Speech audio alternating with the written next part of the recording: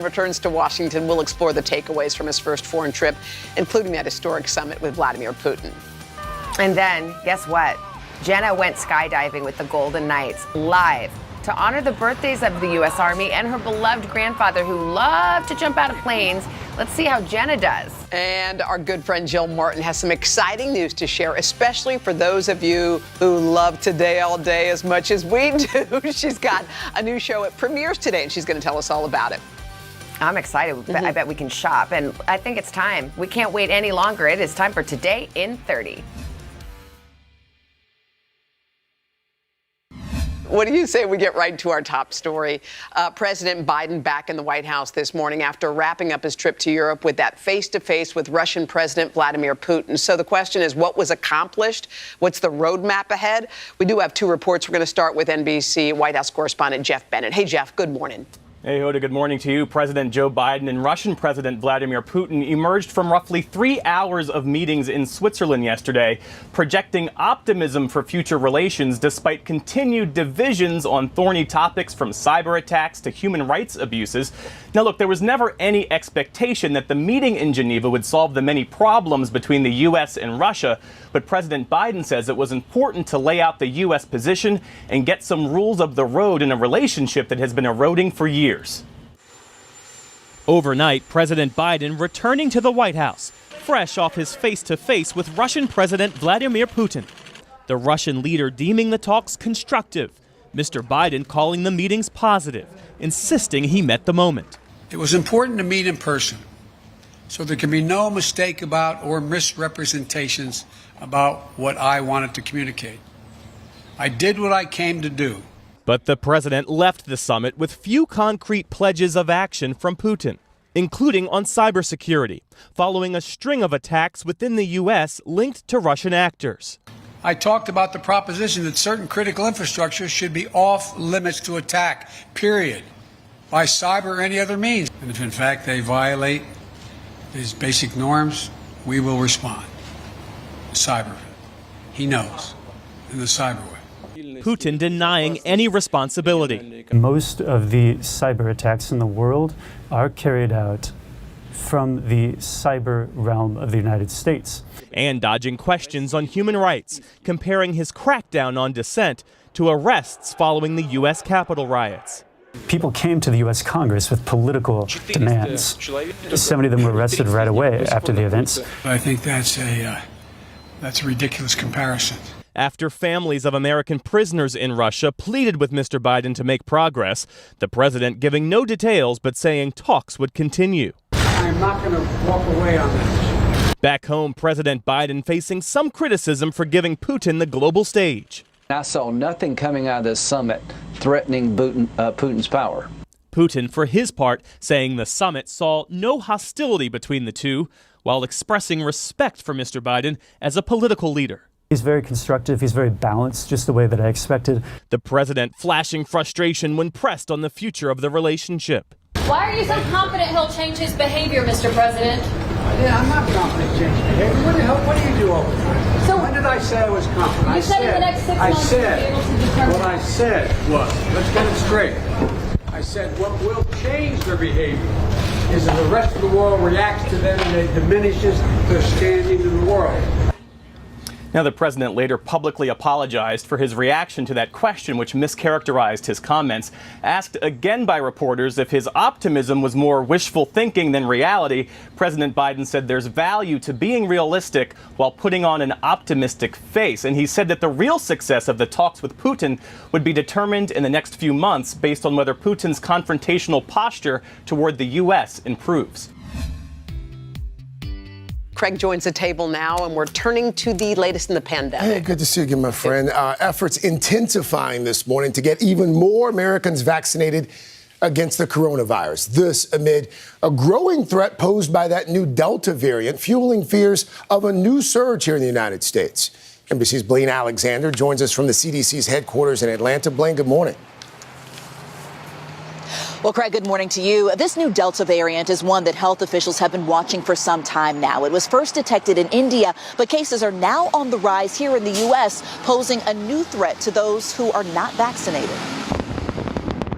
With the country creeping closer to the July 4th holiday, the Biden administration is making a renewed push for vaccinations. The effort to declare independence from the COVID-19 pandemic is only intensifying with news of the new Delta variant, more contagious, more severe, and experts worry soon to be more prominent than any other variant in the U.S., already accounting for 10% of new cases. That happened in a relatively short period of time, and it will likely increase significantly beyond that. Among the biggest concerns, the nearly 56% of Americans who are not fully vaccinated, especially teens and young children. When you're vaccinated, you serve as a wall, as a barrier to infection coming into your home, into your community. The more of us that can get vaccinated, the bigger of a wall we can build around our children. But a new poll reveals why some Americans are still slow to get the shot. 37% of those asked point to vaccine hesitancy, but nearly double that number say they faced barriers in trying to get the shot, including difficulty making an appointment or believing they were not eligible. For all those games, as Pilar drives one deep to left field. Still, for many Americans, the vaccine represents a shot at summer fun. We're excited. We're ready. In New York, where most of the state's COVID restrictions were lifted this week, the Yankees and the Mets announcing a return to full capacity. On one hand, we're seeing a number of states loosening restrictions, but on the other hand, we're hearing this dire warning about the Delta variant. Is this a confusing message? Well, Blaine, I think what you're hearing is really a message for two different populations, which is that if you are vaccinated, you are still in good shape. You're still protected against the variants. But if you are unvaccinated, there's still reasons to be cautious, to still wear a mask, to still avoid indoor gatherings. And Craig, tomorrow, Vice President Kamala Harris will travel here to Georgia. It's part of the administration's push to boost vaccination rates in some southern states where they're among the lowest rates in the country. Craig. We saw the Vice President in South Carolina just a few days ago doing the same thing. Blaine, thank you. Stick around because there is much more coming up on Today in 30.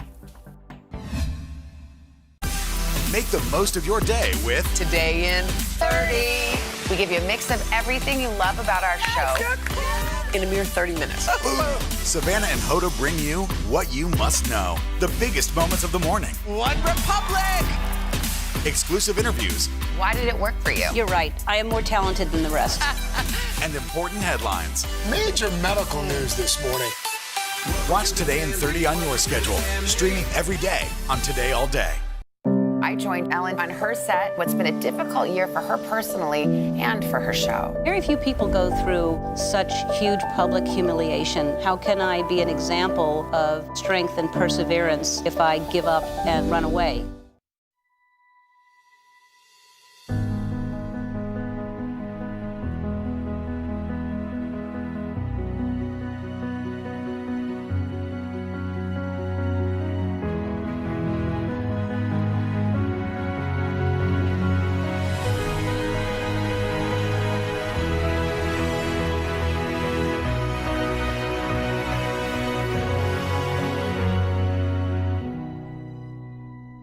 The Meet the Press Chuck Toddcast, free wherever you get your podcasts.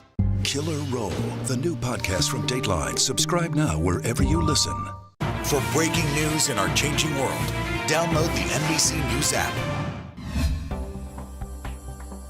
Hey, I'm Jenna Bush Hager, and I'm about to jump out of this airplane. But before I do, you're watching Today in 30.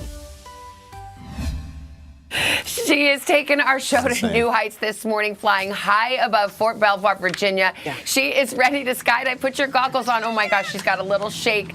She is jumping right now in honor of two birthdays this month, the U.S. Army's 246th anniversary and what would have been her grandfather's 97th birthday. Can we all take one deep breath for Jenna together? You got this. We got it. The plane has reached its maximum altitude. It's 10,000 feet. It's moving at a speed of 120 miles an hour. Jenna, are you ready? So we're going to jump out and about. Jenna, you ready? Ready, y'all. Okay. Visibility unlimited. The door is open.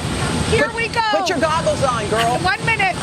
Okay. I am, but they say they're foggy. They're foggy? Goggles down? Okay, you're okay. It's going to be great. Here I go. Okay. We love you. We love you, Jenna. Go get them. Got it. Love you. You got this. Love you. See you on the ground. All right. Okay, you got it. God bless. Here we go. Oh, gosh. Let's go, Why did I Army. say yes to this?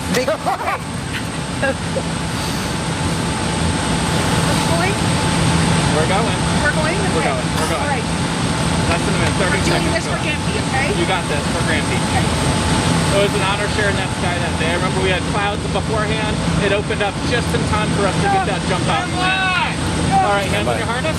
Deep breath. Yes, sir. Let it out. Oh, God, dear God. Dear God, right into you.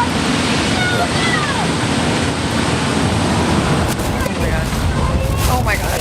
The plane. She's got it. Oh my God, there she's off. Wow.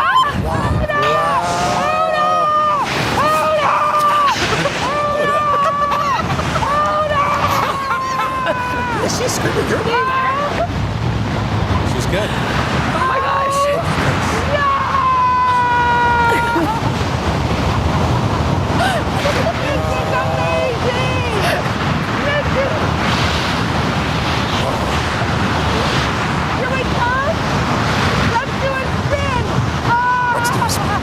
Let's do a spin.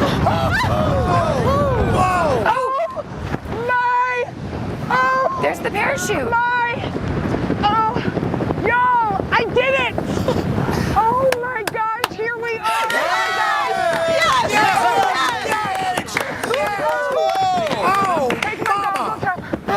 I did it. Yes. I can't believe it. An airplane with the U.S. Army Golden Knights. Oh, I did it with the U.S. Army Golden Knights. It was amazing. Jenna, wait, did it feel like, they said it doesn't feel like falling, it feels like floating. Does it feel like floating? It feels like floating, but it's one of the most exhilarating, terrifying moments of your life. But I have to say it's peaceful and beautiful right now, and I feel close to all the people I've been missing. So I recommend, if you can, try it.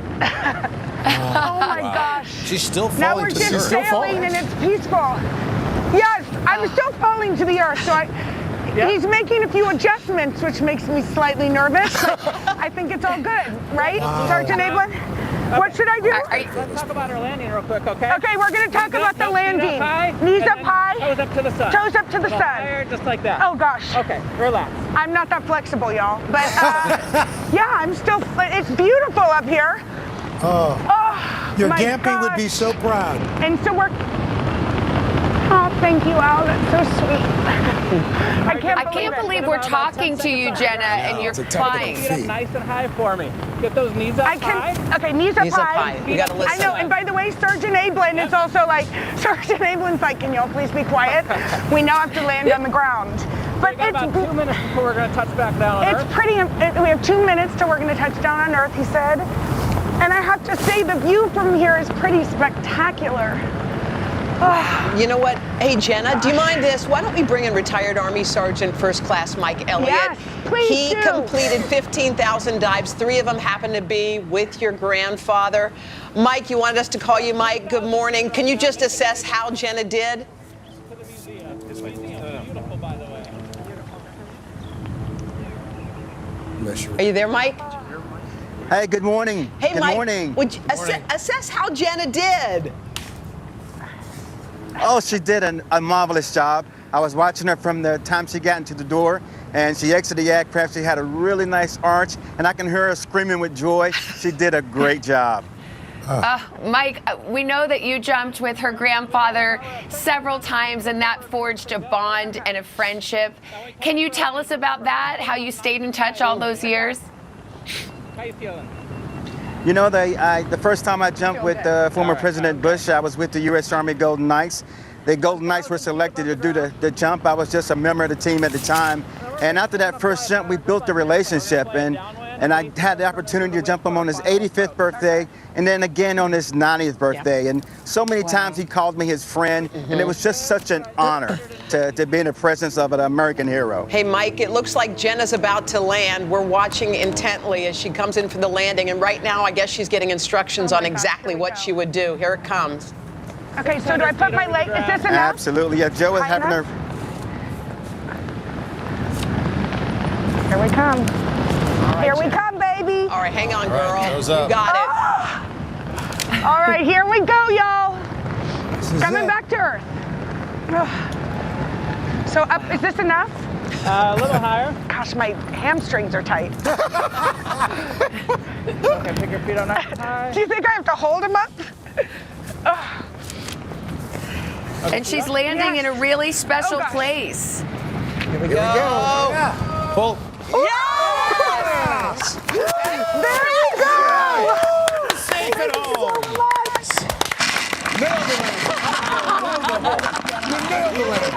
Thank you so Nailed it, much. all right. Oh my gosh. Thank you so much. Absolutely. And we are at the National Museum of the United States Army. How remarkable is this? Jenna.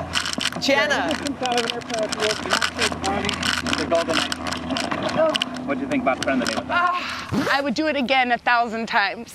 Well, hi guys. Hey, I'm Jenna, here, Jenna, we have one special guest who may be even more emotional than you are on the phone with us.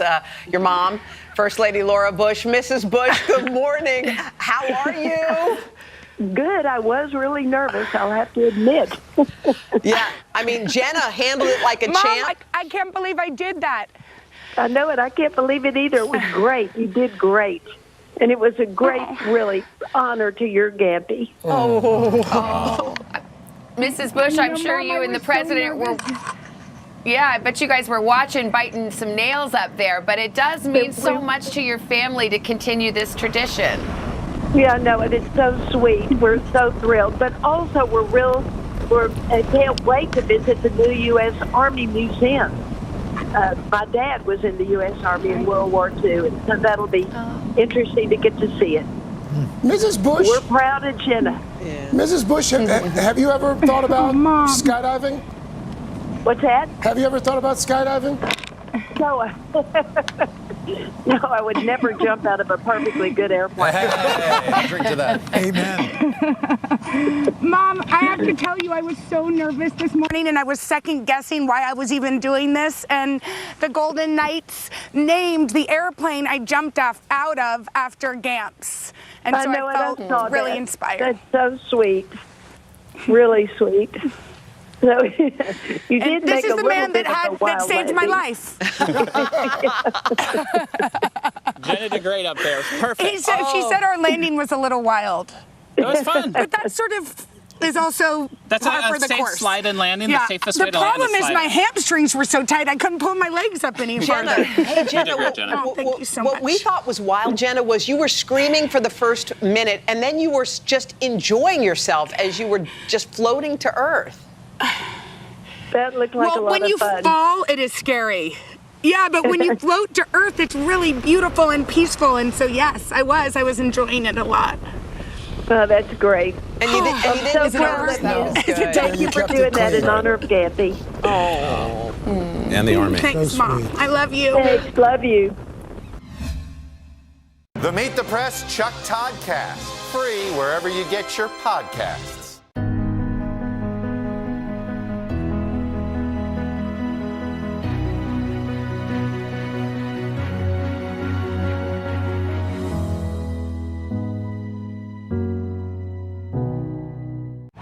Right now on NBC News Now. Here in Chicago, about 20,000 middle schoolers returning to school today. They also took advantage of existing vaccine distribution networks throughout Alaska. Congratulations to Lester Holt, the most trusted TV news anchor in America, on receiving the prestigious Edward R. Murrow Lifetime Achievement Award for a career dedicated to excellence in journalism.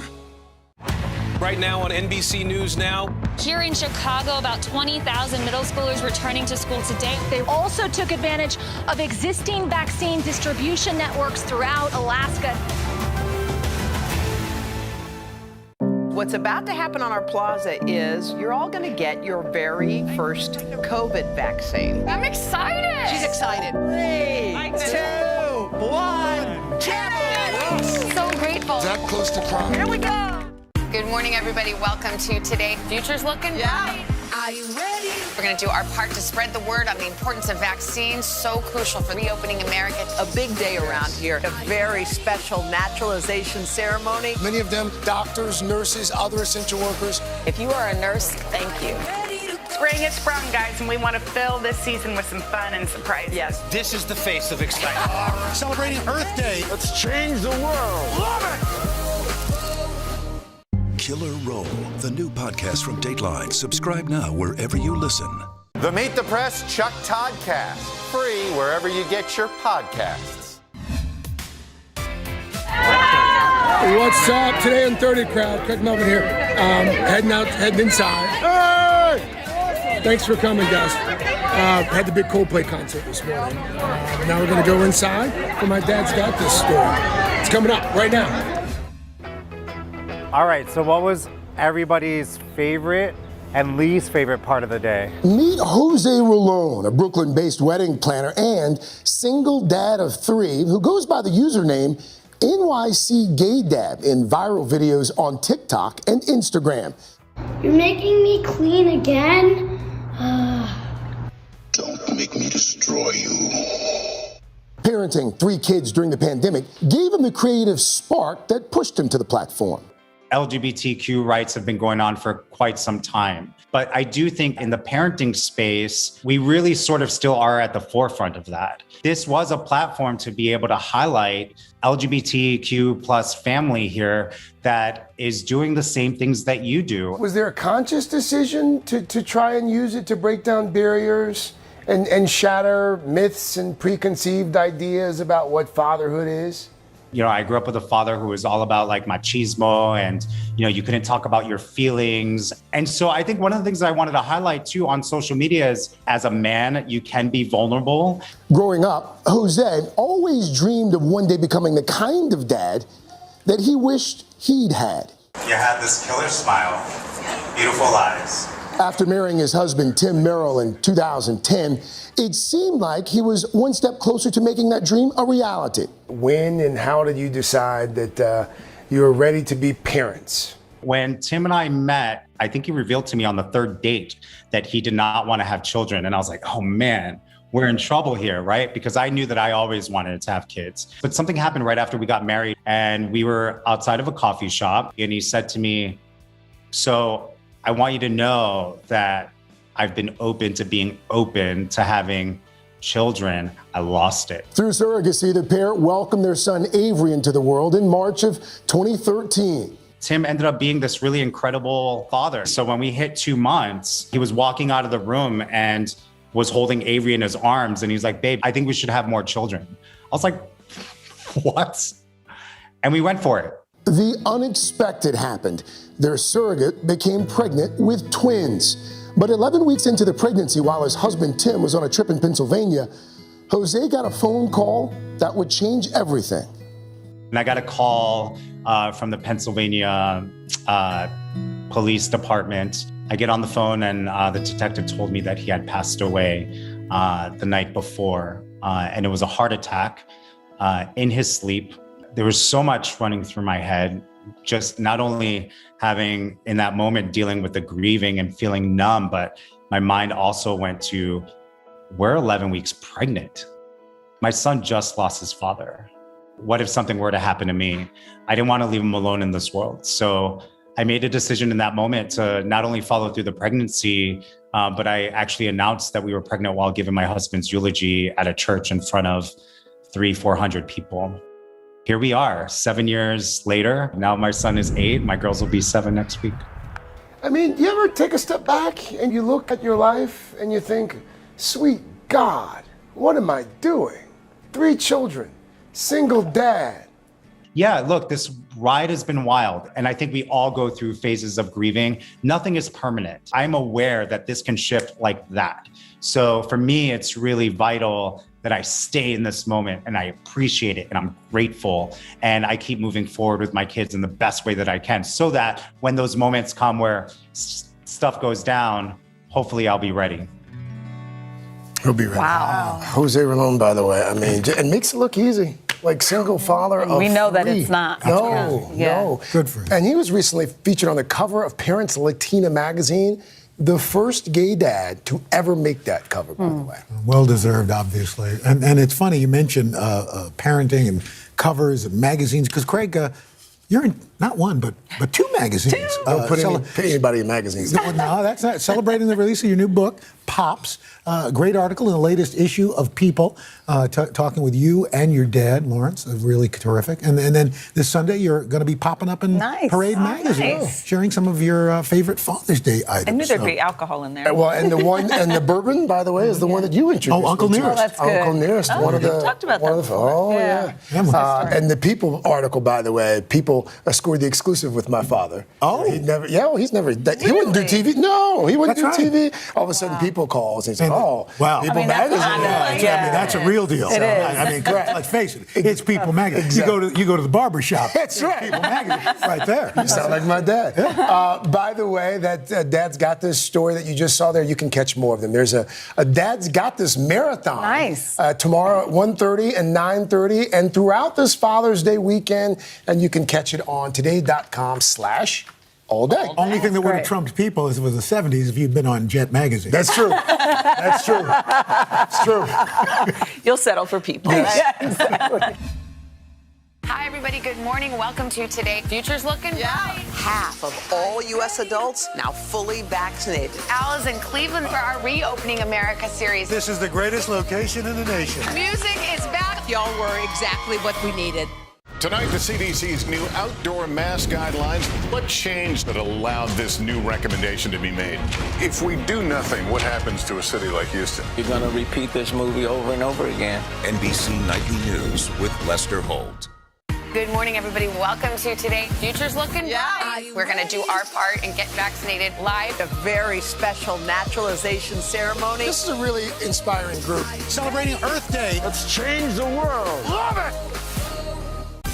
Make the most of your day with Today in 30. We give you a mix of everything you love about our show. in a mere 30 minutes. Savannah and Hoda bring you what you must know. The biggest moments of the morning. One Republic! Exclusive interviews. Why did it work for you? You're right. I am more talented than the rest. And important headlines. Major medical news this morning. Watch Today in 30 on your schedule. Streaming every day on Today All Day. Tonight, the CDC's new outdoor mask guidelines. What changed that allowed this new recommendation to be made? If we do nothing, what happens to a city like Houston? You're going to repeat this movie over and over again. NBC Nightly News with Lester Holt. Hi, Jill Martin here. You're watching Today in 30, and I'm so excited. I'm back in 30 Rock. I cried when I walked in this morning. Seriously. Anyway, you're watching Today in 30 in my favorite streaming channel, Today All Day. And today is the debut of Shop Today with Jill Martin. We bring you It List items with the hottest stars. And my first guest is Gwyneth Paltrow. All right, I want you to take a look. I was about to talk about the pandemic and balance. You said every night you had a glass of whiskey. Do you feel like that's something you took from this pandemic? The balance of being able to have 2 whiskeys, if that's your choice at night, and then still say, I want the Goop Glow in the morning. I think if I've learned anything throughout my life and this pandemic is we are all capable of going inside to recalibrate and to rebalance, and that balance is good and not punishing yourself is great. She's incredible. And she really taught us in this interview to be your own best friend. And she teaches us how to get the summer glow and so much more on today.com at noon. And you can shop. This is the future of shopping. I really think it is. It's a full experience, and I'm so excited to Congratulations. watch it. Thank you. And again, you can shop Today with Jill Martin, streaming at noon, 4 p.m. and 8 p.m. Eastern, only on Today All Day. And to sign up for alerts so you never miss an episode, text all day to the number below. I am so looking forward to Jill's new show. I'm going to shop till I drop. Shop today. I know you will. And stick around for another big show tomorrow. Kevin Hart's going to swing by. Oh, that's going to be a good one. Have a great day. We'll see you bright and early Friday morning. And Today Talks is coming up next.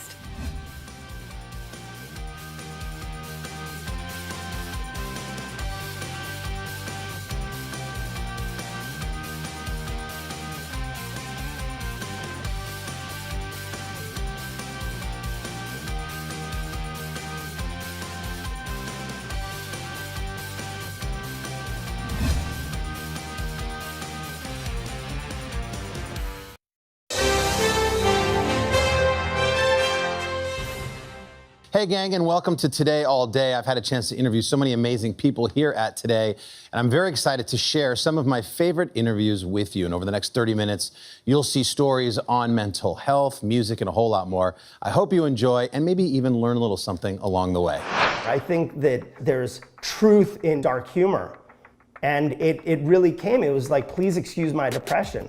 It has a mind of its own. Like, I can't control this. And I thought, I can paint that out in the world. Oh, I can get my voice out at a time that I wasn't being heard in my life. Within the first couple weeks, I got a message on Instagram from a kid that said, hey man, I came across your art. I tried to kill myself 3 times this year. Your art let me know that I'm not alone in this world, and I just want to say thank you. What did that mean to you when you read that? Like, what went through your mind? It brought me to tears.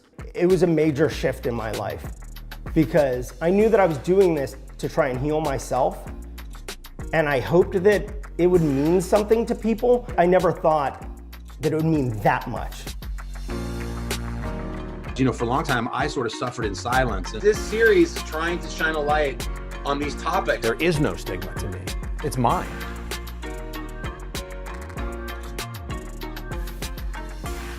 Trusty, I'm so glad to have you on the show, man. Not only do I love street art, but when I found out that your story in particular intersects with mental health, I was psyched to just have you on Mind Matters. So let's just start at the beginning and tell me how you got into street art. My intention is not vandalism. I didn't start this to destroy property. I started it because I felt like my voice wasn't being heard. And I'd been in the graffiti and street art scene for years. I've been photographing it for a decade and a half.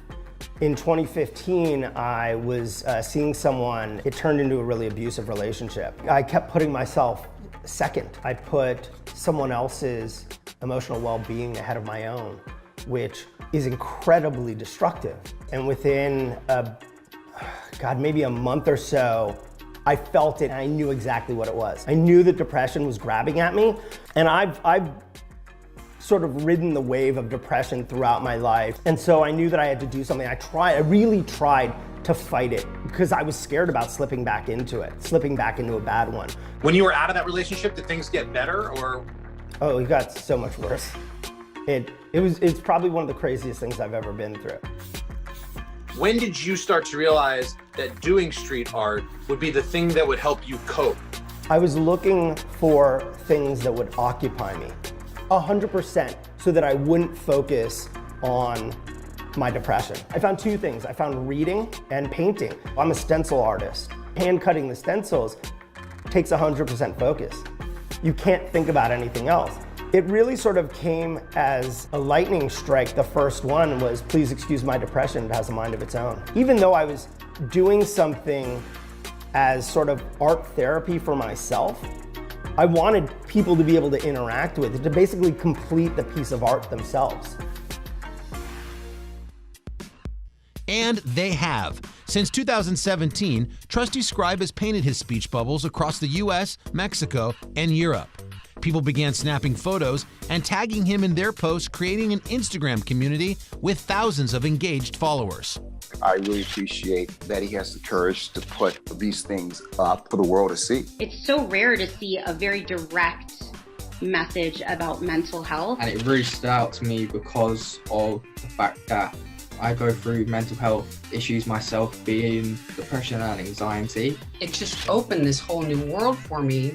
And I felt like, well, here's somebody else that's fighting the fight with me. It has a domino effect. So if you help one person, that person is going to go ahead and help other and another. And it kind of creates a real communal experience. And I think that's something that a lot of us throughout this pandemic have kind of been looking for, is just kind of a sense of connection with someone, something, or anything. I think one of the reasons why it resonates is because I think people understand that it comes from an honest place, that the person that created the thing experienced that thing. I don't know if you saw the one, I don't want to kill myself one. I don't want to kill myself, I just don't want to be here anymore. What was the reaction to that one? Well, so the interesting thing about that one is the people that have experienced that, there's a knowing nod. They get it. People that have not experienced it, I think they find it somewhat appalling, but the beauty of it is, regardless of what side you fall on, you're still now having a conversation about mental health. And where that came from actually is when I started really just falling into my depression, I started calling around looking for help. If you're in a really bad way, it triggers a suicide protocol. And that suicide protocol is, are you feeling suicidal? Do you have a means, a way, and a plan? And my response genuinely was, I don't want to kill myself. I just don't want to be here anymore. And the response I got was, well, we can maybe see you in 6 weeks. And I said, do you think I'm still gonna be here in 6 weeks? And I was really fortunate. My family stepped in and they were like, just go get a therapist. I got a psychiatrist as well and was put on medication. And so I was being managed and overseen that way. The most important thing of what I did was I reached out for help. Now you're all of a sudden in this position of like, really maybe prolonging people's lives. You're actually in the business of saving lives when you set out to simply save your own. When someone speaks about their mental health journey, whether they like it or not, it unlocks the ability for other people to speak about theirs, and there's a chain reaction that ultimately is great. I've been really fortunate in that sense that when people find out who I am and what I do, they inevitably start talking about what either they're going through or what a friend or a family member is going through. It's like Fight Club. Like all of a sudden everybody's just like, oh, come on, let's, you're in it too, let's talk. And like, it is like this commonality that we have. What would you say to somebody watching this right now who's struggling? Even when it feels like you're alone, know that you're not alone and that you can reach out. There are organizations or people in your life who love you and want you to be okay. It takes just a phone call, just a little bit of effort to reach out and start on that path towards healing yourself. Do you think about the future of Trusty Scribe? What is in store for it? Are there other themes that you want to tackle? Where do you want to take this? I think the word bubbles will always be there. What I would really love to do is Love is the Only Language I Speak Fluently, one in every country around the world, giant, like on the side of a building in the language of that culture. The more love you give to people, the more love you can receive back, and the more love that goes out into the world. It's a ripple effect, so why wouldn't we want to spread more love around the world? For breaking news in our changing world, download the NBC News app. Good morning, everybody. Welcome to Today. Future's looking bright. We're going to do our part and get vaccinated live. A very special naturalization ceremony. This is a really inspiring group. Celebrating Earth Day. Let's change the world. Love it! Our week-long journey begins here in Orlando, Louisville, Kentucky, Cleveland. Our Across America journey reporting on an America rebuilding and reimagining a future after the pandemic.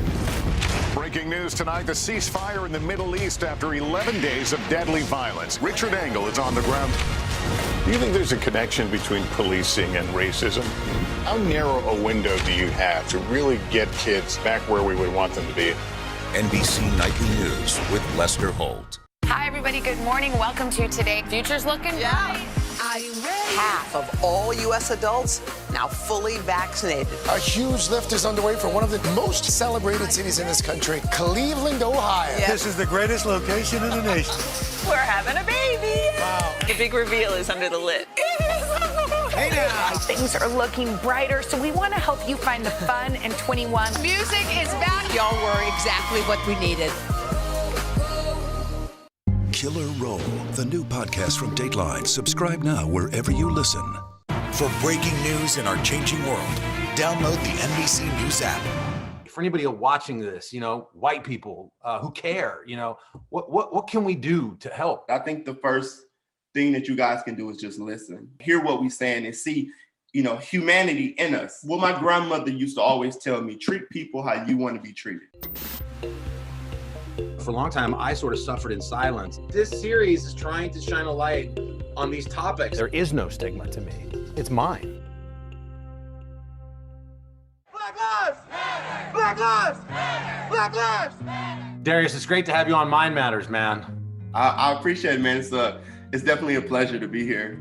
I wanted to start with this intense wave of racial and social unrest this past summer. And, what got you out to protest on the streets near your hometown in Milwaukee? Me and my girlfriend went to a protest, and there's a guy up there talking about we're all oppressed, we all feel the hurt, and it was off the stuff with George Floyd. And to mention that this is a blonde-haired, blue-eyed white guy, me sitting here, and I just had to take it in, like, no. And I actually went up there and I spoke to the crowd. Is that your personality? I mean, that takes a lot of courage. I just really wanted to be on the forefront just so I can speak my mind and just show, like, we don't need people speaking for us. We're right here and we're able to do these things ourselves. Impressed by his initiative, the protest organizers asked Darius to help lead other large street protests. A lot of us black people, we would still be dealing with this trauma after this ends. But this is a start, at least within this city. And it was just huge for me to be vulnerable around 4,000 to 5,000 people. It was a stress reliever. I cried in front of the crowd. It was super big as somebody that was so bottled up with so much emotions and not knowing how to release it. And it was just an awakening for myself. It was just amazing. As that evolved, how are you doing mentally, and did it ever take its toll on you?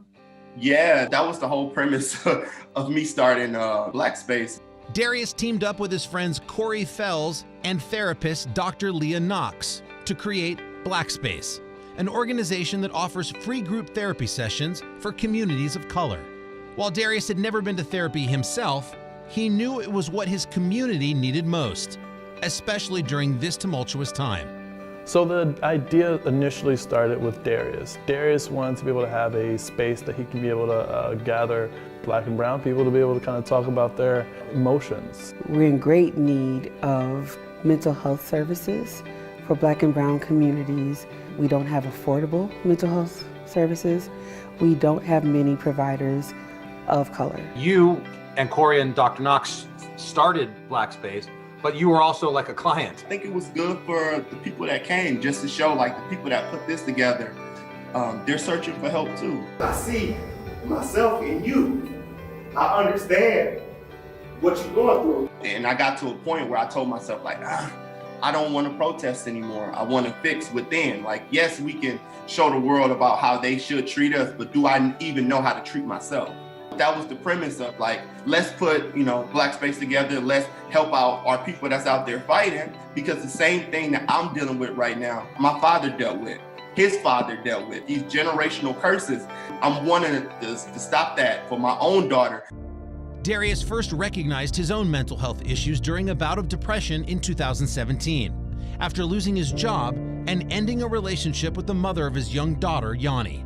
Until I went through my depression when I was on the verge of killing myself, I honestly thought depression wasn't a real thing. Right, me too. Like an adjective, like I'm just really bummed out. Yeah. So what, brought me to the conclusion of I need help. I was crying in front of her and she was about 4 or 5 and she told me, Daddy, it's okay.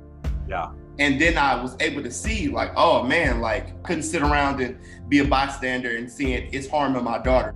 Do you take stock and take a second to sort of feel your own growth and achievement? I'm still growing. I'm not at the point where I want to be. You see, I have so many plants and I use that as a way to understand myself. If I'm off balance and I'm not paying attention to the plants around me, I know I'm not watering myself. Does anyone know what an anxiety attack feels like? Because they don't all feel the same. How many people have had them?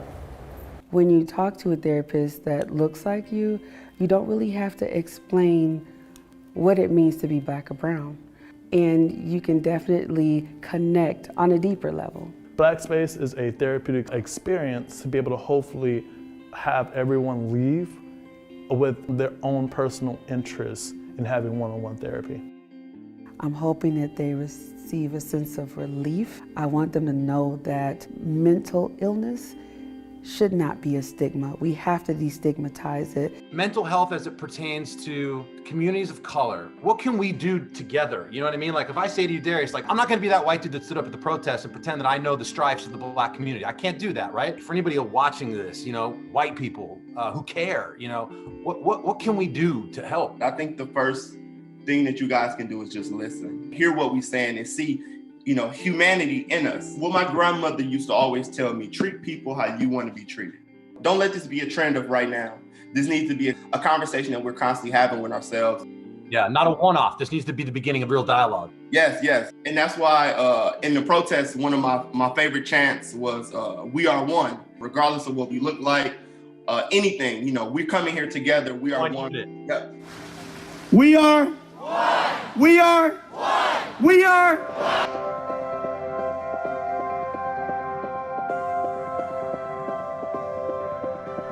Now I say that it shouldn't have to be called brave to talk openly about it. Like, we should just be talking. We're never going to end the stigma around mental illness until we put our names and faces on our stories.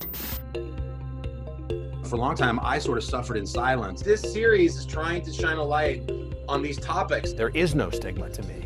It's mine.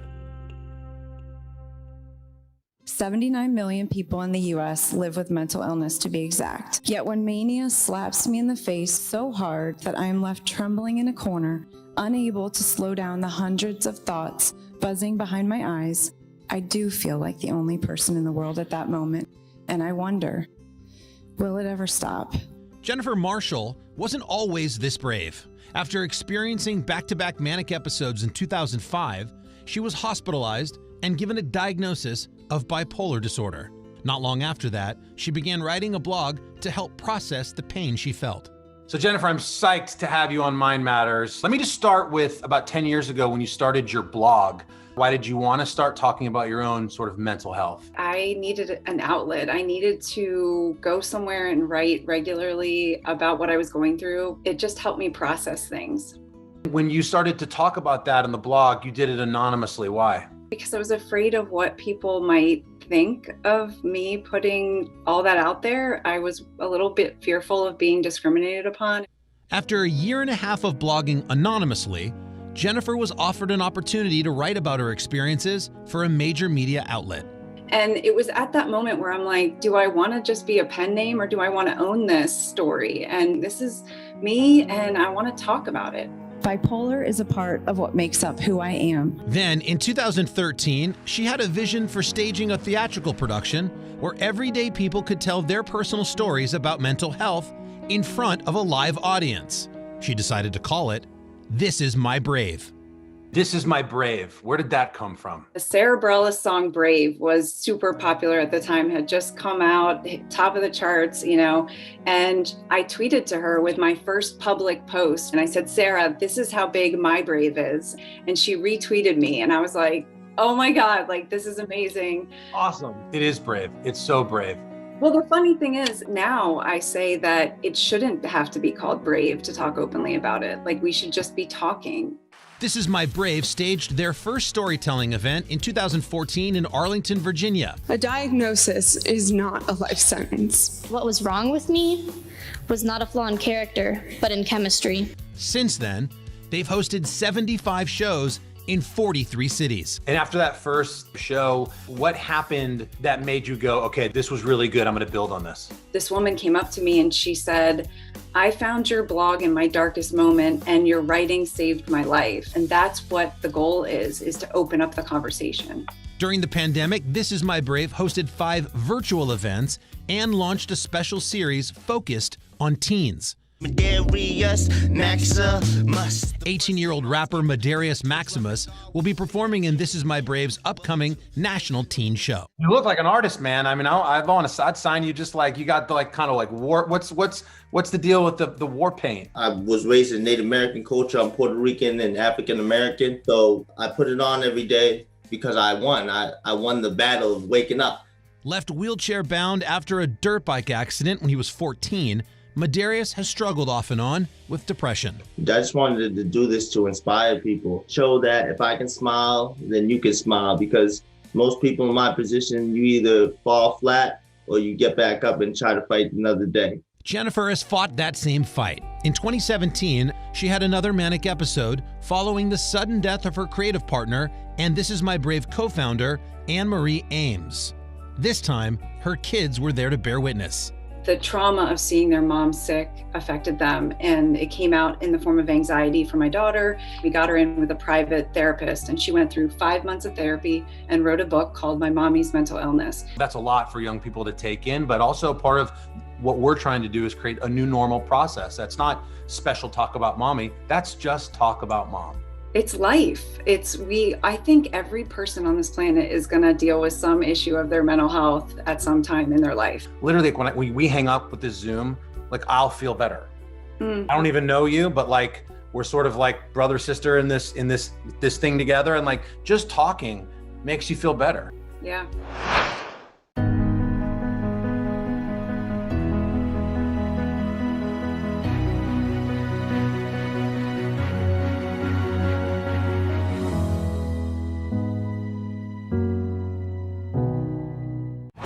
Right now on NBC News Now.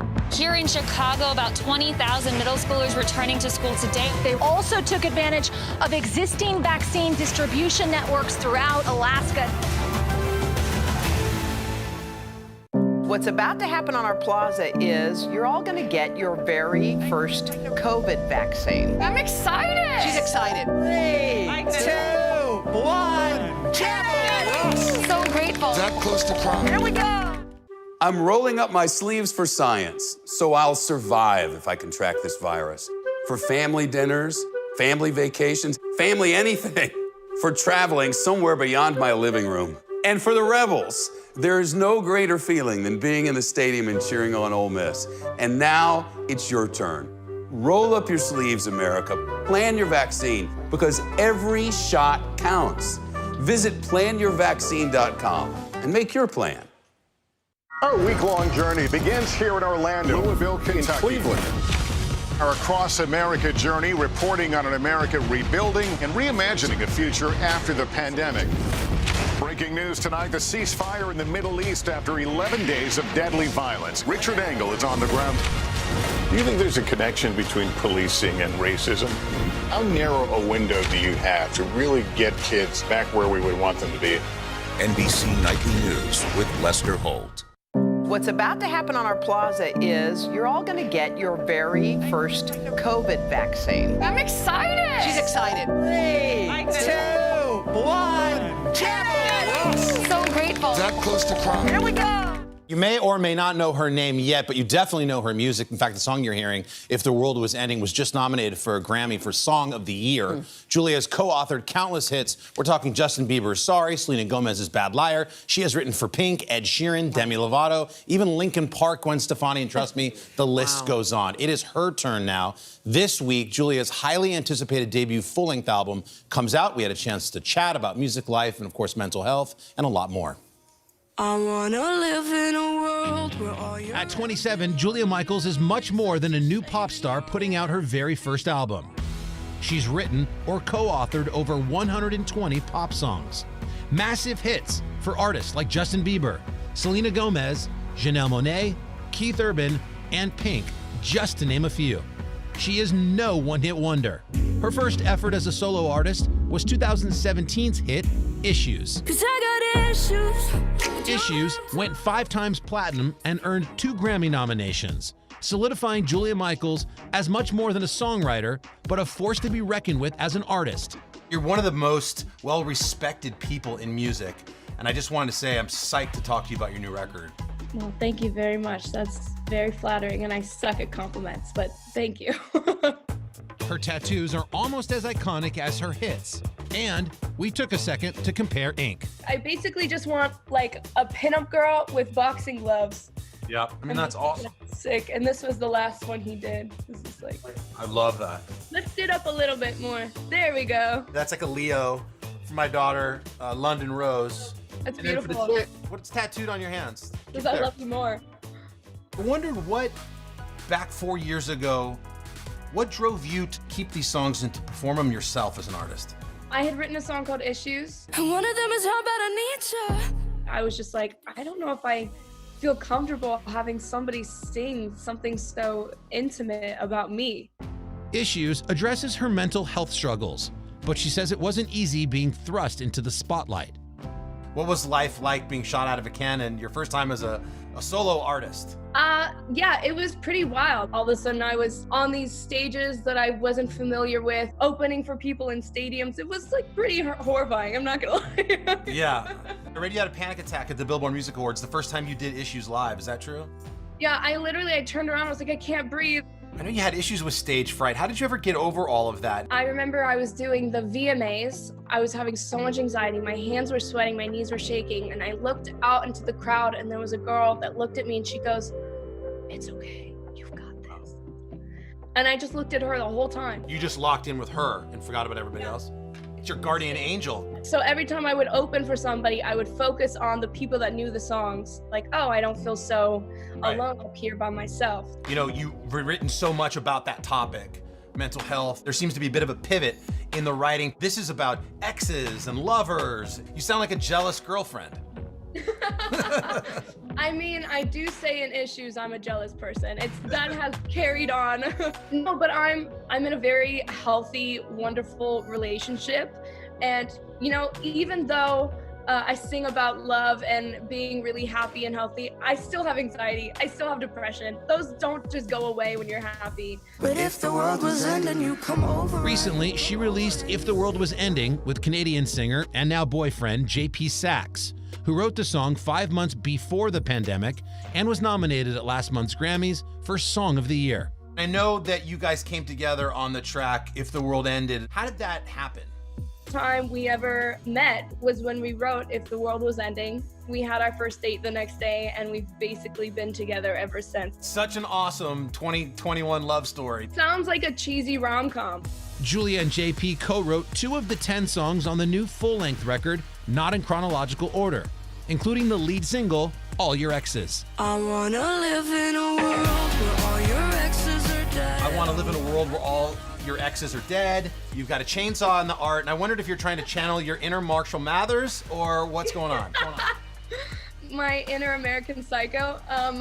No, it was funny. So we were at the studio one day and he was like, "You just want to live in a world where my exes are dead, don't you?" And I was like, "Yep." Tell me to make nice that I should try to. It's saying, you know, like, I love you so much that the idea of you being with somebody else before me, like, physically hurts me. The music video idea for All Your Exes, walk me through how that came about.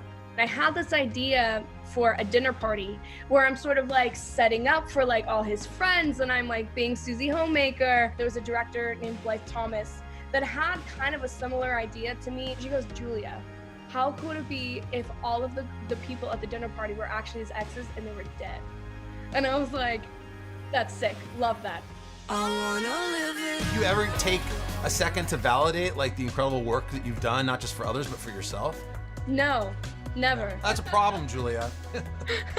I'm like highly insecure. I don't know if you know that or if it doesn't come out my music enough. I know, you're your boss though. You have to start to believe it. I've gotten a lot of texts from people, and no, I'm not gonna name names. Come on, give me one. Give me just one. No. Of them being like, "I can't post this, but I just want you to know that All Your Exes is the best thing I've ever heard." I'm like, cool. The Meet the Press Chuck Todd Cast, free wherever you get your podcasts. Killer Roll, the new podcast from Dateline. Subscribe now wherever you listen. Our Across America journey here in Louisville, Kentucky. Cleveland, reporting on an America rebuilding after the pandemic. How narrow a window do you have to really get kids back where we would want them to be? NBC Nightly News with Lester Holt.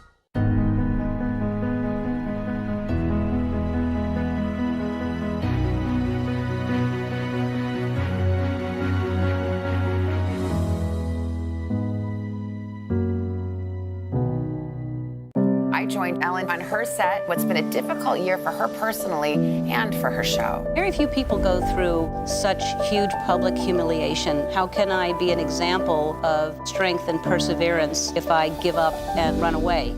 Tonight, the CDC's new outdoor mask guidelines. What changed that allowed this new recommendation to be made? If we do nothing, what happens to a city like Houston? You're going to repeat this movie over and over again. NBC Nightly News with Lester Holt. Good morning, everybody. Welcome to Today. Future's looking bright. We're going to do our part and get vaccinated live. A very special naturalization ceremony. This is a really inspiring group. Celebrating Earth Day. Let's change the world. Love it! Killer Roll, the new podcast from Dateline. Subscribe now wherever you listen. Obviously, it turns out those risks have paid off. I'm sorry, I'm distracted because London has joined the fray. I'm sorry, Carson. It's the London show. Yeah. Lolo, Can we just see some more Lola? Let her sit on your lap there for a second. She's got it going. Emma has done a lovely job of the graphics. She was very professional. Lolo is a star. Not to be left out. You got to find a job for her. Come on, let's bring Etta in too. You want to come in and just say hi? Oh, her hair. She's upset. Just wave in the camera then. She said she didn't do her hair, so she's nervous to come on. It's having a bad hair Love day. you, girl.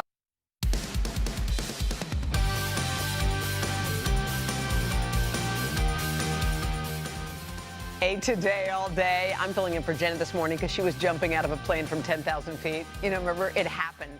And it was all for a real good reason. Here is a recap in case you missed it. Well, a little while ago, our dear Jenna was one of those stars in the sky. She was over Virginia, now back on terra firma. In case you missed it just a little while ago, our Jenna jumped out of a plane to honor 2 birthdays this month.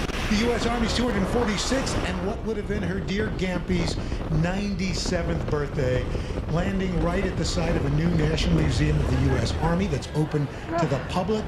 Jenna, we were so nervous for you, but so proud, so very proud of you. How you feeling? Oh my gosh. First of all, watching that brings back all of the excitement. I was feeling nervous, but to be able to jump with this incredible team, the U.S. Army's Golden Knights, is such an honor, and I got to land at this brand new museum. And so, y'all, I don't even really know how I feel. Hey, Jenna, I've skydived a couple times, and that moment when you open up the door and you smell the air, I mean, you can't prevent shaking, but you actually did it for a real reason. I just did it for fun. Why was it so important for you to jump? Yeah. Yes, when the door opens, it's like one of the most terrifying moments of my life. But I did it because my grandpa loved to jump. He first jumped when he was a 19-year-old boy fighting in World War II, and he actually hit his head on the plane and regretted it because 2 of the other men in the plane didn't live. And so he promised himself that because he lived, he would jump again and make a clean jump. So he continued to do it for all of these birthdays. And so to honor him and then all of those that serve is the reason why I did it today, which is, it was pretty emotional. I was surprised. JBH, I know you did it once when you were 18. You did it today. You plan to do it again? If my mom will do it with me, or if Craig Melvin will do it with me, then maybe. I think Laura Bush might be your better chance there. Wow. Hey, Jenna, it was pretty impressive. You guys slid right into where you were, the marker where you were supposed to land. Were you nervous for the landing? I mean, it's one thing to jump out of a plane, but you got to land eventually. Well, I felt bad because we took out a cameraman or 2. I was going really fast, and he was like, lift your legs. See, I don't know if you can see. You stuck the landing. You stuck the landing. Bowling for cameramen. That was fantastic. Well, Jenna, well done. We are so proud of you. Safe. And we know your Gampy is looking down, and he's so proud too. So thanks so much. So sweet, Jenna. Thank you so much. We love you, Jenna. All right, we love you. Love y'all. Coming up next on Today Talk, Chanel reveals her pre-show warm-up dance, and she got moves. Stay with us. Our week-long journey begins here in Orlando, Louisville, Kentucky, Cleveland. Our Across America journey reporting on an America rebuilding and reimagining a future after the pandemic. Breaking news tonight, the ceasefire in the Middle East after 11 days of deadly violence. Richard Engel is on the ground. Do you think there's a connection between policing and racism? How narrow a window do you have to really get kids back where we would want them to be? NBC Nightly News with Lester Holt.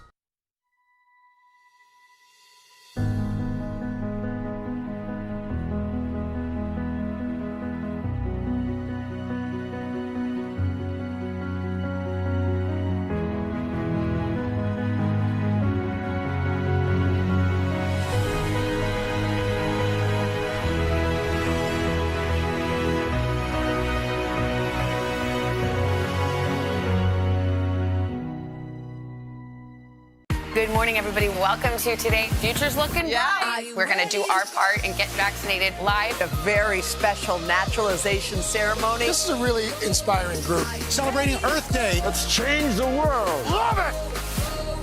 The Meet the Press Chuck Toddcast, free wherever you get your podcasts. For breaking news in our changing world, download the NBC News app. Killer Roll, the new podcast from Dateline. Subscribe now wherever you listen. It is time for Overheard on Third. We're about a month away from the Olympics, and we're getting a preview of what to expect. I mean, you take a look at what Katie Ledecky did last night. She won 2 events during last night's trials, 200-meter freestyle and the 1,500-meter freestyle. Now, you look at the finish for that event.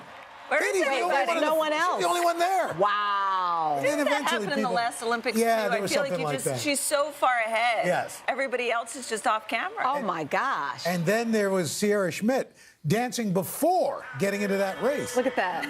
She's using using a dance to cheer up by K-pop group Twice. That's right. I want to hear the song. So This is like that thing you did where you had headphones on. And Oh, that's true. Nobody You else have a can warm-up hear what you're song, listening to. dance. A warm-up song? Don't you do a warm-up dance No, she every like morning? blows bubbles into him. Before Yeah, no, I do the road exercise. Come on. You know what? Come on. Mark, Chanel. Come on. Show us how. Let me see your moves. Oh, we know Al's moves. Keep it close. Let me show you Al's moves. Keep it close. This is where you live. Not so fast. None of this. None of that. This is where you live. I like having a baby now because this is mine. Like the Philly fanatic. That's what he does. It's true. Oh, comparing Dylan to the Philly fanatic. Whoa, he does so big. The U.S. Olympic swim trials continue tonight at 8 p.m. on NBC, SN, and Peacock, and at 10 p.m. on NBC. I didn't know that was coming. You should give me a heads up. No, why would I? If you played like, you know. You know, one of the things I will say about working with you guys, Yes. and our dearly departed friend Craig, and by dearly departed, I mean, Yeah, we laugh. like, good We Lord. laugh. He just likes to get out early. Is that we laugh a lot. We do. We spend a lot of time laughing. That's and true. LinkedIn polled its users asking how important laughter is at work. They had like almost 36,000 folks weighing in. A majority say 83% is you've got to laugh at Oh, work. for sure. Yeah. People often ask, you know, we work early hours and Right. we can be traveling a lot or work just busy schedules. And they always say, you know, but do you like it? It's like, I love it because I love the people I work with. I love laughing. And When we do Off the Rails on Sirius XM Oh, my Channel 108, there'll be times where I don't get to say a word because you guys just dissolve It's true. into laughter. It's our therapy. Yeah. It is. Yes. And the other thing that we love to do around here is congratulate our friends when nice things happen to them. And Chanel, you are a proud Northwestern alumni, and you're going to be inducted into the Hall of Achievement at the Medill Are you School old of enough for that? Journalism. I know. I'm like, am I a Hall of Famer? It is probably one of the biggest honors in my life. I kid you not. That is so wonderful. And guess what? Peter Alexander is also receiving the honor. We both went to the Medill School of Journalism at Northwestern. In fact, let's take a look at some of early. Oh, This is my God. Northwestern News Network. First of all, listen to my voice. Americans. And those are numbers that Northwestern administrators want to beat next year. Look at Special programs like these listen. offered this year, dating you will help. Oh, my God. How did I get Chanel hired Jones, anywhere? Northwestern News Network. I mean, that's Clara right there. Where did you guys find that video? Oh, we have everything. So that's why I think Northwestern, because somehow that turned into this. wait, was that when you met Uche? You know what? I don't like You make it sound like, shocked. why would he possibly have gone for her? I'm kind of shocked. That's, We've all I seen cannot Uche. believe. What the heck? All right, you gotta go. We're gonna separate them during the commercial. Coming up on Hoda and Jenna, you don't want to miss it. It's the story behind Jenna's jump. Good morning, everybody. Welcome to Today. Future's looking bright. Are you ready? We're going to do our part to spread the word on the importance of vaccines, so crucial for reopening America. A big day around here, a very special naturalization ceremony. Many of them doctors, nurses, other essential workers. If you are a nurse, thank you. Spring has sprung, guys, and we want to fill this season with some fun and surprises. Yes. This is the face of excitement. Celebrating Earth Day. Let's change the world. Love Congratulations to Lester Holt, the most trusted TV news anchor in America, on receiving the prestigious Edward R. Murrow Lifetime Achievement Award for a career dedicated to excellence in journalism. Tonight, the CDC's new outdoor mask guidelines. What changed that allowed this new recommendation to be made? If we do nothing, what happens to a city like Houston? You're gonna repeat this movie over and over again. NBC Nightly News with Lester Holt.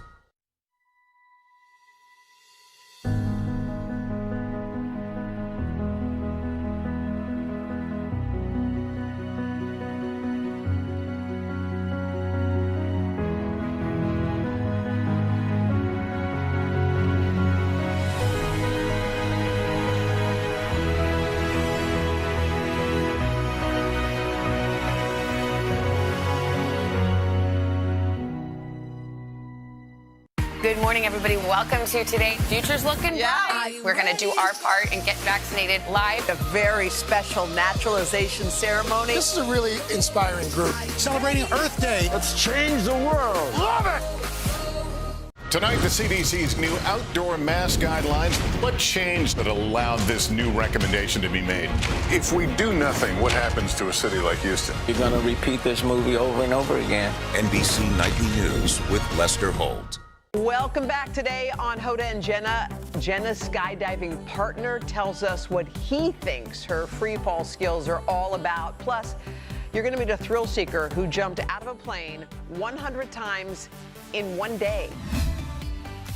Jenna, you are at the National Museum of the United States Army in Fort Belvoir. By the way, I'm marveling at you. I am looking at you differently today than I did yesterday because of what you did up there. Like, are you depleted, relieved? How do you feel? I feel great. I mean, what an honor to be here at this magnificent new museum. And I really did. I mean, the one thing that I do not recommend is listening to yourself scream over and over again. That's kind of embarrassing. But it was, I don't know, I did not expect it to be as emotional as it was, but it was. It was really emotional for me, and I feel proud and relieved and exhausted and all the good things. Well, the Golden Knights were amazing. And literally when you said, I think you were, when you were in the plane and you said you've never felt closer to your grandfather, I think that touched everybody in a special place. Yes. I mean, well, it was emotional, but without the Golden Knights, and can we just show these incredible guys over here? They knew that I was getting nervous, so they started telling me all these hilarious jokes. Like, I mean, some of them were not that hilarious, but things like I can't even remember. Tell me one. How'd you get this job? We just sort of fell into it. Yeah, we just sort of fell into this job. Those types of jokes that were dad jokes. Kind of funny in the moment, but they felt dad jokes, exactly. They felt my nerves, and they were just so kind, and they're the best of the best. And I guess in case you missed it, should we relive it, even though I can't believe I have to hear myself scream again? Let's go. She's got it. Oh my God. Oh my God. There she's off. Wow.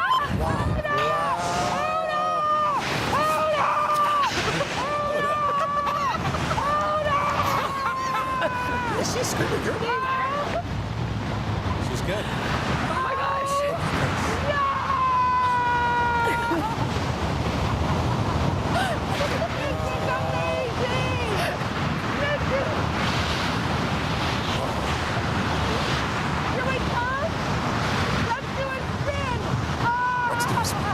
Let's do a spin.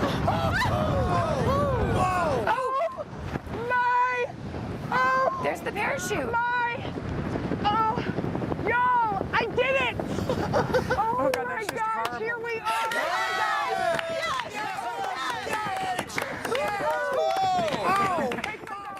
Jenna?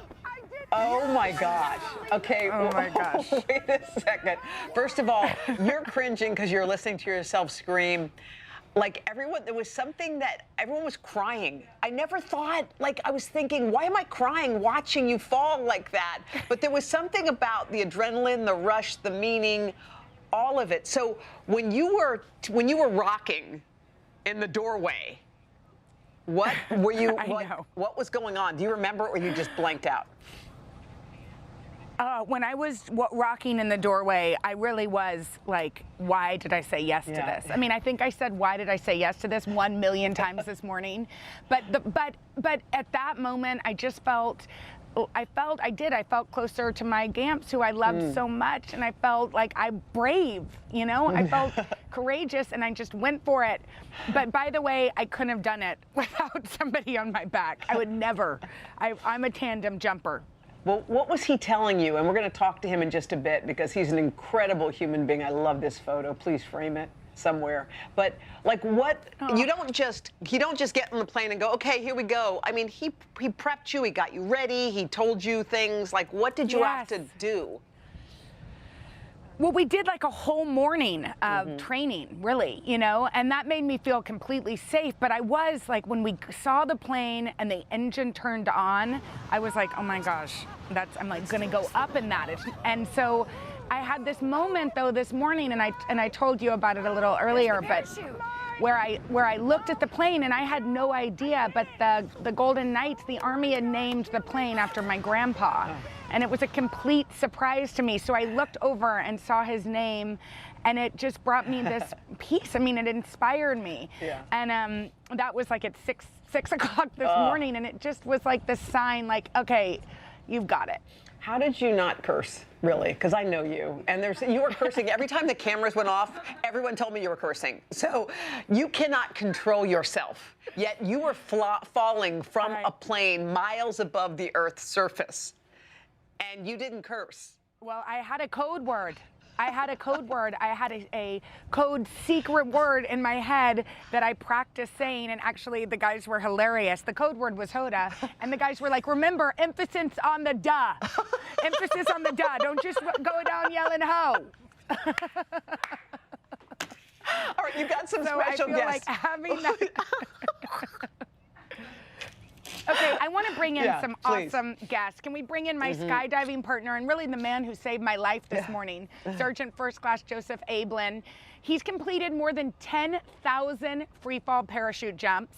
And sitting next to him is retired Army Sergeant First Class Mike Elliott, who has done more than 15,000 jumps, including 3 with my beloved grandfather. So I am so happy that these guys were here with me today because I could never have ever done it without them.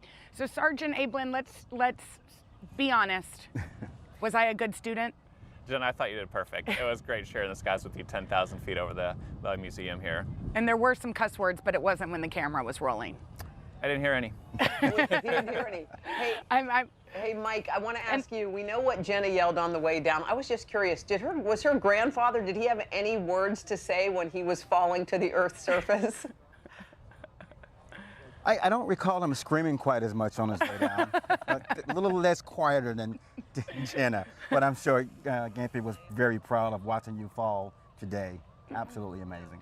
Did he ever tell you why he loved to skydive so much? Did he ever talk about it with you? He never talked about it personally, but he written me many letters. And the last letter, he stated that he felt like he could never come down from that skydive. And turning 90 was a big deal. He absolutely loved falling from the sky.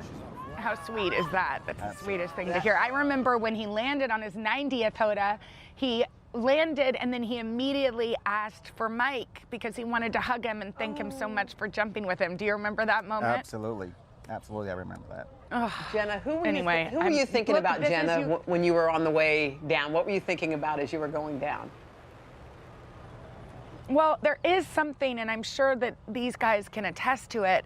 I know that Sergeant Ablin did this once thinking he was never going to do it again, and now he's done it 10,000 times. There's something about being up there and the perspective of being closer sort of to the heavens and seeing this beautiful, magnificent earth that we have below us. So it is, I mean, do you all find it to be spiritual in some ways? It's a place most people never get to see, and the fact that we get to see it on a daily basis it's quite amazing. And then we get to share that experience with people who've never gone before, and that just really is truly amazing for us to be able to take yourself and George H.W. Bush on tandems and share that experience with everyone. I mean, you were there the time when he wasn't maybe going to get to go, and then the skies had opened up and he got to dive, and you guys really made ours so proud, and you continue to do so. And just thank you so much for being part of today. We appreciate being all of today. Couldn't have done it without you, Jenna. It was a day that I'll never forget as long as I live here at the Today Show. You made us all feel super brave, and there there were a lot of guys and people on Twitter who were responding, and they were tweeting, "I'm not crying, you're crying." So there was something special that hit a lot of people when you jumped out of that plane. So thank you. It says, "I loved her before, and I love her even more now. What a beautiful tribute, and that's such so happy sweet. tears being shed here." And that was one of dozens of those exact kind of tweets. One person even tweeted a video of them crying. And this, what does Julie say? I literally started crying as Jenna was yelling "Hoda, Hoda" on the way down. I'm so glad Jenna landed Again, the safely. emphasis on the duck. On the duck. Some people jumped one time. How about a guy who jumped 100 times in one day, Jenna? His name, of course, is Doug Hendricks. Can you imagine, Hoda, he jumped every 9 minutes for 14 hours. He obviously won some sort of record. I can't even imagine. And it was all for an amazing cause, a fundraising effort to support firefighters. And Doug is here. Congratulations, Doug. Thank you. Thank you. Doug, it's great to see you. We're marveling at Jenna, and we know the nerves and the whole adrenaline and everything that it takes to jump one time. Are you nuts jumping 100 times in one day? I mean, I don't think I'm crazy, but it was an effort that was months in the making, and a lot of preparation went into it, and then it was just time to execute. And Doug, I know this was a fundraising effort, but tell me first of all, how many times have you jumped in your life? And tell me what the catalyst for this crazy idea was. So including yesterday's jumps, I have about 3,000 jumps, and I've been jumping for about 9 years now. And I sort of realized recently that I had the people and the resources in place to make something like this happen. And I like doing sort of challenging things and new things, and I felt like this could be a good next step. Well, this is really, really cool. And again, because it's for such a great cause, it really does kind of shine a light on it. Now, I think people might be watching this and thinking, well, Jenna did it. Maybe I can do it. Doug's pretty cool. Maybe I can do it. So, Doug, if you were looking at someone and giving them advice, whether they should or shouldn't do it, what are some of the criteria? I mean, I would certainly recommend everyone try skydiving, but there's skydiving facilities all across the country and all across the world, and generally sort of all types of body sizes and shapes can go skydiving. Okay, so you don't think there are any restrictions of any kind for some folks? Most places have a restriction based on weight, so there's usually an upper limit. And that varies place to place, but that's just a restriction based on the gear. You know, I felt like there was something almost spiritual about it this morning, and I wonder, do you feel that too? And is there advice that you have for somebody that wants to do this? Yeah, so it's definitely, I have different feelings jumping now versus my very first jump. But it still gets me excited in every single jump. And for advice for people looking to go skydiving, I would say sort of seek out your local skydiving facility, and then sort of enter in with sort of an open mind and sort of be brave and go tackle it. Well, Doug, good for you. Good for you raising money for a great cause, and you're pretty remarkable. So congratulations. Thanks, Doug. Today Talks continues after the break. I'll have an exclusive chat with Donna Rama. You'll see it here on Today All Day. Congratulations to Lester Holt, the most trusted TV news anchor in America, on receiving the prestigious Edward R. Murrow Lifetime Achievement Award for a career dedicated to excellence in journalism. Hi, everybody. Good morning. Welcome to Today. Future's looking bright. Half of all U.S. adults now fully vaccinated. Al is in Cleveland for our Reopening America series. This is the greatest location in the nation. Music is back. Y'all were exactly what we needed. Right now on NBC News Now. Here in Chicago, about 20,000 middle schoolers returning to school today. They also took advantage of existing vaccine distribution networks throughout Alaska. Good morning, everybody. Welcome to Today. Future's looking bright. We're going to do our part and get vaccinated live. A very special naturalization ceremony. This is a really inspiring group. Celebrating Earth Day. Let's change the world. Love it! Right now on NBC News Now. They've done things like installing cameras to help alert Border Patrol to people crossing. They are escaping a number of conditions there of violence and persecution in their home countries.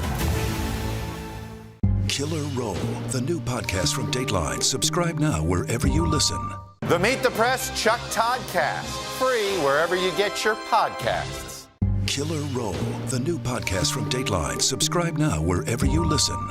Welcome back to Today Talks in our exclusive content that you can only see here on Today All Day. This is a big day, okay? It's not every day that our girl Donna sits in this chair. I've never sat in this comfy chair before. It feels good. Donna, you know what's funny? I just had a little moment here where I was reflecting on the very beginning when you first came to work on this hour of the show, and just how you've changed and evolved and grown, and like now you do pieces that move me to tears. And I was like, God, I remember You're gonna when move me to tears right now. But I do remember when you came in and you were just like, okay, I'm going to do this and this, and all of a sudden, like everything, I don't know. There's all You know this. what's amazing? You have always been an amazing guiding light for me, whether you knew it or not, whether you knew me or not.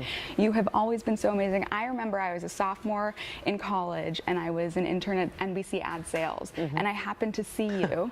And I went up to you with my NBC badge to make sure that you knew I wasn't a stalker. And I was like, hi, I'm Donna. I'm a huge fan and I love your show. I'd love to work with you one day. And you were like, well, come on down to the show. Yeah. And I was drafting an email. I was so nervous. Yeah. It took hours. On my lunch break, I see you on the plaza again. Yeah. And you looked at me and said, are you stalking me? You remembered me. I remembered you. Well, you're memorable. And You're you- memorable. and You're you memorable. were like, send that email already.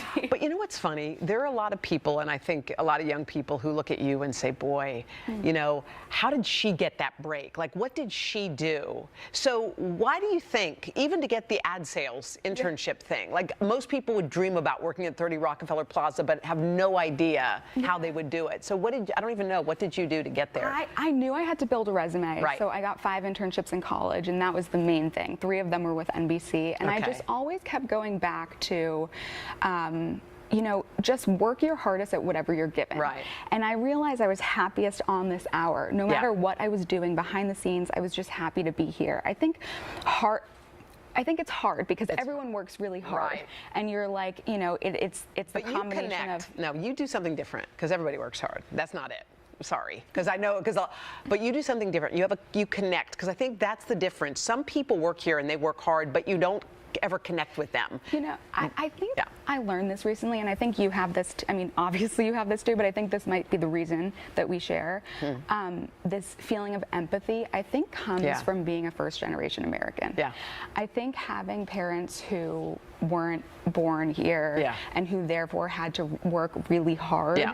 I think that's a value that's always been instilled in me, and like I have such a passion for being here. It's my favorite part I of know. life. But to have my name on the screen, I want to make my dad proud in that way. And so that's really what gets me. And I think that shared empathy that we hopefully have. I mean, am I tooting my own horn? No, But you're like- not, because but I think it's from look, that. and I also think our parents expected us to do something Yeah. good. They were like, well, we're here, go do something. It's like, okay. And you feel like you do have a million choices, whereas if our parents had stayed, you know, in their home countries, it's not, you know, I can't even, do you ever think about, man, what would my life have been like if they never moved? I do. Yeah. I think about that all the time. And I think, I mean, still probably my dad wants me to be a surgeon. That's not how, that ship sailed. Yeah. But yeah, I mean, I do think it's really important. And I think, you know, I'm sure your mom is always so proud to see you. And well, the idea that I think that was important what you said, like your dad actually gets to look up and see his name on the screen. His name is there. The girl he gave, your mom gave birth to, and there you are. So yeah, and I think too, I mean, fulfilling a dream is important too, because that's something that I don't think. I mean, my mom loved raising my sister and me, but to have a professional dream fulfilled, I think that's a big deal. And well, I that do drives think me. what I think is interesting about this today's talk is that there are young people who want to know, Yeah. or they want to break. Yeah. And they wonder of all the millions of people, how do you wind up? And sometimes I think it's like perfect timing. Sometimes I do too. it's definitely hard work. It's definitely hard. It's definitely getting to know people. But I think you're unique. But Donna's you know what? unique. I just got to say, though, having a mentor like you, having a mentor like Jenna, having a mentor like Kathy Lee and everyone behind the scenes, I mean, we're cheering you on. That's, By the way, the best part. Wait, you don't even know what's going to happen to Donna. We're all going to be working for Donna. Okay, we were supposed to talk about Jenna's skydiving. Well, she by the way. jumped, okay, and she's fine. She jumped. We both saw. She's fine. She's good. It was all good. And we all cried. We love you, Jenna. All right, that's it for this episode of Today Talks. Keep watching for more of Today All Day.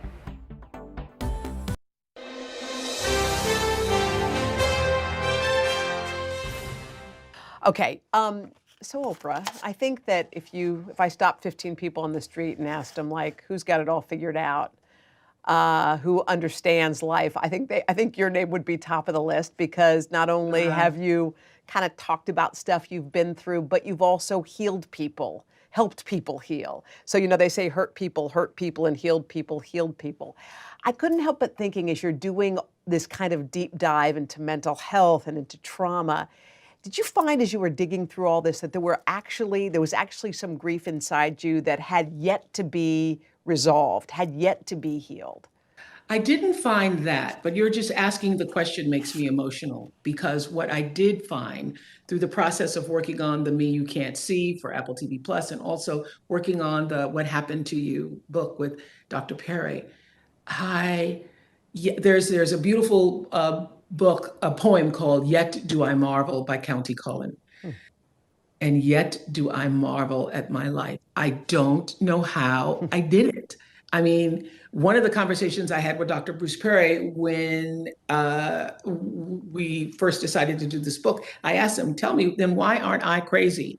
And he pointed out that you had relationships in your life other than your family members that made you feel valued, that allowed you to be seen and whole. And that is why, to this day, I have deep appreciation and adoration, not just for my teachers, but all teachers who are doing that. Because I know that lots of kids go home to a life that isn't so good, but they can come and sit in a classroom and be seen and be valued. And one of the great lessons for me, Hoda, as I know you're experiencing in your daily work, is that in listening to other people's stories, is that everybody wants to be seen, and they want to be heard, and they want to know that their story matters.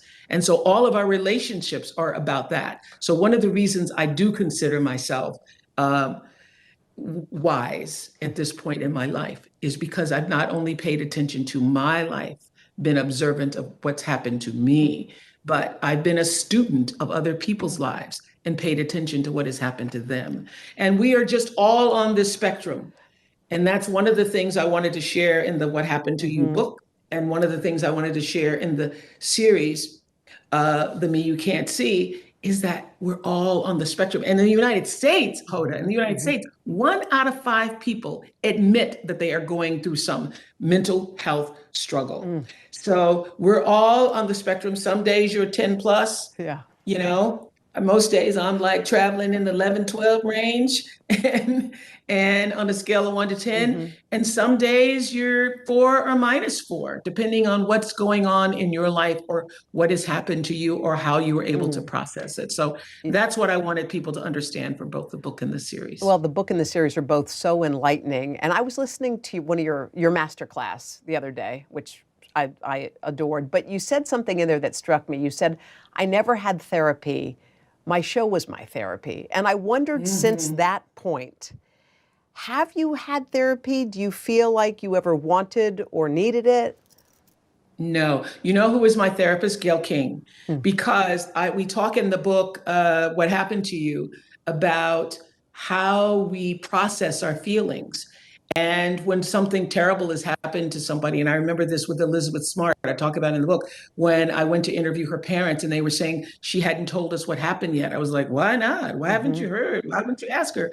It's because when terrible things happen, even in our own lives that are not tragic things, but just like something with a boss or a bad experience, it's you do it in doses with your girlfriends, with your husband, with your partners and your relationships. You tell a little bit, then you laugh about something else, then you go back and you tell a little bit more about it, then you talk about it a little more, then you process it. So I've always been able to dose with Gail. And I would say in the 25 years of the show, she watched every show, and every night I would have my conversation that I now know the scientific term for it is I would do my dosing with Gail about it. So I've always had the ability to be vulnerable, to share my truest feelings with Gail, with my best friend Bob Green, with Maria, with people,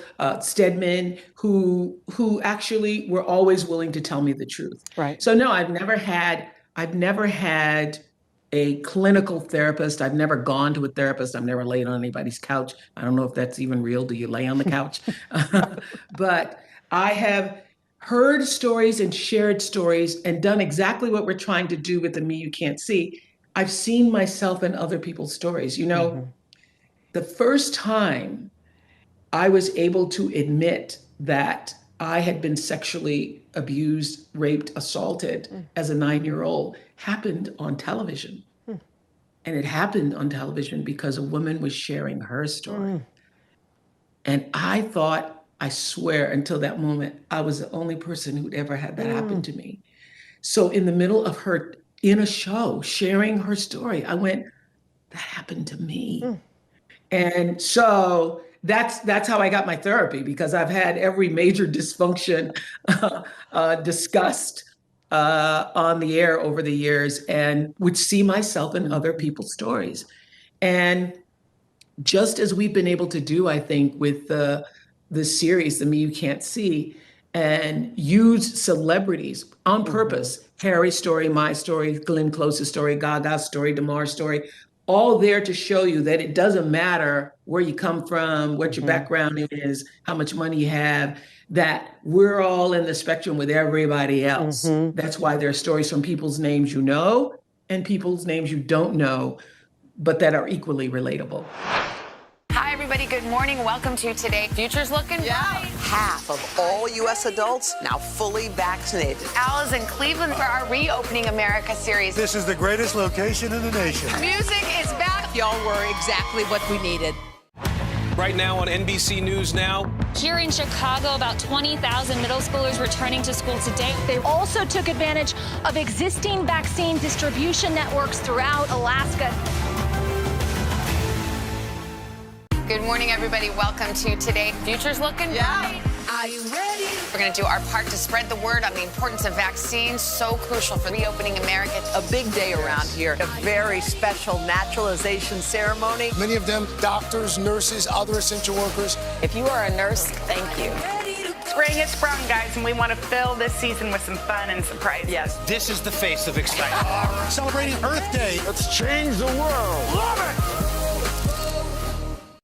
What's about to happen on our plaza is you're all going to get your very first COVID vaccine. I'm excited. She's excited. 3, 2, 1, So grateful. Is that close to crying? Here we go.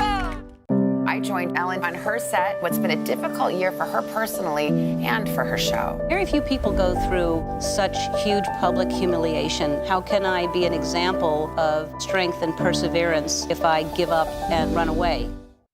Oprah, what did you learn about your childhood brain? What did you learn recently through this book about how your childhood brain was processing all of that terrible stuff that you had to go through as a child? Such a good question.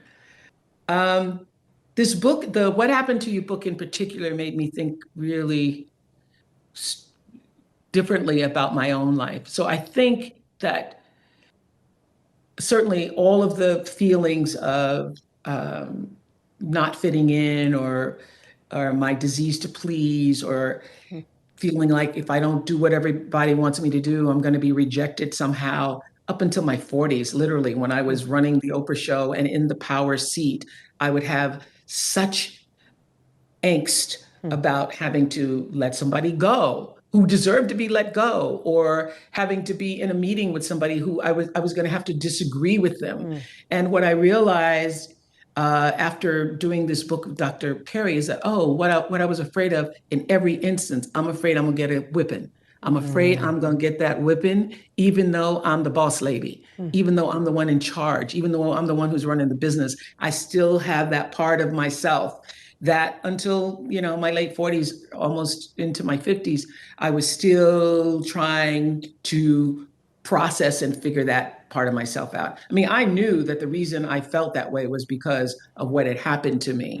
I just hadn't processed it. So I would say that the What Happened to You book really helped me think about my life.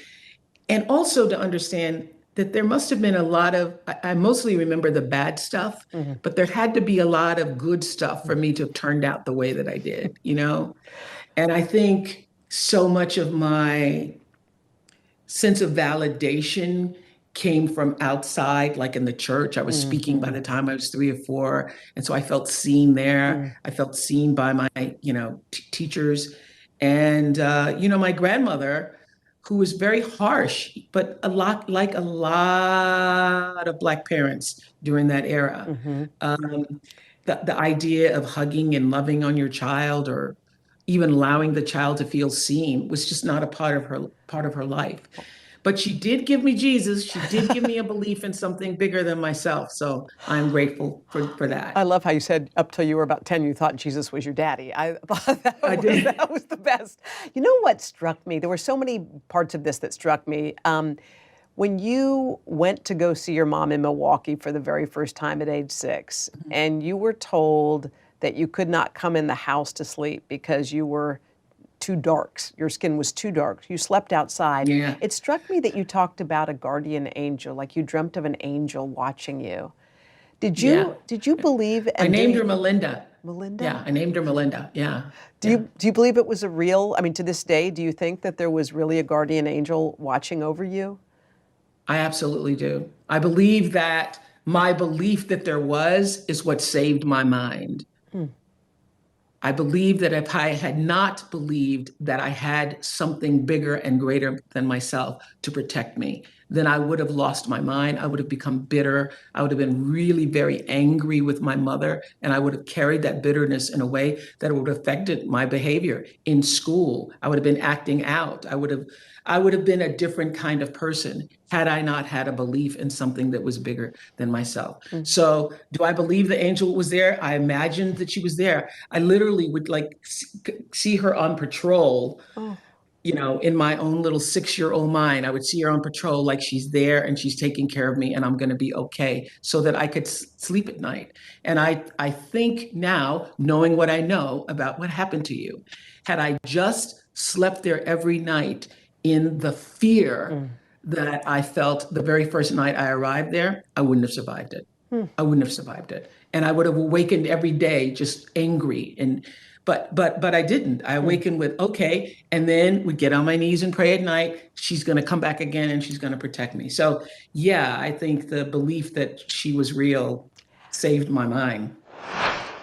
Good morning, everybody. Welcome to Today. Future's looking bright. Are you ready? We're going to do our part to spread the word on the importance of vaccines, so crucial for reopening America. A big day around here, a very special naturalization ceremony. Many of them doctors, nurses, other essential workers. If you are a nurse, thank you. Spring has sprung, guys, and we want to fill this season with some fun and surprises. Yes, this is the face of excitement. Celebrating Earth Day. Let's change the world. Love it! Our week-long journey begins here in Orlando, Louisville, Kentucky, Cleveland. Our Across America journey, reporting on an America rebuilding and reimagining a future after the pandemic. Breaking news tonight, the ceasefire in the Middle East after 11 days of deadly violence. Richard Engel is on the ground. Do you think there's a connection between policing and racism? How narrow a window do you have to really get kids back where we would want them to be? NBC Nightly News with Lester Holt. The Meet the Press Chuck Toddcast, free wherever you get your podcasts. Congratulations to Lester Holt, the most trusted TV news anchor in America, on receiving the prestigious Edward R. Murrow Lifetime Achievement Award for a career dedicated to excellence in journalism. Tonight, the CDC's new outdoor mask guidelines. What changed that allowed this new recommendation to be made? If we do nothing, what happens to a city like Houston? You're going to repeat this movie over and over again. NBC Nightly News with Lester Holt.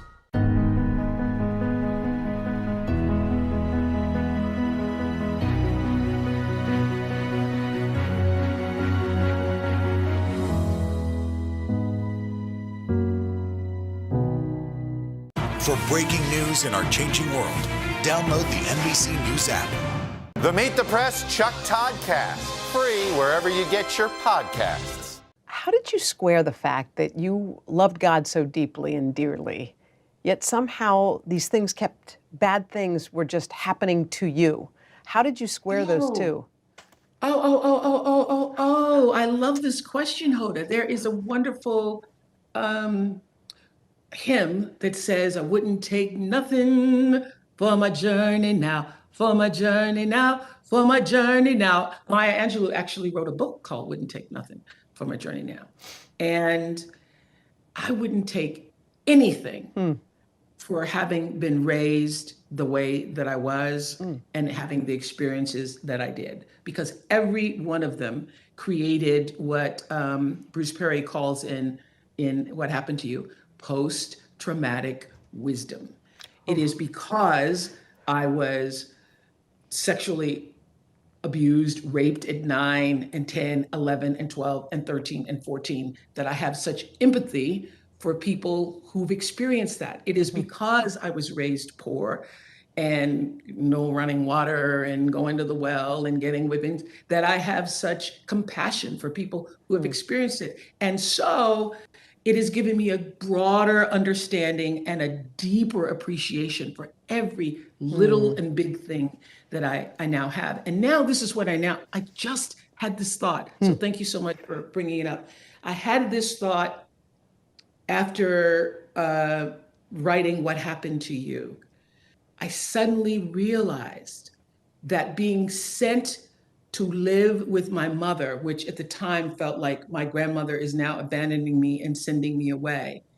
Oh my God, Hoda, I realized that was my saving grace, because otherwise I would have started school in Mississippi, segregated Mississippi, sitting in a classroom where I would be made to feel that I was less than the other children. Instead, I got shipped to Milwaukee and put in that kindergarten class where I already knew how to read because my grandmother gave me Jesus. I knew all the Bible stories and knew all the. So when I walked into kindergarten, I write my kindergarten teacher a letter and say, Miss New, I do not belong here because I know a lot of big words. And I write them out. Shadrach, Meshach, Abednego, Genesis, Exodus, Leviticus, Deuteronomy, Joshua. And I got sent to the principal's office. So it wasn't until, and then moved to the first grade the next day. So I got myself out of kindergarten. But it wasn't until doing, the big revelation for me is, even my grandmother becoming ill and not being able to take care of me in that particular moment is the thing that changed the trajectory of my life in that moment. I just thought, wow, I had never thought of that before. Like, whoa, what happened to me? Oh, I got sent away. I was no longer with my grandmother. And that is the thing that saved me.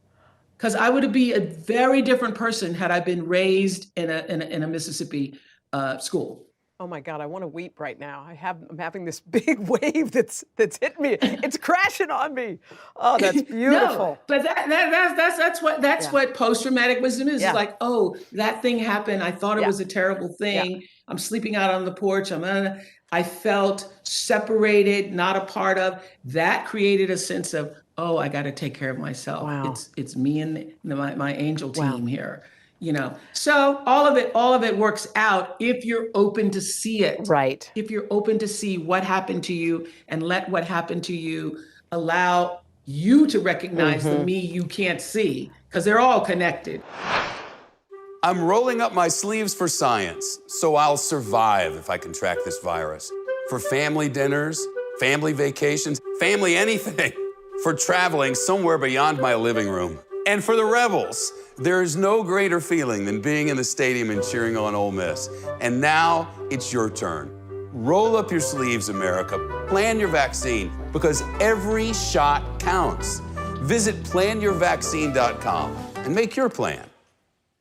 Good morning, everybody. Welcome to Today. Future's looking bright. We're going to do our part and get vaccinated live. A very special naturalization ceremony. This is a really inspiring group. Celebrating Earth Day. Let's change the world. Love it! For breaking news in our changing world, download the NBC News app. I'm rolling up my sleeves for science, so I'll survive if I contract this virus. For family dinners, family vacations, family anything. For traveling somewhere beyond my living room. And for the Rebels, there is no greater feeling than being in the stadium and cheering on Ole Miss. And now it's your turn. Roll up your sleeves, America. Plan your vaccine, because every shot counts. Visit planyourvaccine.com and make your plan. The Meet the Press Chuck Toddcast, free wherever you get your podcasts. Killer Roll, the new podcast from Dateline. Subscribe now wherever you listen. Let's talk for a second about Prince Harry. He spoke out, and for people to get rid of that stigma of mental health, people have to speak out, and Prince Harry has been speaking out.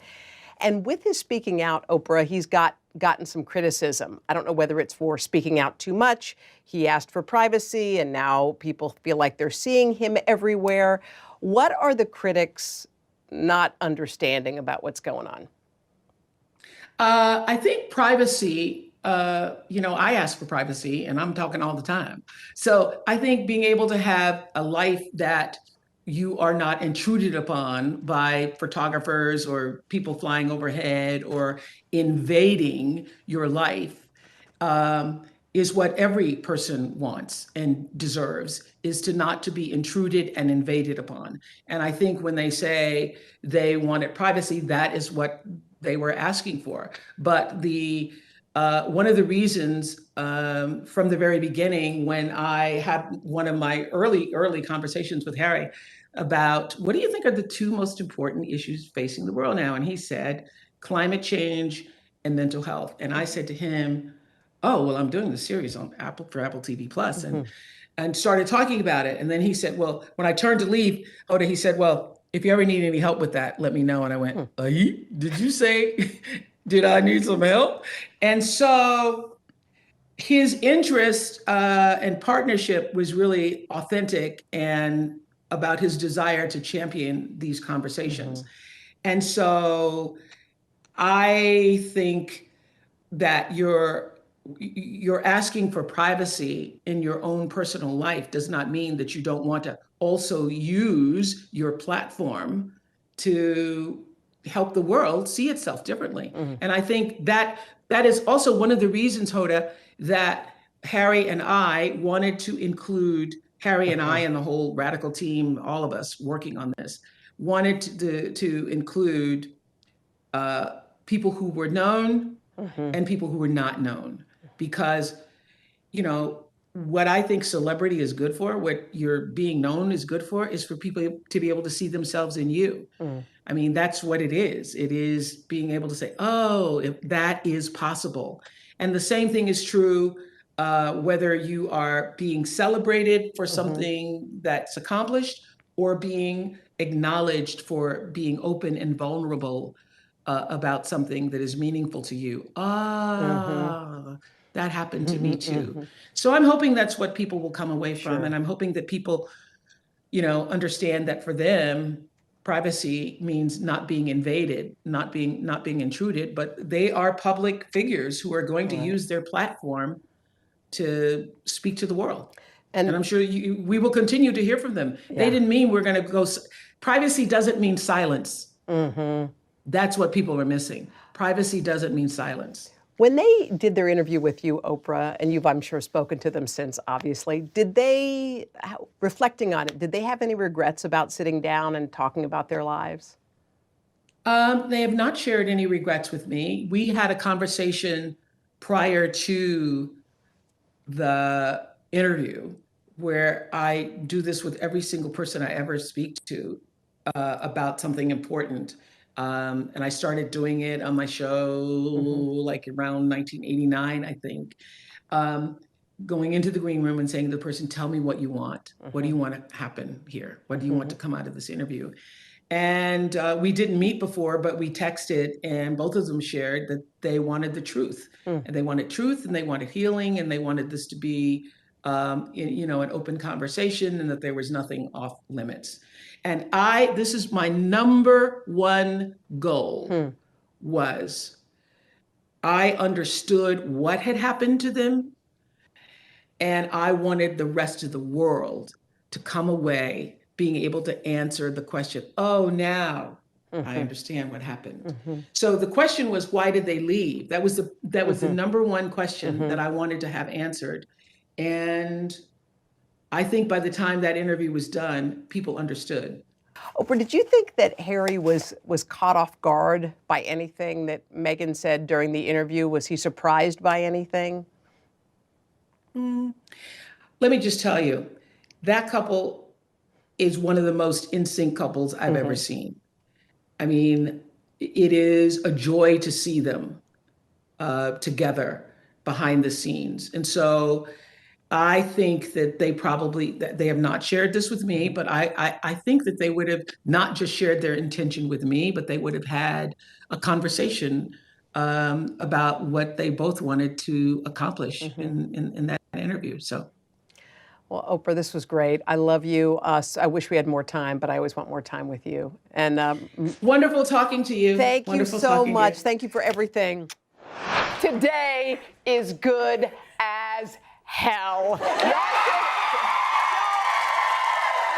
have been waiting for this day. We have renamed this day. Yeah.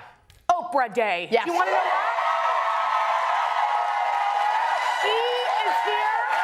She's been very busy on her tour. Let's check out what she's been up to. I can't take it. I have some good news to share. I'm going on tour. Oprah Winfrey is hitting the road. She's 4 stops into her 9-city tour across America as part of Oprah's 2020 Vision Tour, Your Life in Focus. Oprah covers diet, fitness, mental health, and more during each day-long event, which are run by WW, the company formerly known as Weight Watchers. Oprah is part owner of WW and sits on their board. As long as there is breath, there is more. I see you back there! Throughout her tour, Oprah's been joined on stage by A-listers, including Lady Gaga, The Rock, Tina Fey, and Amy Schumer. Her next stop, Brooklyn, alongside Michelle Obama. But first, she's with us, right here in Studio 6A.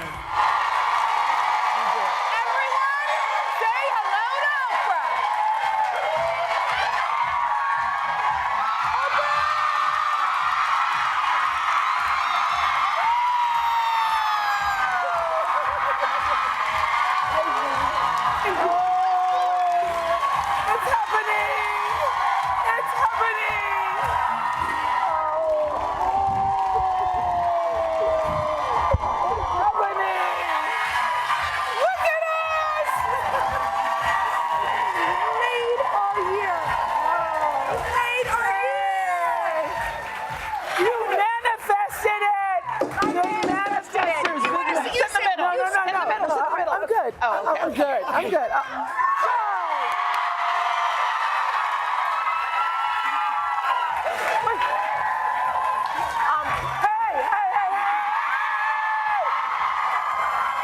good.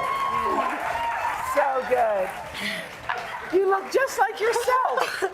Okay, I just need a moment. Do y'all feel like you need a moment? I feel like I need a moment. This is so fun, guys. Okay. I'm so happy to be here. And you manifested She did, this. didn't she, Oprah? Yes, she did. I tried to manifest it, but really all I wanted was this moment.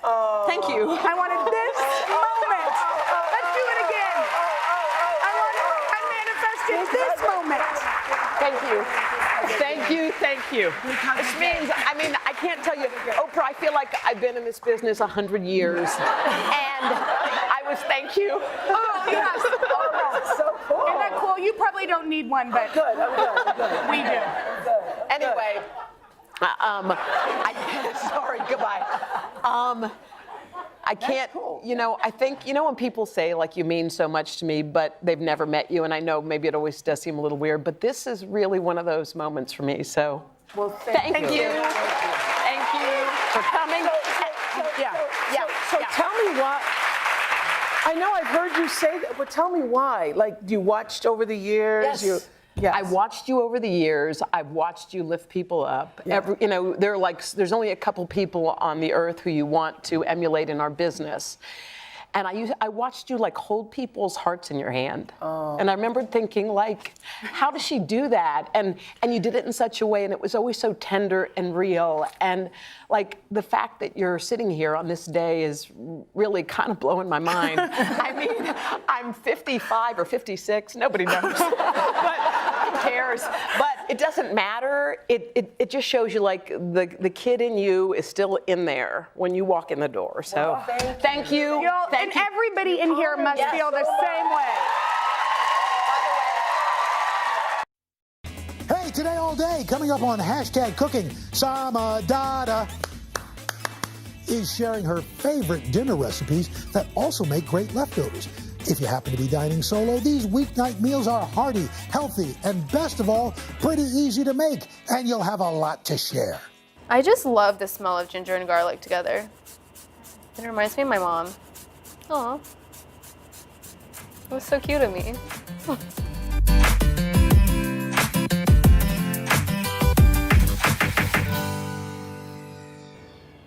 Sometimes it kind of feels like you need an occasion to cook. But guess what? You don't need to be going to a dinner party to make delicious food for yourself. Because you know what? A party for one? It's #still a party. So I'm gonna show you how to get this party started with my delicious, flavorful best dal ever and a crunchy, creamy kale salad. Dal is a staple in Indian cooking. It was always on my dinner table growing up, thanks to my mom. My mom and I still shop for our lentils at Indian markets, but you can get them wherever you get your groceries. Little tip for cooking lentils, super important to always rinse them before you cook them. You want to rinse them until the water runs clear so we get rid of any debris, and then we're going to soak them. This will allow it to cook faster, and you can soak them either overnight or at least up to 30 minutes. I have my pre-soaked lentils here, and now all I'm going to do is drain the water out, like so. Get any residual lentils out. Can't leave any behind, they'll feel left out. Okay, I'm gonna let these hang out for a bit while we prepare the base of our dal.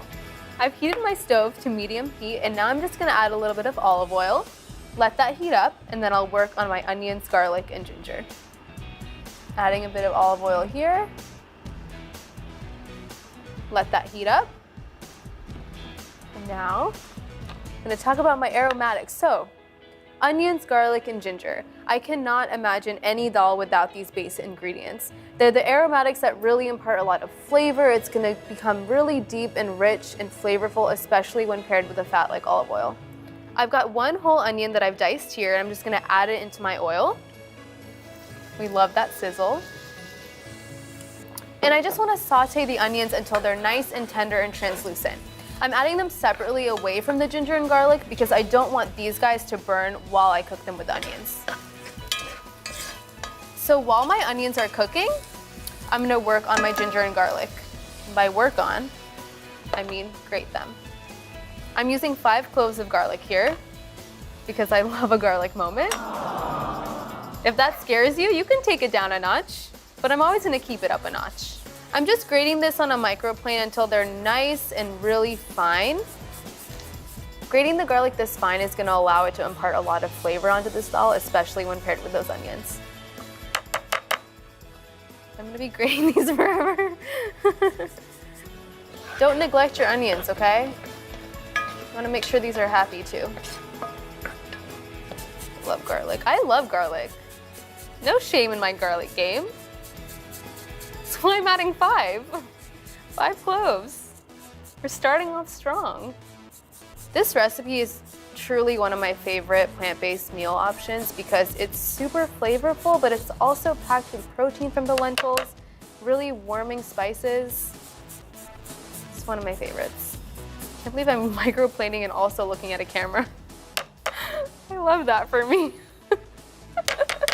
Okay, garlic there. Now it's time for our ginger. Again, we can't neglect our onions. We want them to be tender and translucent and a little bit golden before we add the garlic and the ginger, just so we have already some caramelization going on before we hit the garlic and onions. Microplaning the garlic and the ginger is nice because it almost forms this paste, so it's gonna be really easy to cook in with our onions as well. Going with my ginger. Ginger is super healthy for you, and actually so is garlic. I just love the smell of ginger and garlic together. It reminds me of my mom. Aw. It was so cute of me. I know my heart is warm too. Don't worry, I'm still grating this ginger. You can leave, I'll still be here grating ginger. This is why I have only one bicep on my right arm. Because of my ginger grating skills. When you cook the onions and garlic and ginger in a fat like olive oil, it's gonna really break down those flavors so it becomes super flavorful and aromatic.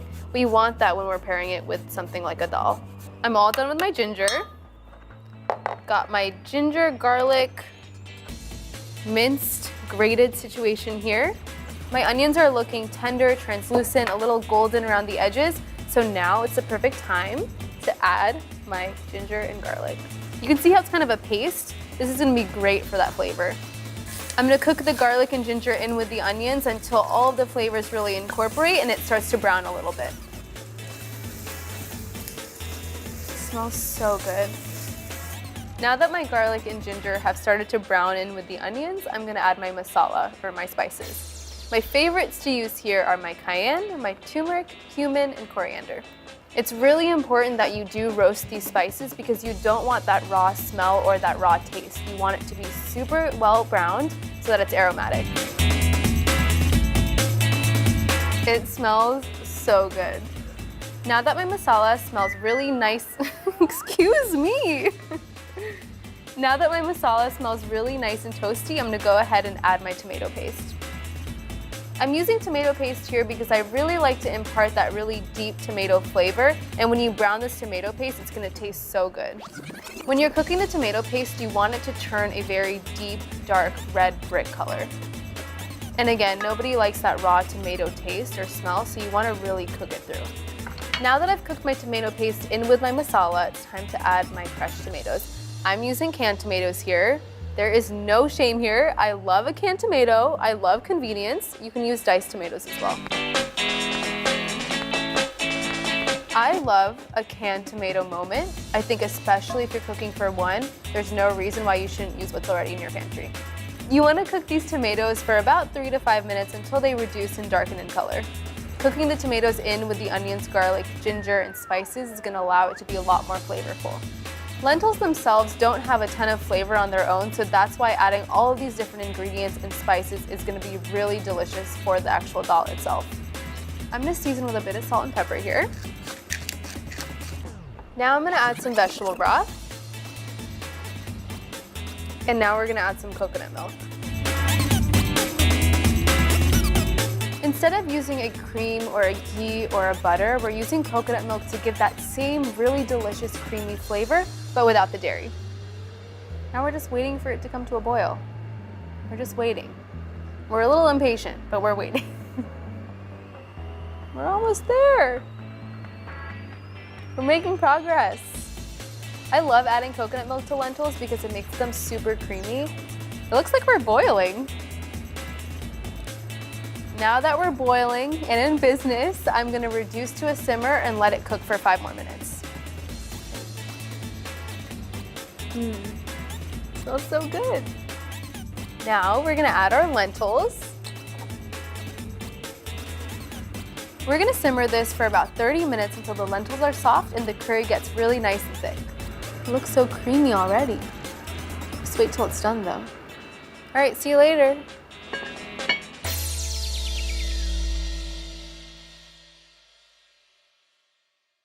I joined Ellen on her set. What's been a difficult year for her personally and for her show. Very few people go through such huge public humiliation. How can I be an example of strength and perseverance if I give up and run away?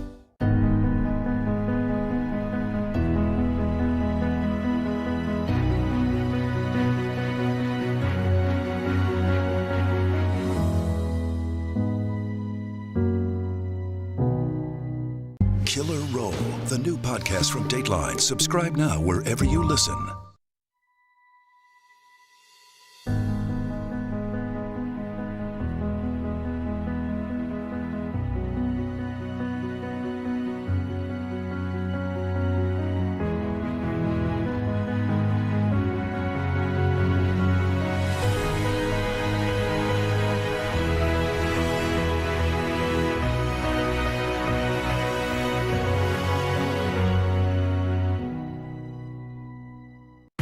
Good morning. Welcome to Today. Future's looking bright. Half of all U.S. adults now fully vaccinated. Al is in Cleveland for our Reopening America series. This is the greatest location in the nation. Music is back. Y'all were exactly what we needed. For breaking news in our changing world, download the NBC News app.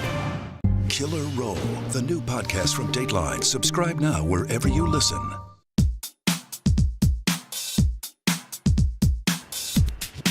Been about 30 minutes, so you know what that means. My dal should be ready. It's looking so nice, so thick and delicious, but there are a couple more things that I want to add. I'm gonna add in a little bit of sneaky spinach. This is not really traditional, but I do like to sneak some greens in where I can. Just chopped it up. Gonna add that straight in there and stir it up until it wilts. Going in there. So you're just gonna stir the spinach in until it wilts. Look at how thick that is. It looks so good. And the green adds some nice contrast to the red and yellow lentils, so it looks really aesthetically pleasing as well. Ooh, it looks so pretty. I'm also gonna add some fresh lemon juice, just for some acidity.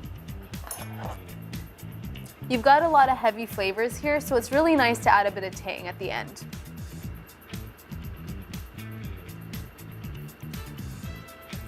Straight into my pot. We love a little lemon zing. Mix that lemon juice straight in there. I'm gonna finish this all off by adding some fresh cilantro. The tender stems are okay, but I like to remove the thicker stems because those are a bit more bitter.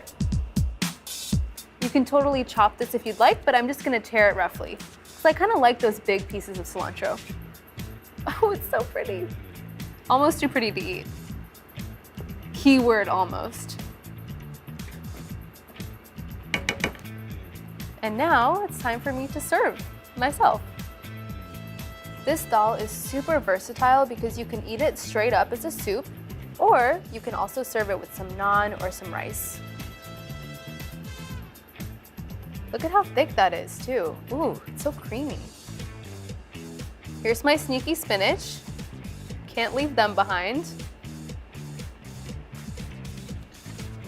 And then to garnish, I'm just gonna add a little bit more cilantro on top. Just a little for the picture, you know? This looks so pretty. I have to send a picture to my mom. She's gonna be so proud of me. Oh, and I gotta get that naan and rice in there too.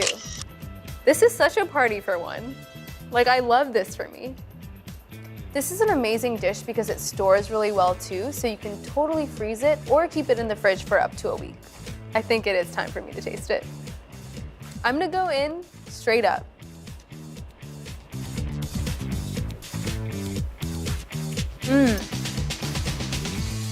I think my mom and I need to have a dal off. It was really good. I think this would impress her. Don't mind me while I take another few bites of this dal, but next I'm going to show you a kale salad that you are absolutely going to love. So good.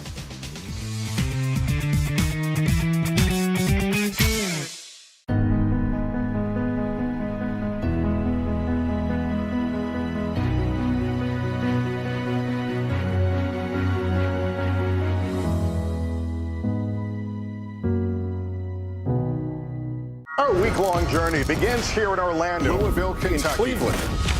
Our Across America journey reporting on an America rebuilding and reimagining a future after the pandemic. Breaking news tonight, the ceasefire in the Middle East after 11 days of deadly violence. Richard Engel is on the ground. Do you think there's a connection between policing and racism?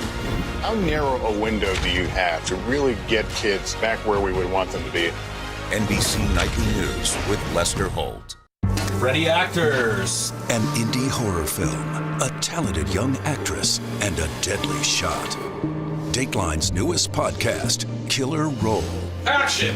Subscribe for free wherever you get your podcasts. I joined Ellen on her set. What's been a difficult year for her personally and for her show. Very few people go through such huge public humiliation. How can I be an example of strength and perseverance if I give up and run away? For breaking news in our changing world, download the NBC News app.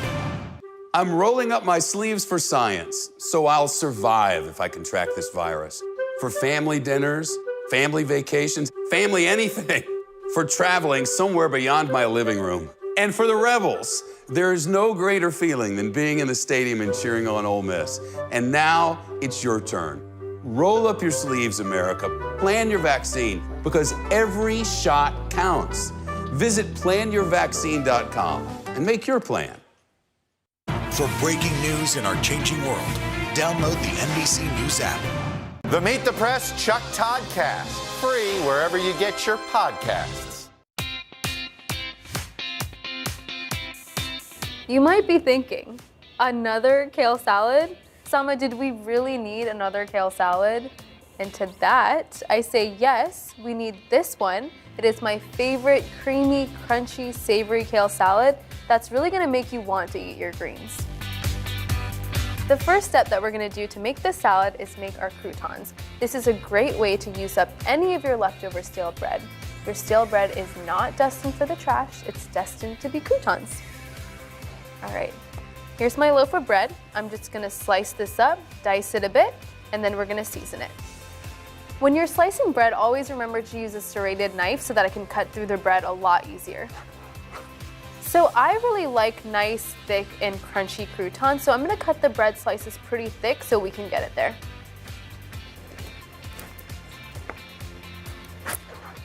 Should be good. Now I'm just gonna dice up these slices of bread. There's nothing better than a crouton in a salad. It really just adds that nice, crunchy, savory element. Plus, I will really just eat bread like whenever I can get an opportunity. This is a great opportunity. Sourdough croutons are my favorite because it's got that nice tang, and with the savory elements that we're gonna add, like the spices, it's gonna be so good. I'm one of those people that likes the end piece of a loaf of bread. They exist. I'm one of them.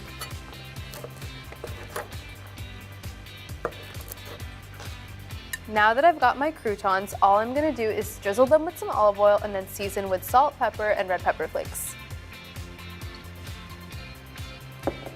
Seasoning with some salt, some pepper. You can use your favorite seasonings here as well, but I love these three. Now I'm just gonna toss them.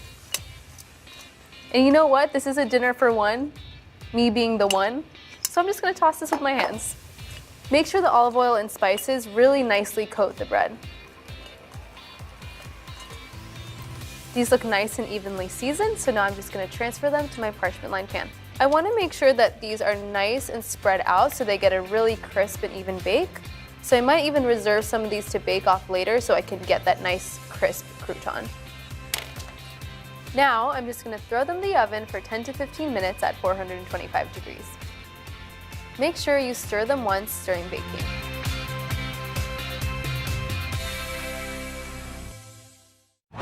Right now on NBC News Now. Here in Chicago, about 20,000 middle schoolers returning to school today. They also took advantage of existing vaccine distribution networks throughout Alaska.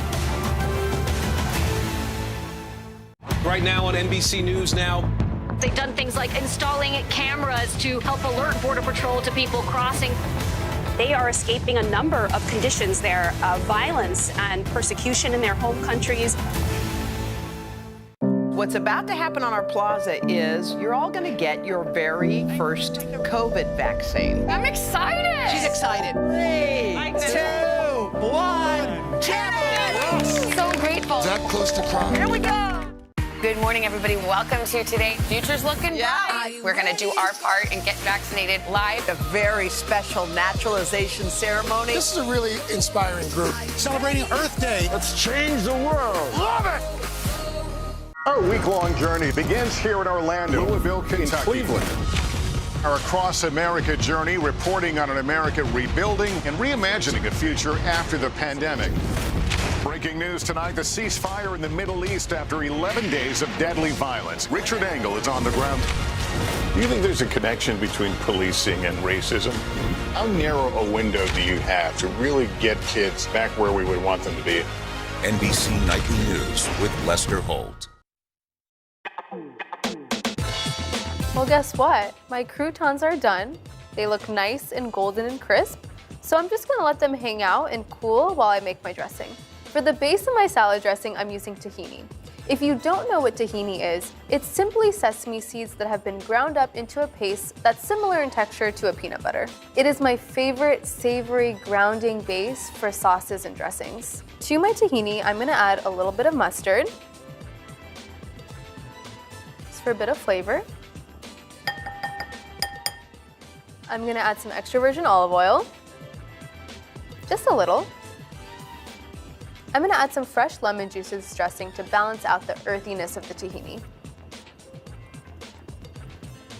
I also love a little tang in my dressings. It's gonna be so good. You want your salad dressing to be really bright and flavorful, especially when we're pairing it with a tougher green like a kale. All right, my lemon is in. I'm gonna whisk this a bit. Now I'm gonna add some of my spices. Got some freshly ground black pepper.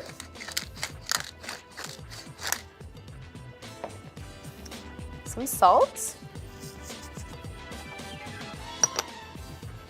And for a little bit of spice, this seems to be the trend, some red pepper flakes. Now I'm just gonna whisk all of this together.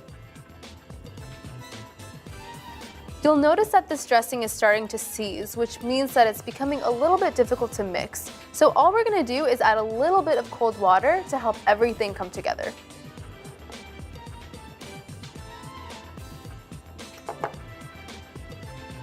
You can add more or less water to get the dressing to your desired consistency.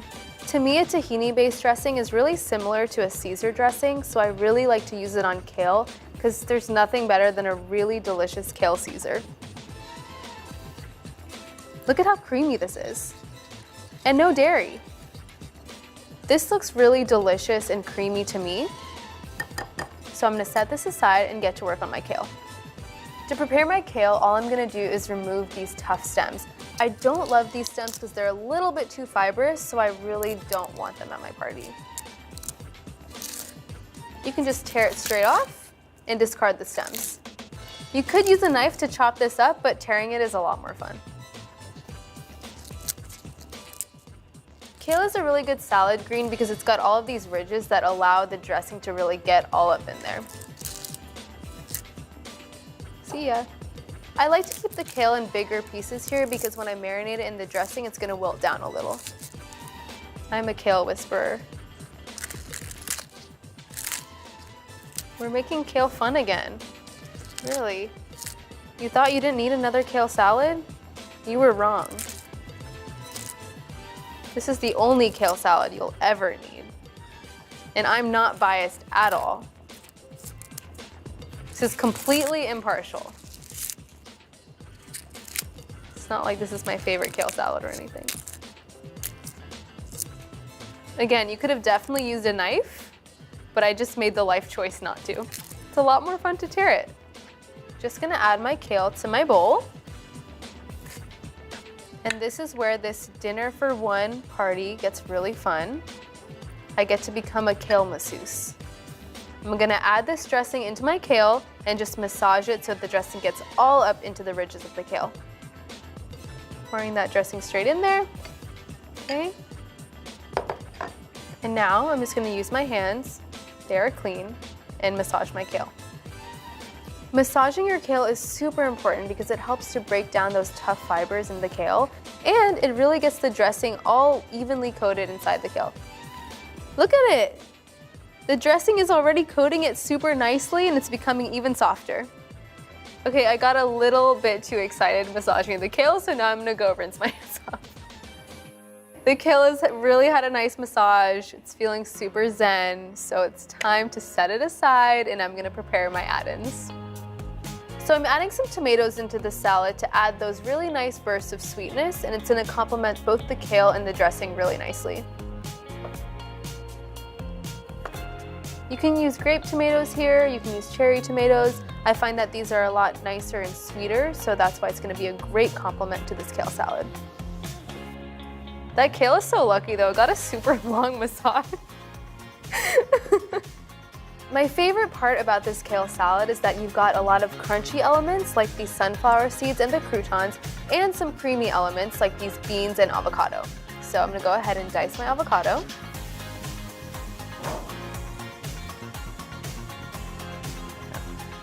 So pretty.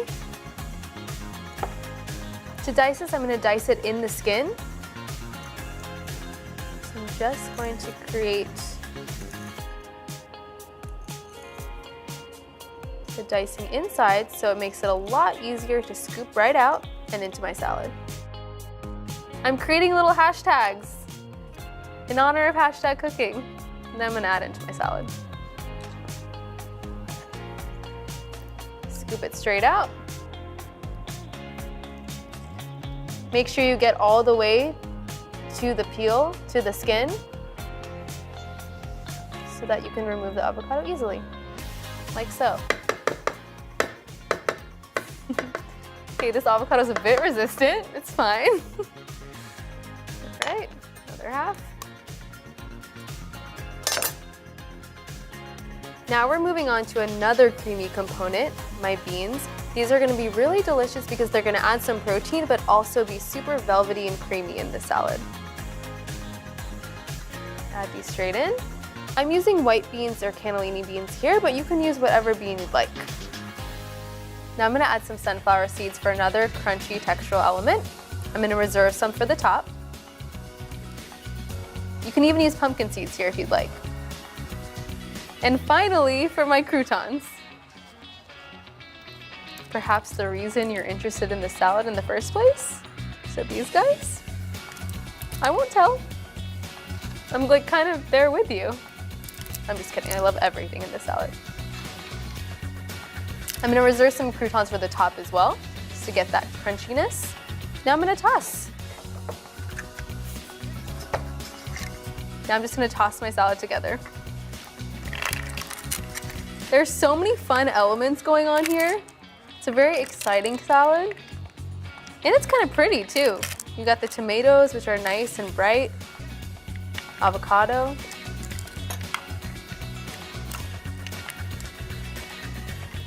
To finish it off, I'm gonna add some sunflower seeds on top. We're a little bit about aesthetics here. Not gonna front. And some croutons too.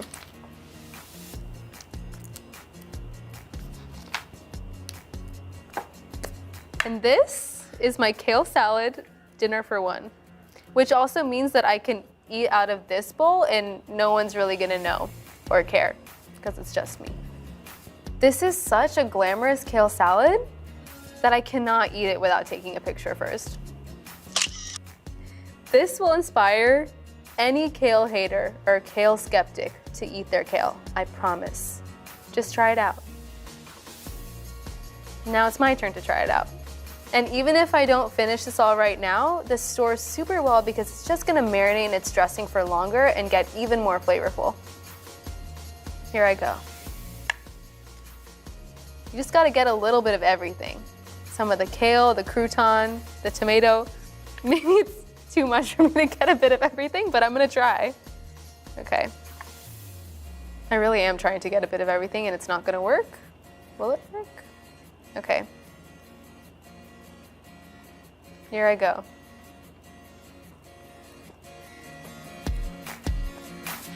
Mm-hmm. Yeah. I mean, crunch from the sunflower seeds. Wait, I need a crouton. Really crunchy. So good. Can you hear that? You can hear that? You know what? I think there are gonna be a lot of kale converts after they try the salad.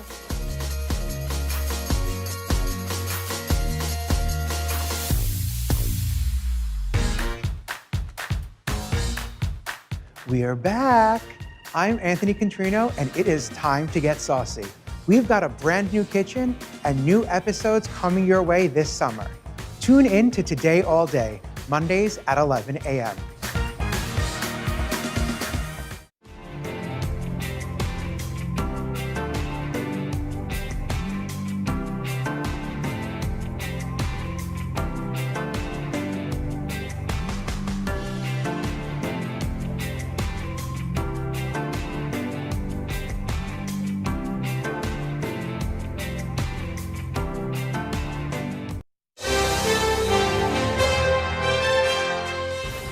After-school playtime for Venus and her 9-year-old sister Serena is a lot different from other kids their age. Their afternoons are spent with their father, Richard Williams, who loads them and tennis gear into the Volkswagen bus and heads for the local park. I think when I was 5 years old, yeah, that's when I think I started liking it a lot. I really started getting serious when I was 7. I think first it was my dad, my mom, my family going out there to help me and push me. And also on their part, it helps me to go out there to do my best and to accomplish my goals. Sometimes I feel it's just like it was just destiny, you know, for her, for the both of them, because my first 3 girls, they went out and they didn't take to it, but the last 2, they liked it a great deal. We were there since they were up. All of us, the whole family pitched in. If they weren't picking up balls or whatever, it was a whole family project. Everyone was out there. According to Richard, he and his wife knew that tennis would eventually play a major role in the Williams family. Not going through that shot later. Yeah, no, straight through it. Good. We somewhat had the kids' future planned before they were born. And each kid in the house had the opportunity to play tennis, and Venus and Serena, they sort of liked it. And the first day that I took Venus to the tennis court, I knew I had a champion. I just knew it. With 52 junior titles and no losses, Venus's serves aren't the only things that sometimes go unanswered. The phone calls from eager agents and companies offering sponsorships average about 5 a week. The constant calling, and I mean, it started even before she was, 8 or something, I don't know. 6 years old. It's been so long, you know, it's like, wait, you know, I not want to put my child out there. She got a lot to learn, you know. But I want her to get enough to learn to deal with the media and be able to handle it, but I don't want her overexposed and just exploited. I've had people to walk up to me and go to talking about making me a millionaire right now. And I don't have to drive that old bus out there no more than smoke. So I think that we are doing a very clever thing of not accepting these packages and learning where we are first and getting a little bit more education and so on, so we'll know exactly what we're doing. If we take one step at a time, never rush the girls, neither one of them, and we be good, devoted parents to the kids and make sure they're well balanced. And we teach our kids that tennis is not everything.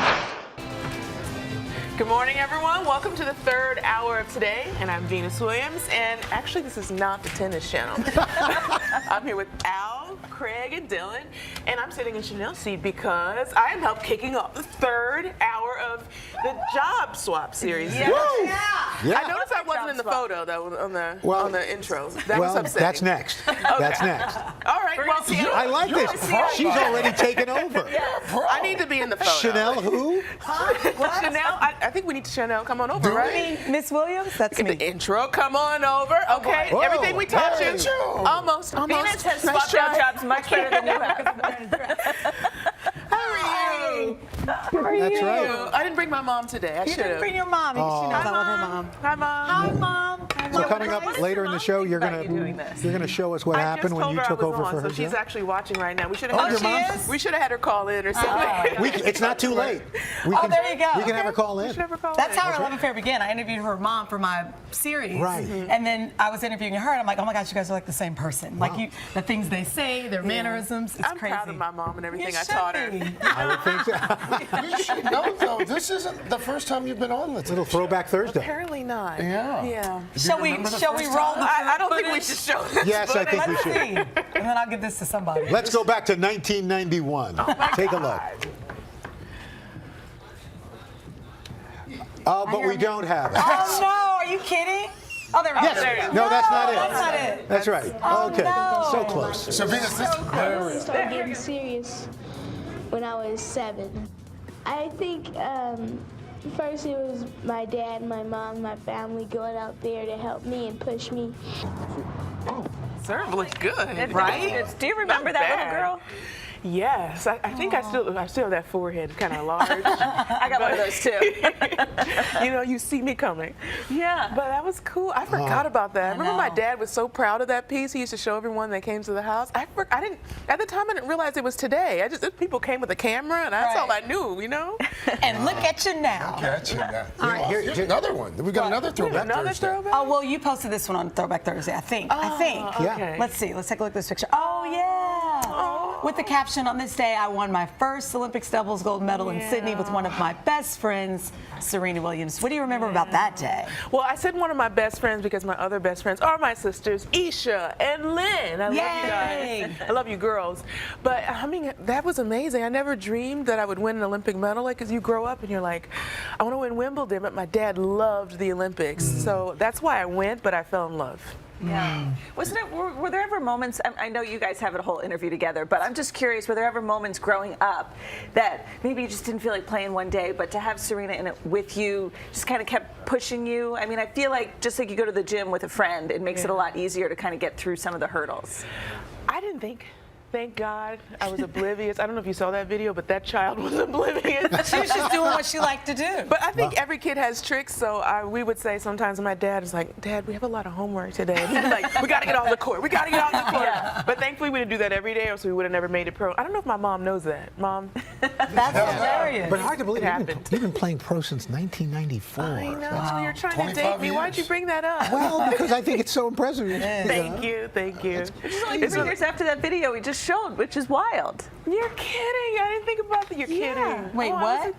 The video we showed was from 1991. Right. Yeah. And then 94, Yeah. you were pro. So, Yeah. I mean, looking at that little girl 3 years from that point. Wow. When you do the math, it is sobering. It is bizarre. That's crazy. Yeah. All right, so you're doing job swaps. So this is what we do. You weigh in. Sometimes you Mm-hmm. don't. Sometimes you just sit here. You just do whatever you want. So we talk about the hot topics that are going on around the Get my country. cards ready. Right? So one of them. So we start today. It's actually interesting. I saw the story and I thought, oh, okay. You know, I think it was a few months ago. We brought you this story about these celebrity fake ads, right? And one of our news anchors, Savannah Guthrie, she was all over the internet selling some. Was it like a skincare? Yeah, she was retiring from the Today Show to sell a skincare line. And here's the thing: I saw it. I saw one with Savannah, and I saw one with Kathy Lee, and I thought, oh, maybe they do have a skincare line. So the fact that even I thought, oh, maybe this is legit. And then I got to work and Savannah's like, no, this is not happening. Well, she's certainly not the only one. So now Ellen, it's happening too. Right. All of these images, right? I think Ellen is happening too. Sandra Bullock, they're all fighting back. Dr. Oz was here. He said he's had the problem, he and Oprah. So I just told Dr. Oz, my mom called me a while back and she's like, oh, there's this diet pill I saw and Dr. Oz is supporting it. So I know it's going to be good. And I was like, wait, I don't know if it's legit. And then I asked him and sure enough, it's not. So anyway, they're all suing, right? They have this lawsuit against pretty much anyone who uses their name and their images to sell products. So if you see any products with any of our faces or anybody, you just have to make sure it's legit because quite often. Chances are it's not. Chances are it's not. And you just go to, say, Ellen or Sandra Bullock's or Savannah's Instagram or Twitter, and they would clarify whether it's real or not. Yeah, you know, but people you fall kind of for know it. what people are And you endorsing. see, look at the one with Sandra Bullock. It has our logo underneath it. It has O. So people just assume. Right. You know, and she's got beautiful skin, so they see skincare, and they're like, oh, well, whatever she's doing, The I'm going to try. lawsuit says that Ellen and Sandra Bullock were, quote, targeted because of their age, their unimpeachable reputation for honesty, and having worked hard at maintaining a healthy and youthful look, which con artists believe will attract and dupe unwitting customers, and apparently it's working. So Anyone ever try that with your likeness? Well, let me tell you, today everything is like digital. But back in the day, I would go to a random country and I'd see myself on a billboard. No way. Yes, but now it's blown up. Now it's like viral. So it's not just a billboard in this country. So it's more advanced now. Did you like seeing yourself on a billboard? You're like, no. At the time, you would just kind of laugh, I guess. What could you do? Like, how do you contact the billboard company in some country that's so far removed? So, but now I mean, it's a serious problem. Yeah, absolutely. Has anyone tried to? I could see someone trying to use your name or likeness. Yeah, I was mostly used as before pictures. Oh, stop. So hair care, maybe. Anything, yeah. And here's another hot topic since we're talking about social media. So Kim Kardashian is now talking about her thoughts on Instagram and testing. There's a new feature, I don't know if you've heard about this, where you would remove the likes and the view counts on the posts. So I think it just depends on if you use your page for a professional, you know, or for maybe for your career, it's a little different. But if you're just a 16-year-old at home and you're posting the a picture. person who runs the page still gets to see their likes, but the general public who follows them wouldn't get to see the likes. So, I mean, I guess if you're doing it for yourself to just see if you post something and how many people like it, I guess it's one thing. At But the New York Times Deal Book Conference on Wednesday here in the city, she said that when it comes to mental health, quote, taking the likes away and taking that aspect away from it would be really beneficial for people. She said she's glad Instagram is taking it really seriously. So that's really interesting. And she even said, you know, sometimes, you know, you have to be mentally strong when it comes to the likes, because as much as you want them and you want people to comment, but then if somebody says something that's not nice, then it gets to you. You try not to let it get to you, but it does. So she was saying, imagine if you are a young girl or if you're a young, you know, a high schooler or a middle schooler, what that can do. do you guys read the comments? I do. Sometimes. I talk back to people. I try not to. You know don't? how I feel about it. I know. Craig doesn't. I do. I don't know what good comes from, you know. And Although I think Instagram is a lot more It's a loving positive place. than Twitter. I think Twitter is so. the place where hope goes to die. But what I guess my question is, like, why do we care how many people like a picture? That's fair. But That is no, but fair- it's like it's a legit question. I feel like at what point for did if we it's get- for your job or if it's for what you do, it's currency, right? Is it? So, well, I think if I find the positive aspect of it, there are a lot of people who find jobs or whatever without a middleman. Right. Because, in fact, you're going to see that in our segment coming up. Yeah. Actually, yeah. It's true, right? But I think this next generation, though, they have problems that maybe we don't relate to as much as we should. Yep. So Kim might have a point, and in a way, it could be a form of activism if this works to help kids' lives better. They're going through a lot. And when you put the phone away, we even talked about this at night. She'll put her phone away. When you just taking the phone away for a second, you realize. It's kind of a good thing. We just did something as a group, and we didn't have our phones, and it was very We had relaxed. so much fun. We did. We actually had conversations and eye contact and all that good stuff. You know how your phone tells you your usage is up or down from last week? I remember the week that I was on vacation. I didn't have my phone on me because it was like over there dead. You know? Enjoying life. And my thing said that my usage was down like 72% from the week before, and it was. Oh, that's why I had such a nice Yeah, it's like it feels good. Now I just wasn't on my phone. You probably can add years to your life. How do you unplug? What do you do? Well, we talk about it in our segment, so you're going to have to wait. She did a tease. She did a tease. This is a pro, ladies and gentlemen. She served that one right up. My co-host is sticking around. I love it. Coming up, we've all seen the Kissing Cam sporting events, but you have never seen anything like what we're about to show you coming up after the break. Very strong. Be right back. Tonight, the CDC's new outdoor mask guidelines. What changed that allowed this new recommendation to be made? If we do nothing, what happens to a city like Houston? You're going to repeat this movie over and over again. NBC Nightly News with Lester Holt. Hi, everybody. Good morning. Welcome to Today. Future's looking bright. Are you ready? Half of all U.S. adults now fully vaccinated. A huge lift is underway for one of the most celebrated cities in this country, Cleveland, Ohio. This is the greatest location in the nation. We're having a baby. Wow. The big reveal is under the lid. Hey now. Things are looking brighter, so we want to help you find the fun in 21. Music is back. Y'all were exactly what we needed. The Meet the Press Chuck Todd Cast, free wherever you get your podcasts. I joined Ellen on her set. What's been a difficult year for her personally and for her show. Very few people go through such huge public humiliation. How can I be an example of strength and perseverance if I give up and run away? Ready, actors. An indie horror film, a talented young actress, and a deadly shot. Dateline's newest podcast, Killer Roll. Action! Subscribe for free wherever you get your podcasts. The Meet the Press Chuck Todd Cast, free wherever you get your podcasts. For breaking news in our changing world, download the NBC News app. Welcome back. So we're joined by Venus Williams this morning as part of our new Job Swap series. So on Monday, Al, you're going to swap with comedian Jim Gaffigan. That's right. Jim is one of the funniest guys going. He's got 5 kids. He lives here, and he's got an unbelievable comedy career. And so I kind of take over for him, including at dinner with his children. Oh, you did? Do we see you do stand-up? I actually stand up here every day. I do. Jim kind of coaches me, and I do a stand-up comedy routine at the Gotham Comedy Club. Wait, that's he is legit. Oh, look, there you funny, go. though. Like Al's been funny for. So did you 30, work on your years. material? Like, did you create a whole set, so to speak? Well, sort of, kind of. I mean, Jim helped me with some jokes, and then I kind of went off. Yeah, because I didn't leave you in the dark by yourself. I helped you with your forehand and your backhand. I didn't let you just go out there. Talk about it. Yesterday we all played ping pong together for a series we have coming up. Her backhand is absolutely awful. I'm working on it. I mean, well, here's a question. Not my fault. Well, here's a question, Venus. Is the same principles for? I mean, Well, is that's a good table tennis question. and regular? It's 2 different things, right? 2 different So things. you could be good at one. So I could and be not good at the other. amazing with the exactly. backhand. Is the backhand is that what you better call at it? tennis. Yeah, it does not Stand by. Okay, so yesterday, before we get to that, yesterday we talked about Craig's morning routine, which includes an exactly 4-minute shower. He's in and out. I'm clean. He's in and out. 4 seems But quick. since we have you here with us, we're talking about your daily routine. She wasn't even judging. Do you put a timer and the timer goes off, you're out? Yeah, I get in, but I don't have a lot of hair.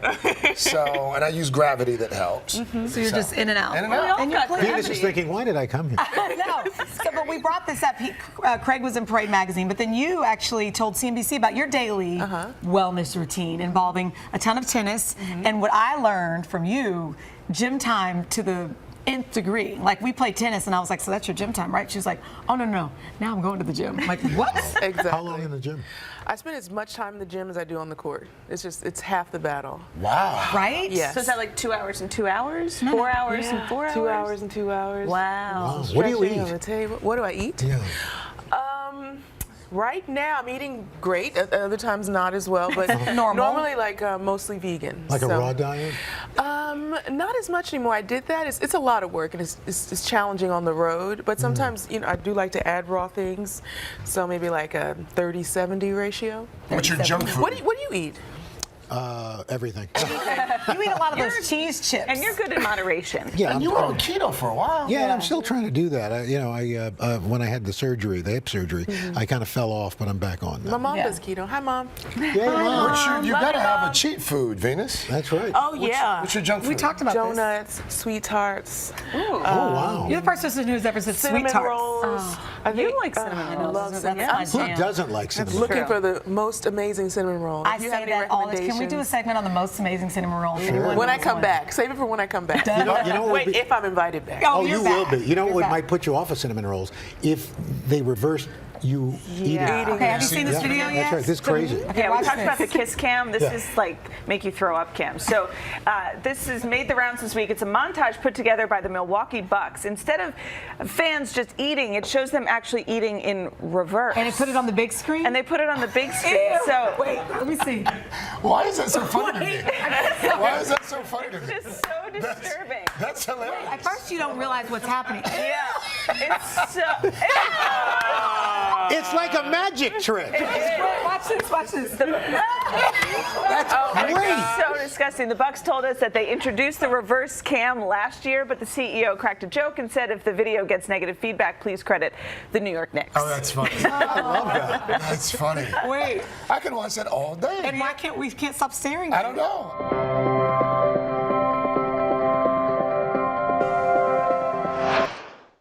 Good morning, everybody. Welcome to Today. Future's looking bright. We're going to do our part and get vaccinated live. A very special naturalization ceremony. This is a really inspiring group. Celebrating Earth Day. Let's change the world. Love it! I'm rolling up my sleeves for science, so I'll survive if I contract this virus. For family dinners, family vacations, family anything. For traveling somewhere beyond my living room. And for the Rebels. There is no greater feeling than being in the stadium and cheering on Ole Miss. And now it's your turn. Roll up your sleeves, America. Plan your vaccine, because every shot counts. Visit planyourvaccine.com and make your plan.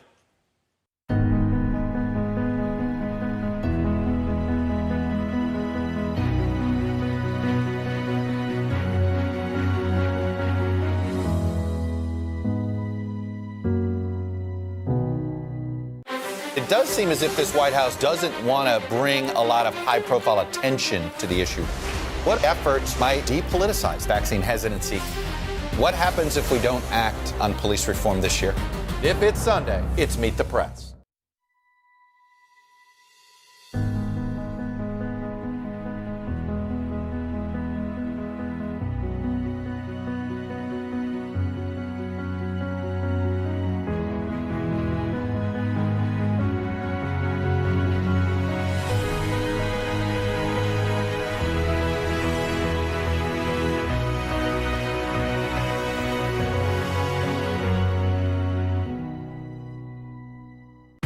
Good morning. Welcome to Today. Future's looking bright. Half of all U.S. adults now fully vaccinated. Al is in Cleveland for our Reopening America series. This is the greatest location in the nation. Music is back. Y'all were exactly what we needed. Welcome back to the third hour today. So we have Venus Williams here for our very first job swap. So when we decided to do this, I thought, you know, why not try something totally out of my comfort zone, right? Mm-hmm. Tennis. So, of course, I went straight to the top to do that. And you do so much more than that. Thank you. You could have chosen Serena, so I feel honored that you chose me. Bam! That's how the pros do it. Big sisters do. Put me to work. Take a look. That's funny.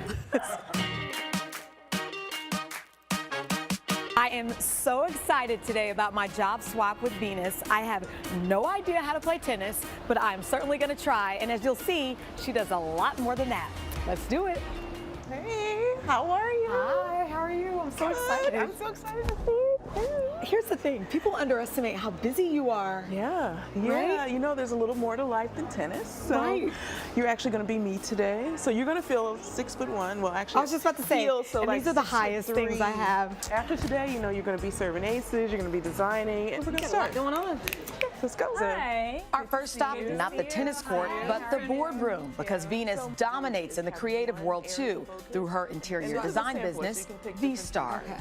What we're going to do today is really talk about doing a focal piece in the lobby of a residential building. Molly Haynes is a textile artist that Venus found through social media. How did it feel when Venus hit you up on like Instagram saying, hey, I love your work? I definitely took a screenshot of it and sent it to my boyfriend. And I freaked out. I knew that she had her interior design firm, so it made a lot of sense, but obviously I was sort of surprised and excited. And now here you are. Yeah. So I'm gonna be quiet. This is your meeting. Okay.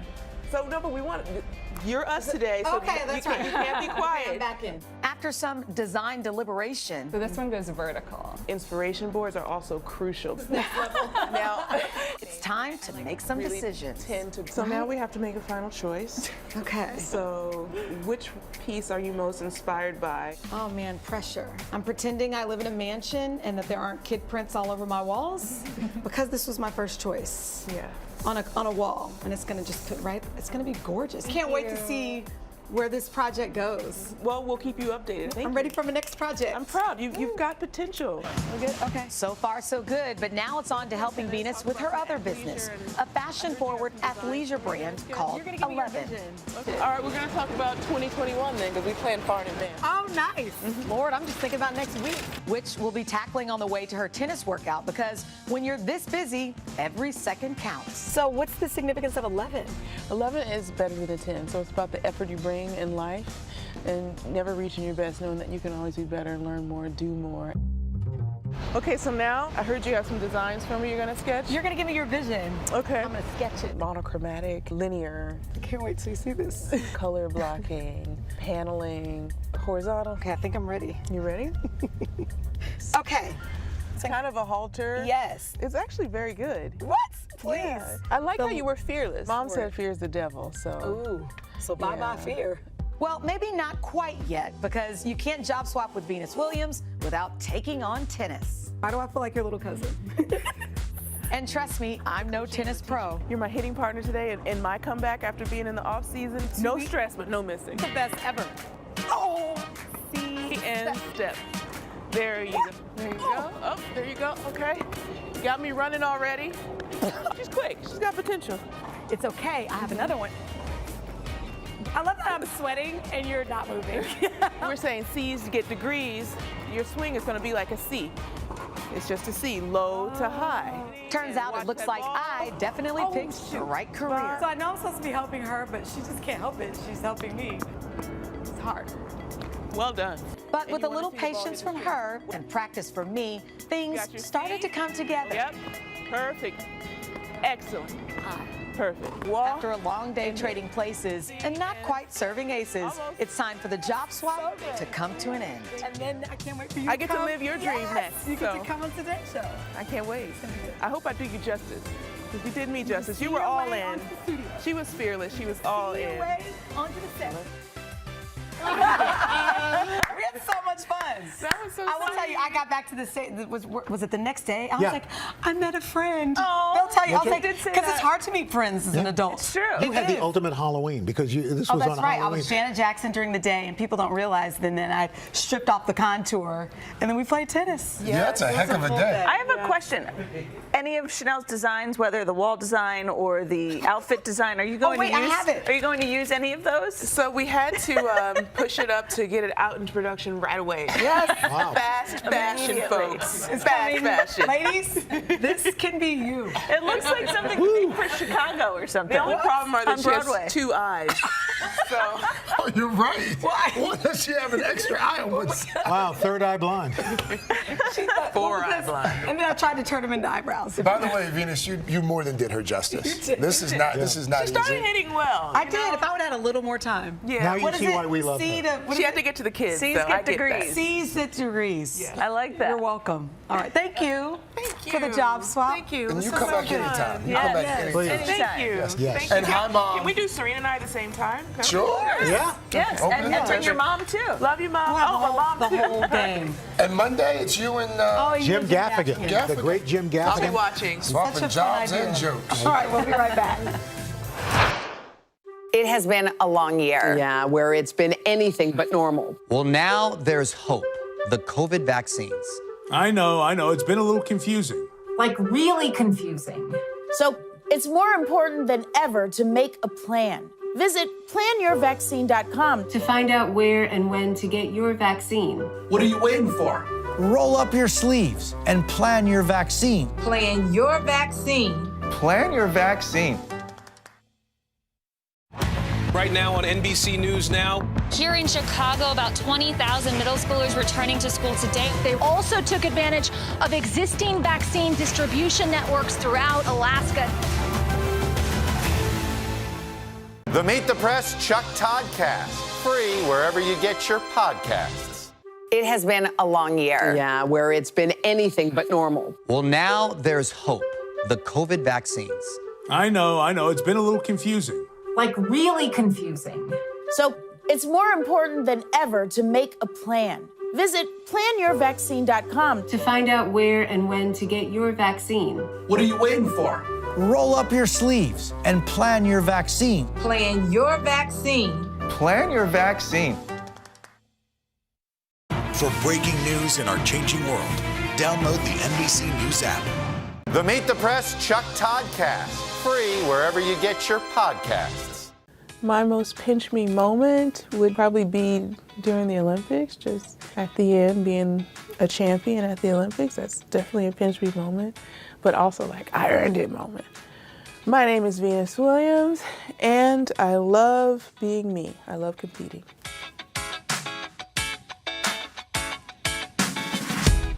The best advice I ever got was always compete. Serena Williams told me that. The thing people don't know about my relationship with Serena is that she's very protective. Even as the younger sister, she's very protective. Serena still copies everything that I do, but I also copy everything she does. It's a codependency. My favorite part of the way I look is my physique. I'm like strong and I'm tall. I love being big and tall. I've always loved it. Oh my gosh, when I look at old pictures of myself, I think different things. Sometimes I'm like, those were the days. Sometimes I'm like, why did I wear that? Sometimes I'm like, oh my God, you look good. And other times it's just so many mixed emotions. My favorite outfit on the court is pretty much usually every year my US Open outfit. It's a lot of fun, so I always think my best outfit is ahead of me. My best outfit is definitely ahead of me off of the court. I love design, I love creating, I love colors, I love making connections through things that are unrelated. I think that's my favorite part about design. To the young girls I've inspired, I say, thank you for inspiring me. The question I wish people would stop asking me is, what's it like to play your sister? The question I wish people would ask me is, do you want to go to karaoke? No one ever asked that, and I can't figure out why.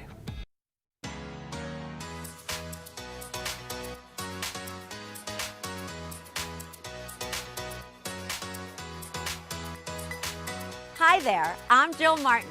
For the last 12 years, I've been the lifestyle contributor for The Today Show. Now I'm here with a new show, bringing you the hottest items with the biggest names and sharing small investments that can make a big difference in your life. And we're helping you shop like never before. We're kicking off summer with Oscar winner, beauty icon, and Goop founder Gwyneth Paltrow with her skincare essentials for the perfect summer glow. And we're going makeupless. Plus, my It List to up your outdoor entertaining game, and 10 ways to refresh your space in a snap. Now more than ever, we deserve a happy summer in a beautiful space. Get ready to celebrate a summer of style. This is Shop Today with me, Jill Martin.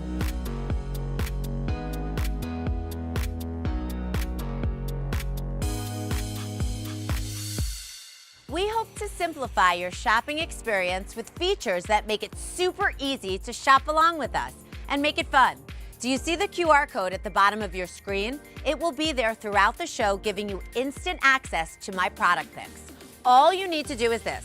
Open the camera app on your smartphone, point the camera to the screen, and hold your phone there until your device recognizes the QR code and shows you a notification. Just tap the notification to open the link and start shopping. Plus, we've created a new text-to-shop feature. Simply text SHOP to the number below and shop all the products we share on today's show. Ready to start your summer of style? First up, I'm sharing my It List to give your backyard a little boost. That's straight ahead.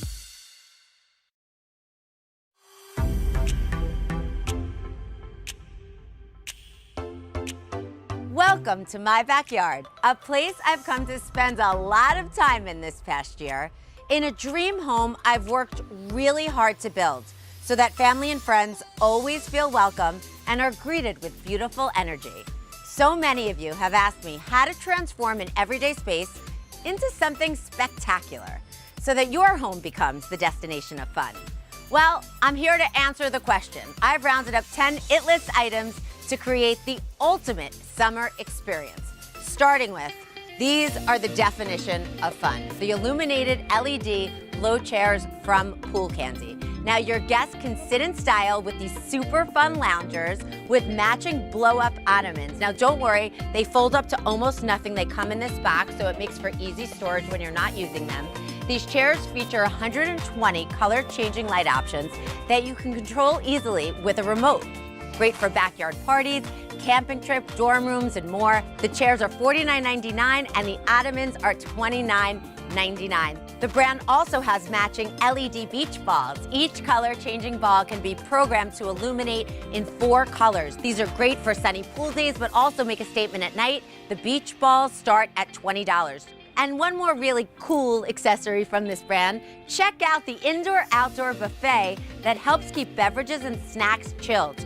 The multi-use, multicolor inflatable cooler can float in the pool, or it's great as a party centerpiece. Works indoors or outside and is perfect for tailgating too. This versatile must-have goes for $24.99, well worth it. All right, next up, we have these jumbo beach blankets from Big Mouth. And how much fun are these? For poolside, a picnic in the park, or if you're going to someone's home, what a great gift to give. Choose from a variety of styles, including pineapple, popcorn, Pop-Tart, and more. Scan the QR code or check out today.com/shop-all-day for all the options. Each towel is $24.99. All right, we all know those families who like to dress alike. I love those families, so I wanted to give you an option for matching swimsuits from Pat Pat. Now, they're super affordable because I know how fast those kiddies can grow out of them. The brand has over 100 different styles for everyone in the family. Scan the QR code to check out more styles. Suits start at just $4.99. You can't beat that. All right, well, I told you I'm going supersized and big this summer, but this is going really big. I love these jumbo games, perfect for kids and adults. So we have the 4 in a row, the jumbo Jenga, and this giant checkerboard. I mean, it really just fills the space and really makes it look fun. All available on Amazon and begin at $39.99. All right, next up, we all know how important music is to set the right tone for the party. And truth be told, almost all my parties end by 8 p.m., but there is always dancing. So today we are excited to highlight a new launch from Sonos.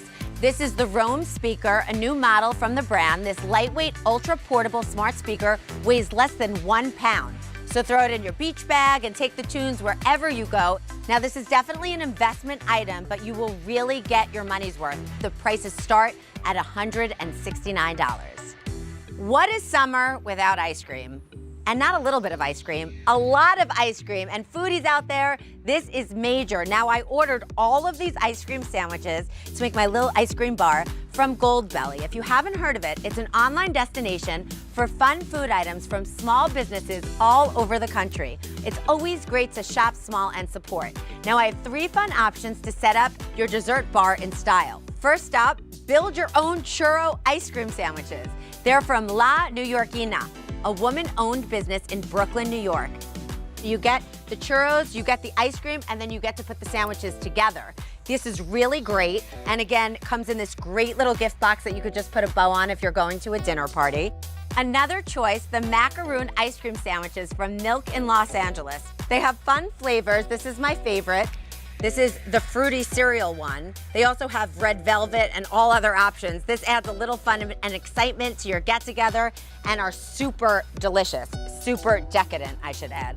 Last up, these are my dad's favorite, these beautiful ice cream sandwiches from Nightingale, and they're founded by a husband and wife duo from Richmond, Virginia.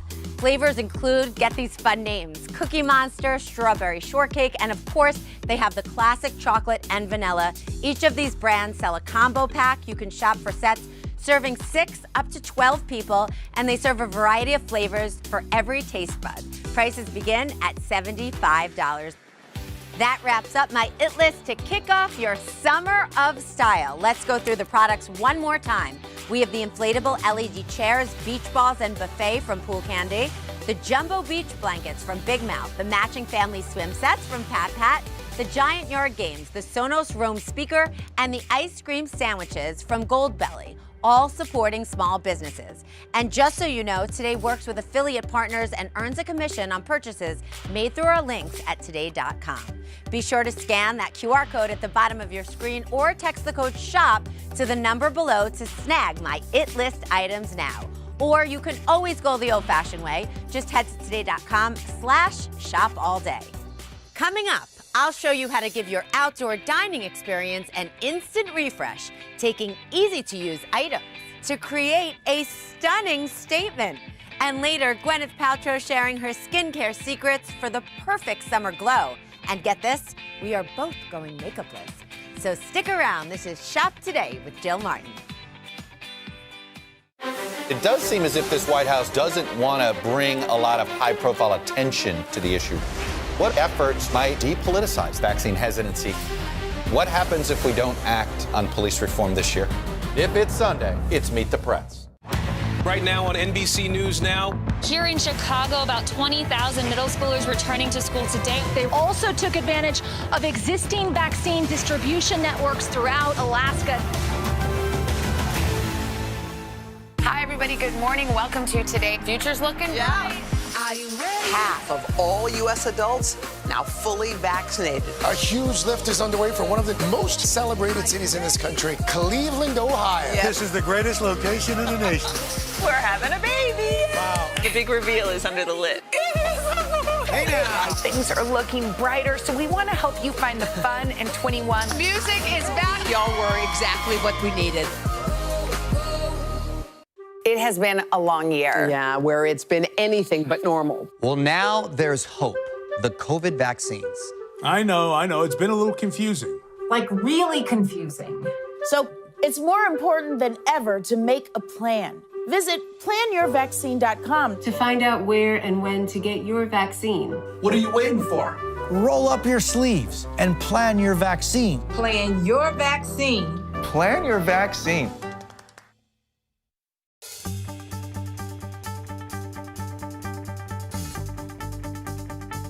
All right, I know that it can sometimes be overwhelming. Friends and family always tell me when you're planning a dinner, let alone a whole party. So here's the key to simplify it. The very first thing you need to do when planning a party is pick a theme and go with it. Every product you buy should answer the question, does it fit with the theme I am going for? These great designs will help you. They're from Stationery Studio. You could personalize over 30,000 different items, including cups, napkins, placemats, and plates. You come up with the name of the party, and then you just go from there. Items start at $34.95. Now, if you want to go for more decor, I have another option for you. Get ready for paper plates like you've never seen them before. Meet Sophistiplate. Elevate the look of your dinner party without adding more time to clean up with these fancy paper plate settings. And paper plates are fine for whatever occasion you are having.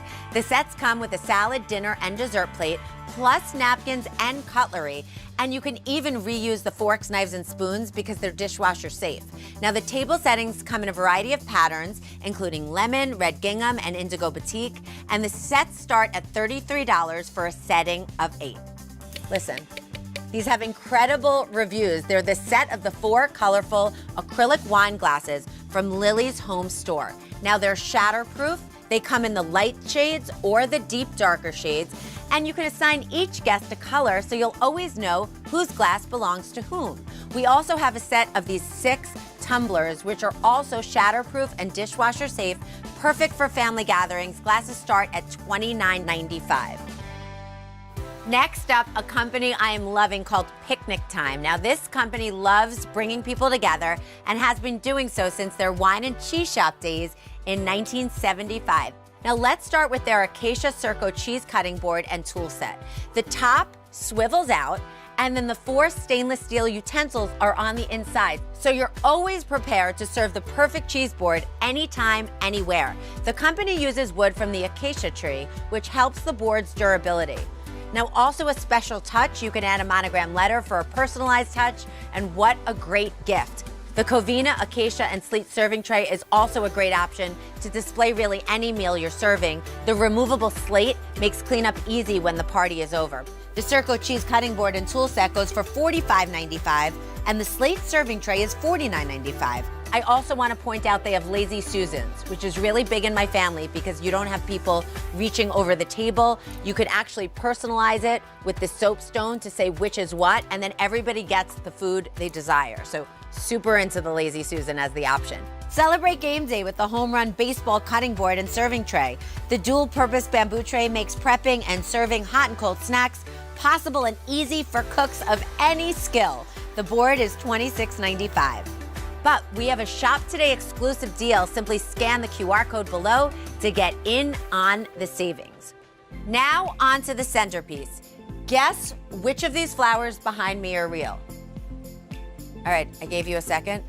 They're all faux. The company has dozens of flowers in a variety of colors and styles, sold in single and multi-packs. Now, your arrangement can be made for as little as a few dollars, so you can even get your kids in on this. What a beautiful gift to bring someone if you're going to a barbecue. And you can check out my Instagram for tips on how to arrange them in different ways. This is really fun and really a great activity. Now, I also like to incorporate real plants that are low maintenance, of course. And these make an amazing gift as well. They are the heart-shaped cacti. These Hoya hearts by the Books Company come in a set of 2. They are adorable on any table, in any room, or it can be a parting gift for your guests. You can even use a label maker on them and put them in front of your guests so they're a place card, and then your guests can take it with them. The company offers next-day flower delivery for most of the country and same-day service for select zip codes. The pair costs $44. You could scan the code for a special Shop Today exclusive deal, though, if you'd like to get them home. Now, another big trend for the summer is taking the indoor outdoor. And these are awesome. Take your dining area to the next level by adding a rug like this one from Ruggable. Now, this really pulls the whole look and general theme together. Ruggables come in 3 durable textures. They hold up in bad weather, and they're no fuss. These are great for people with kids or pets or messy guests. They're water resistant, stain resistant, and get this, they are machine washable. Ruggable indoor or outdoor rugs are available in over 40 styles and 7 different sizes and start at $119. Well, that wraps up my must-haves for giving you an instant refresh for summer entertaining in style.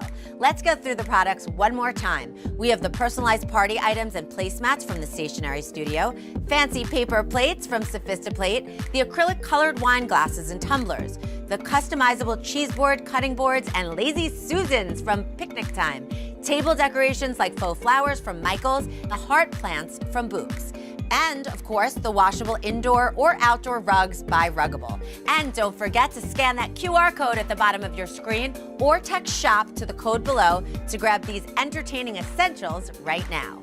You can also grab these items by heading to today.com/shopallday. Stay tuned, everyone. Gwyneth Paltrow shares her tips for a flawless summer glow and the skincare products to make it happen. Plus, splurge and save on a few items that will transform your entire backyard into the ultimate stylish soiree. All that and more coming up only on Shop Today. What's about to happen on our plaza is you're all going to get your very first COVID vaccine. I'm excited. She's excited. 3, 2, 1, Janet! So grateful. Is that close to crying? Here we go. Good morning, everybody. Welcome to Today. Future's looking bright. We're going to do our part and get vaccinated live. A very special naturalization ceremony. This is a really inspiring group. Celebrating Earth Day. Let's change the world. Love it! The Meet the Press Chuck Toddcast, free wherever you get your podcasts. I'm rolling up my sleeves for science, so I'll survive if I contract this virus. For family dinners, family vacations, family anything. For traveling somewhere beyond my living room. And for the Rebels, there is no greater feeling than being in the stadium and cheering on Ole Miss. And now it's your turn. Roll up your sleeves, America. Plan your vaccine, because every shot counts. Visit planyourvaccine.com and make your plan.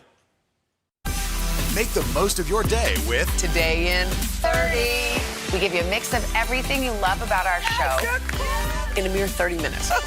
Savannah and Hoda bring you what you must know. The biggest moments of the morning. One Republic!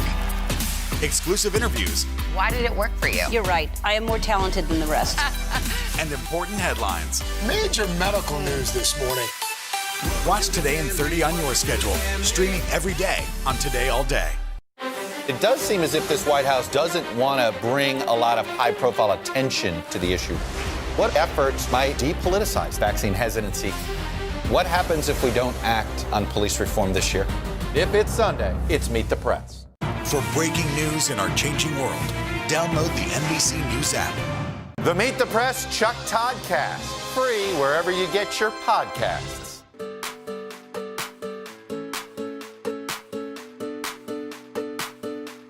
Hi there, and welcome back to Shop Today. I'm Jill Martin. Do I look a little different? Well, that's because I was outside, I came inside, and I took all my makeup off because one of the biggest trends as we move into this new normal is not getting all glammed up. These days, for most of us, everything looks a little different, right? Even our beauty routines. I want to introduce you to a beauty routine that I've adopted over the past year, and we actually have the founder and CEO with us. You know her as an Oscar winner from a big Hollywood family on the big screen, but one of the hats she's wearing now and is most proud of is that of CEO and founder of Goop. That's right, it's Gwyneth Paltrow joining us for our first show and sharing many of her beauty secrets and much more. Take a look. Thank you for joining me for my first show, Makeup Free. I really appreciate it. I am so honored. And I'm your perfect guest, if I do say so, because I'm 98% of my life makeup free. When I first washed my face, I got a little red, and I wanted to show that because I know a lot of women can relate to that. But I wanted to stay authentic to that. What about me? I bang my nose on the medicine cabinet and I have no cover up on it. So this is my no makeup party with you, but tell me about your no makeup party. We had this great no makeup party. I always love to see a woman's face without makeup because I can really see her. We all have flaws. We all have red spots. We all bang our nose or have a pimple or whatever the case may be. And that's okay. All right, so we're going to go through these 6 products that can help somebody transform their routine. I want to start with the Goop Glow Morning Skin Super Powder. This is like core beauty product for us because beauty also happens from the inside out. And if you're lacking key nutrients, you see it on the skin, right? So this is a fantastic little super powder that's just full of, CoQ10 and vitamin C, just ingredients that kind of help bring the glow to the face. So next up is the Microderm Instant Glow Exfoliator. Obviously, people should consult their doctors if they're using anything in a new routine and their dermatologist, but tell me your routine and then what you suggest. After I come home from the gym, I'll put it on, or I do it in the bath at the end of the day. And it has acids in it, and it also has a fantastic manual exfoliant. A lot of the scrubs that you see on the market can create micro tears and actually irritate the skin, and this does not do that. Is there anybody that needs to stay away from the exfoliator? I think people are intimidated when they hear acid. Yes, it's extremely gentle though, and it will just very gently resurface and give you that nice baby soft skin. Next up, we have the Glow Lotion, which I'm really excited to talk about. I think if somebody is going to start with your line, this is like a game changer. So we really wanted to create a moisturizer able to bring a beautiful little glow to the skin, something that was light. But my daughter was very instrumental in this one. Apple said she wanted something that was a little bit lighter and really smooth and brought a glow. It's packed with vitamin C and it gives you just it's so nice under makeup. I'm sure it does not go unnoticed to you that Apple has this entrepreneurial gene to her. To see a young woman who is full of possibility and isn't frightened of her own potential, I think is very cool. You are in close couple parenting with your ex-husband. Do you marvel that you have a 17-year-old daughter and a 15-year-old? It's wild. I mean, it's funny. He was over here yesterday and she came through and she's she's taller than me now. We just looked at each other. We were like, how did this go by so quickly? It's wild. It's so nice that you have such a nice relationship like that. He's like my brother, he's my family. I love him and I'm so grateful to him for giving me these kids. It worked out well. It really did, I have to say. I also want to mention that you just launched the Duo set, which people can find the exfoliator and the Glow Lotion. Isn't this cute? how important is it to have a routine and to maybe try out one of the bundles? I think a routine is where you're gonna see results, because what you're doing is saying, okay, I'm gonna try the point of view of this brand and I'm gonna follow the steps. And if the brand can deliver on efficacy, you're gonna see a fantastic result. Next up, the 15% glycolic acid overnight glow peel. Now this is this is intense. Intense. I let it dry and then I put some moisturizer on over, and then I wash it off in the morning. So that's how I do it. There's like a little club of us at Goop that do this on a Sunday night. That's what I do. So I'm part of the Sunday night peel club. So this is also in the best sellers kit. So if somebody wanted to try again, that's a way to get in on the whole system. Exactly. Now this took 3 years to develop, if anybody doubts your passion. The Nourishing Lip Balm that sold out continued to sell out, and it is, I love the word you used to describe it, it's cushioning. This is like everything. I have these in every drawer and in every pocketbook. Like, I'm obsessed with this. I'm a lip balm freak. It honestly took us 3 years to get the formula right, because it had to be nourishing and cushiony. It's just perfect. I'm very proud of it. Last up, my dermatologist said, especially in your mid-40s, when you're leaving the house, put sunscreen on, even if you're just going to the car. So tell me about Unsun. So Unsun is a fantastic product. I love it because, you know, as I say, I don't wear a lot of foundation, but it's mineral, so it's almost like a primer. Do you know whose mom is the founder? Frank Ocean, one of the best singers ever of all time. When we think about an overall skincare routine, in terms of like keeping your skin young and healthy, sunscreen is a critical piece. Frank Ocean's mom wanted to make sure it worked on all kinds of skin tones, and it does beautifully. Okay, so I'm going to let you go soon, but I have to ask you one thing, because the whole theme of this is Summer of Style. It's about movie night tonight. What is your favorite movie of yours that you would put on in a movie night? And then what is your kid's favorite movie of yours? My kids have never seen me in a movie. I mean, I think my son has seen like the Iron Man things, but I don't think my daughter's ever seen me in a movie. What? She says she likes me here, like how she knows her, and it's weird if I'm on screen. And my favorite movie, I love The Royal Tenenbaums. I think that's my current favorite. I'm really grateful that you did this. Jill, thank you. This was so fun. Thank you for having me. Cheers. To shop these products, don't forget to scan the QR code or head to today.com/shopallday. And don't go anywhere, because we're headed outside to give you splurges and saves to create the epic outdoor movie night coming up only on Shop Today.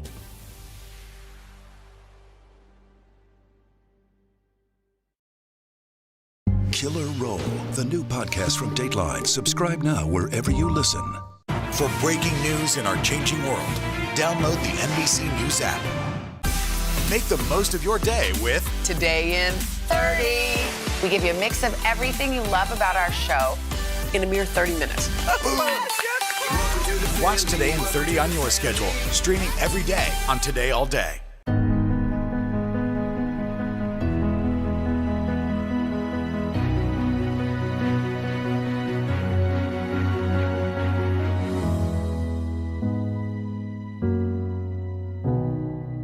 Our week-long journey begins here in Orlando, Louisville, Kentucky, and Cleveland. Our Across America journey, reporting on an America rebuilding and reimagining a future after the pandemic. Breaking news tonight, the ceasefire in the Middle East after 11 days of deadly violence. Richard Engel is on the ground. Do you think there's a connection between policing and racism? How narrow a window do you have to really get kids back where we would want them to be? NBC Nightly News with Lester Holt. What's about to happen on our plaza is you're all going to get your very first COVID vaccine. I'm excited. She's excited. 3, 2, 1, So grateful. Is that close to prom? Here we go. Killer Roll, the new podcast from Dateline. Subscribe now wherever you listen.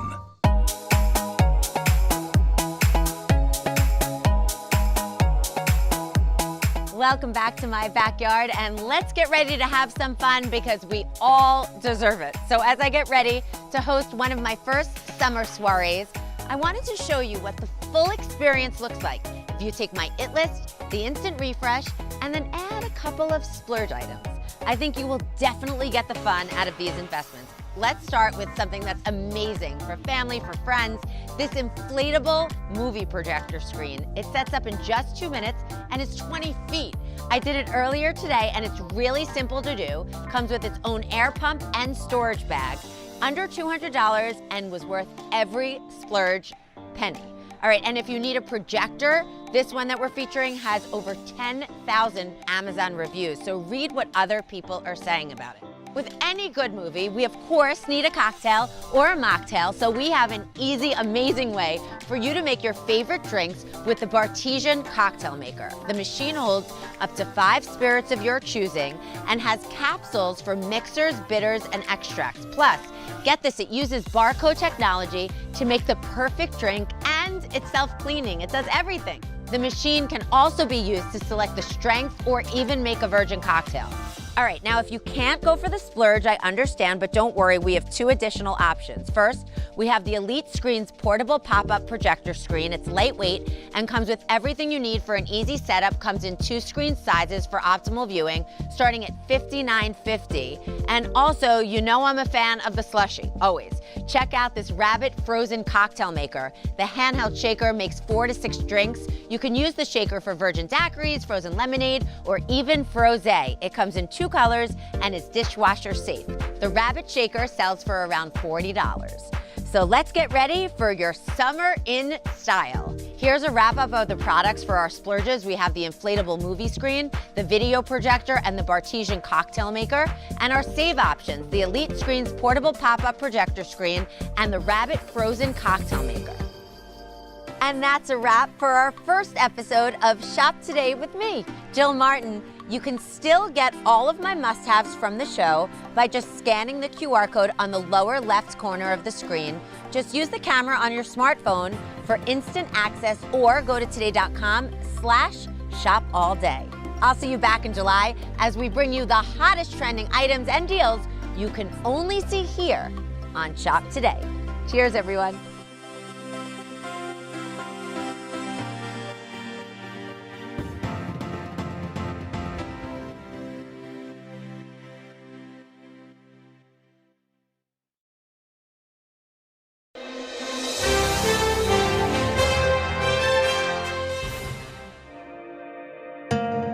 What I would love for everybody to understand about a surrogacy process is that even though there's so many mixers and tinkers, at the core, it's like this magical thing called life. And that's what this is all about. Guess where we are? We're at the airport on our way because the babies are coming early. And so here we are in LaGuardia about to board the plane. So you're gonna be an auntie. Hey love, it's gonna be sooner. This is crazy. My name's Rike and this is my husband, Antonio. I always knew that I was going to be a dad. I never thought about the process, but I really knew that I wanted to be a dad and that I was going to be a dad. All right, are you excited? I am. These are the last steps that you're gonna have as a non-dad. I know. So Rike and Antonio I've known for many years, and I remember having conversations about their dreams to be parents and how they envisioned it and wanting 2 children and ideally wanting a boy and a girl. Finally one day we sat down in my office and said, okay, let's talk about this. How does this work? There are so many misconceptions about surrogacy, egg donors and all that stuff. So I said, okay, we can get an anonymous egg donor. I collect the eggs and I can take half her eggs and fertilize it with Antonio's sperm and half her eggs and fertilize it with Rike's sperm. And now we have biologic embryos from both of you that have the biologic link of the egg as well. Once we were done with the embryo process, we found Conceivabilities, our surrogacy agency, and we went through the application process. It has to be extremely overwhelming. Like, how do I find somebody who now wants to carry a pregnancy for me? There are wonderful agencies that this is their job and their role is recruiting gestational carriers, doing some basic medical screening. They have legal teams involved, and they basically are major facilitators in the process.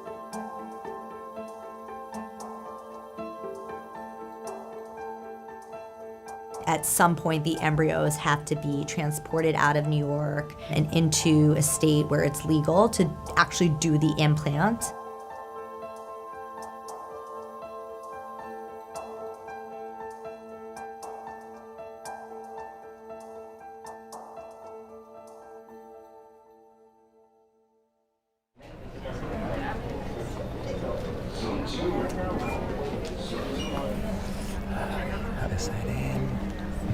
She said it really, really kind of sweetly. You guys might want to book your flights right now. And I was like, wait, what? What is exactly happening? It's just like, yeah, I have preeclampsia, so the doctor thinks you should come now. And I was like, wait, no, what is preeclampsia? She's like, I'm not sure, so I'm gonna Google it, so maybe you should Google it. So I said, well, I'm gonna hang up right now, you talk to the doctor. And so I called Shiva, our embryologist, who got us through this whole thing. She said it's totally normal, but pack your bags. And so we booked a flight, and here we are.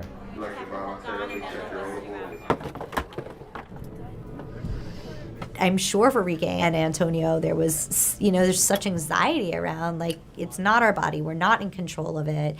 We're not there at all times either, and these are our babies. When are they doing the Pitocin again? What time? At 8 my time.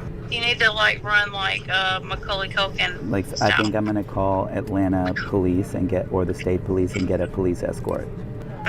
All right, love, hang in there. All right, love you. Love you, bye. See you soon. Bye.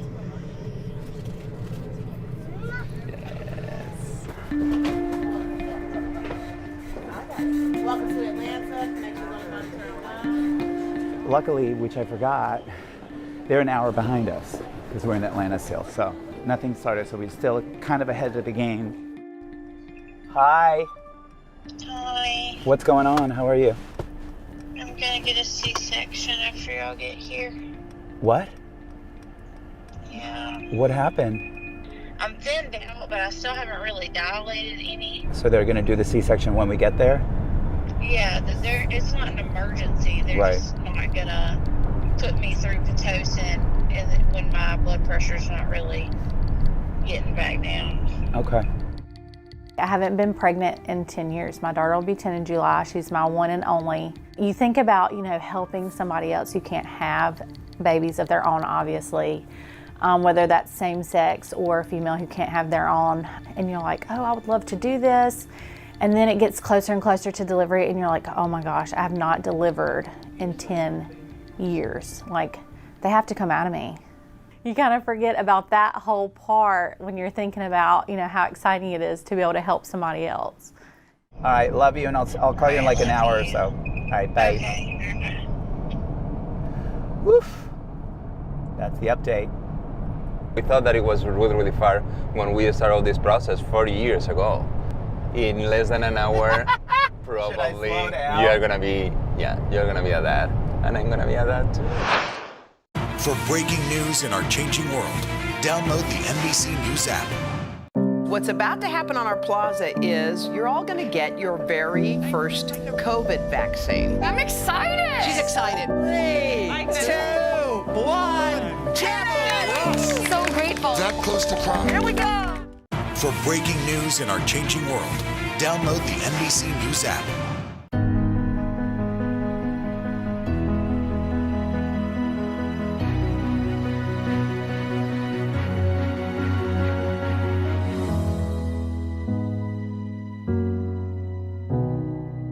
Our week-long journey begins here in Orlando, Louisville, Kentucky, Cleveland. Our Across America journey reporting on an America rebuilding and reimagining a future after the pandemic. Breaking news tonight, the ceasefire in the Middle East after 11 days of deadly violence. Richard Engel is on the ground. Do you think there's a connection between policing and racism? How narrow a window do you have to really get kids back where we would want them to be? NBC Nightly News with Lester Holt. Congratulations to Lester Holt, the most trusted TV news anchor in America, on receiving the prestigious Edward R. Murrow Lifetime Achievement Award for a career dedicated to excellence in journalism. Killer Roll, the new podcast from Dateline. Subscribe now wherever you listen.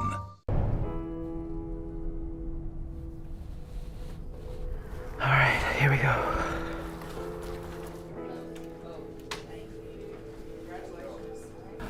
Oh, you're having contractions. Sometimes it feels better for a minute when I sit up, but my epidural's not working.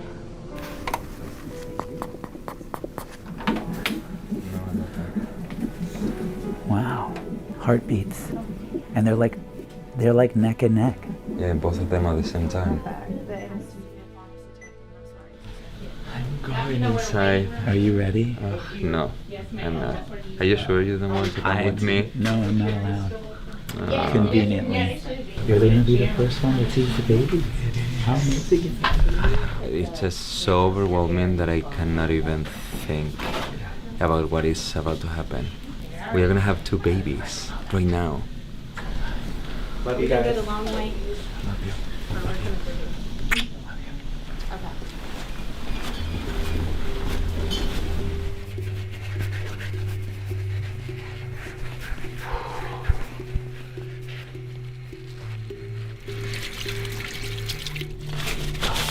I feel like I could throw up.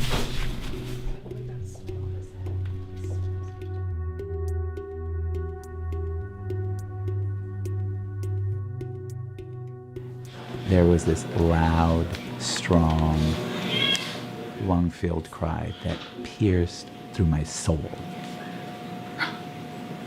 It felt like everything around me was tingly, and I just lost it. And then because I knew that Luca was coming any second, I was listening to his, and then once I heard his, it was the same exact pull.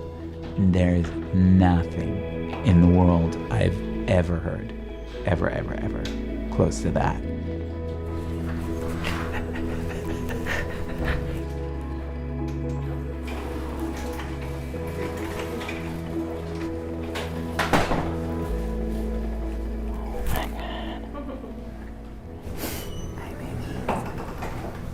Who's Bubba? Oh, your face. Hi, baby. Yeah. Es preciosa. Joder. I've never had a C-section before, so you don't know what to expect. The babies came out a minute apart from each other. It's just kind of wild how they're twins but not twins, and they're the same, the exact same weight, the exact same height. But I was just relieved when they came out to know that they were okay, no NICU time. They got to go straight to their daddies. They are so gorgeous. I can't obviously express how grateful and blessed we are to have found her. And how selfless her gift of all of this is, and her complete, genuine, authentic persona, which makes her perfect for this.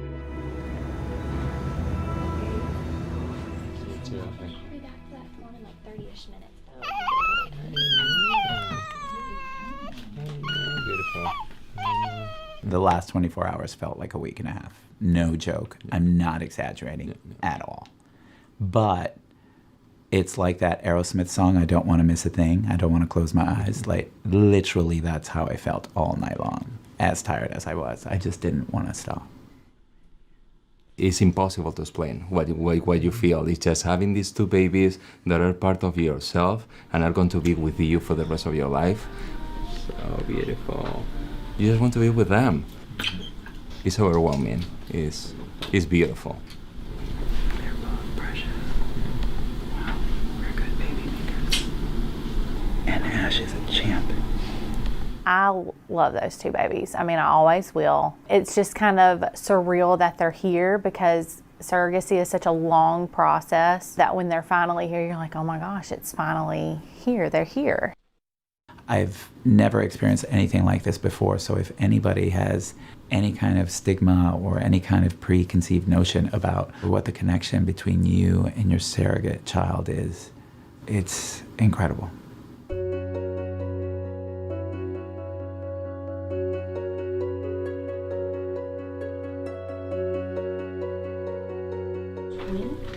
Bless you. We're ready to go when you're ready to go. Perfect.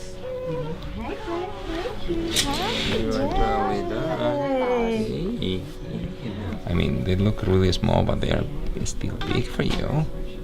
When you're pregnant, you know, you're fixing up a nursery, you're having baby showers, you're buying all these things and doing all these things to prepare for a baby. And so when you're a surrogate, it's really weird to not have to do all of those things.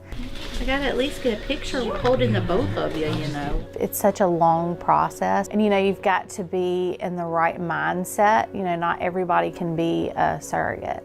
I've had people say, oh my gosh, are you giving your baby away? And I'm like, it's not my baby to give away. I'm extreme babysitting. You're tooting, you're hiccuping, okay. You know, to know that you're growing somebody else's family and then you're going to birth them and then pass them over and then they're going to go home. Be careful. I know. Okay. I love you. Okay. We'll see you later.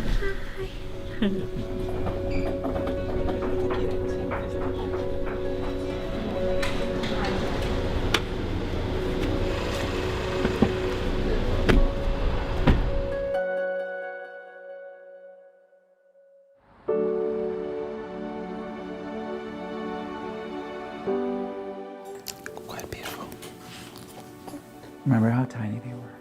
They were the size of peanuts. It's so amazing, so beautiful, the whole scene of us being parents with these two babies. Nobody can prepare you for this love. They're just so happy. That's just all I wanted for those two. It's been a really long process, 4 years, more than 4 years. For me, it seems like it was really easy, that it's been really, really fast.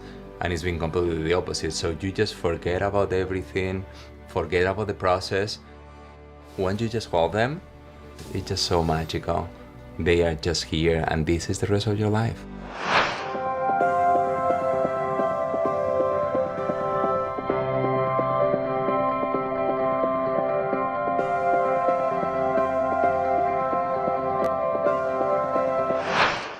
Good morning, everybody. Welcome to Today. Future's looking bright. Are you ready? We're going to do our part to spread the word on the importance of vaccines, so crucial for reopening America. A big day around here, a very special naturalization ceremony. Many of them doctors, nurses, other essential workers. If you are a nurse, thank you. Spring has sprung, guys, and we want to fill this season with some fun and surprises. Yes. This is the face of excitement. Celebrating Earth Day. Let's change the world. Love it! For breaking news in our changing world, download the NBC News app.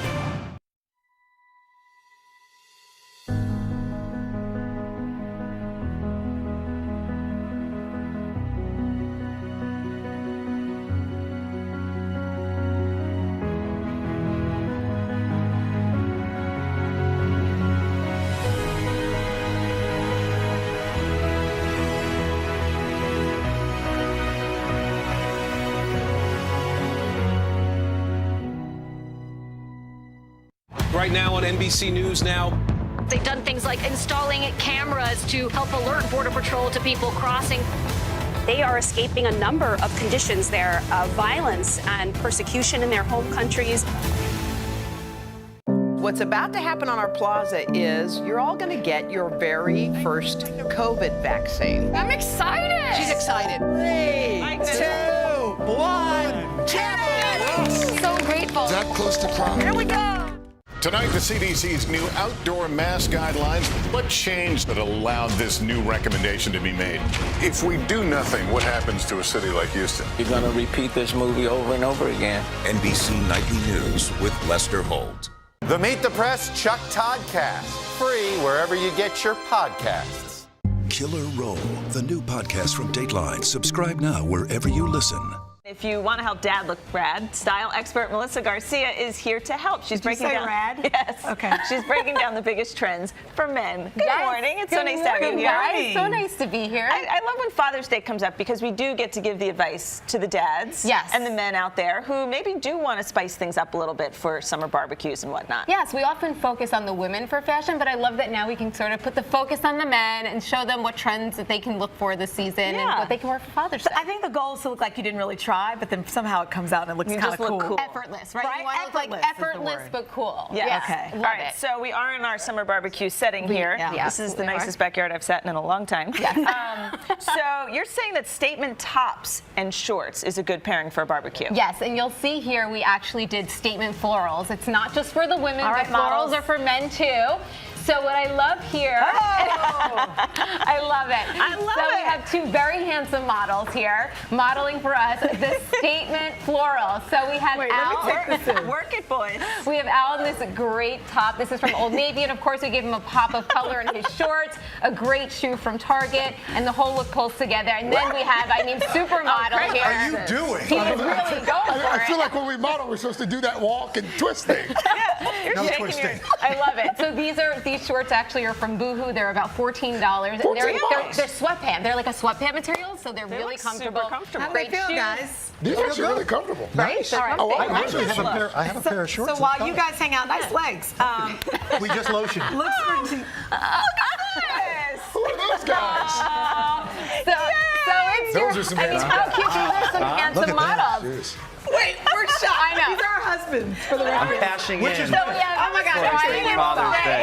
Yeah, he's really going for it. I don't have it. So I don't this have is- that. Wait, what is on your wrist? I knew we talked about it. I'm like, Dylan's gonna love the bracelet. I'm a bracelet guy now. How cute is that? He looks adorable. You want to get some? So this is great. Those will end up in the washing machine I got a at some bracelet point. guy. So this is great for a Sunday night dinner. And we put them in white pants, which a lot of men love are those. afraid So of, cute. but they're so great. They look crisp, clean, tailored. His are from Banana Republic. You have a great pair of Levi's on. That And then shirt's linen terrific. tops. The linen. Yep, that's So linen from good looking. Abercrombie. Right. The jackets from the Gap. And What about those shoes? And the shoes, yep, these are great loafers, which is great for a I guy just love slide that. on. These are super, the ones that I you're don't know how to wearing are model. like under $20 for Boohoo. I don't know. These are from Showing you. Aldo. It's not ballet. Yep, You don't have and to a lift great them for the camera. Right, and I love it. Right, a great pop of teal on the top with this great top from Ice Kohl's. cream teal. Can I ask a ridiculous Okay. question? No, yeah, of and course. what color underwear are men supposed to I'm wear wearing purple. with white? I was terrified. I would stick in the nude, like a gray Okay. or what. Not But or now, I was just gonna say, not, and maybe have a no real underwear. gray. Nothing between us and a thin Okay. layer of gabardine. Sunday brunch. Sunday brunch. So it's all about doing the essential layering piece. Oh, wait, so there's cute. more? Oh. So we have two more models. So Okay. the essential layering piece, and it's all about the lightweight bomber jacket. And I love this because it really just spices up your whole outfit. So, oh my God, we have someone's daddy's here. I know. We have Judge Jones and Jim Breyers here. So sweet. I had so much fun working with your family. Sorry you guys didn't get that reaction, but No, no. They're not at see you. How are you? Good, how are you? And your dad's wearing jeans. Wait, I'm not even paying attention. okay, to what I they're know. wearing. My father never wears jeans. How You fun. got him in jeans. We got him in jeans. He was telling me that. So I was like, he put on the jeans and they're like, they're going to be shots. I never wear jeans. I think I was Oh, in my 8th grade the last time I had a pair of jeans. So we put him in a great pair of Levi's. And again, it's all about this bomber jacket, the lightweight essential, because he's really just wearing t-shirt and jeans. And it pulls all together. This one's from, this is so great, from Target, and great shoes from Old Navy. And then we have Dylan. My dad. We have your dad. He looks adorable. I don't think I've ever seen him wear sunglasses. He's got sunglasses on, and he has this great bomber. This is from H&M, and it's reversible, Wait, as come you back can around, see. husband. He Oh, look has at that some lining. floral That's inside. awesome. Yep, and the shoes are from Clark's, and the whole look. They're perfect. They look The great. best So surprise cute. ever. Melissa, this is thank so you. This is awesome. wonderful. Thank you. I loved it. So much fun. That's it. That's all you have to do.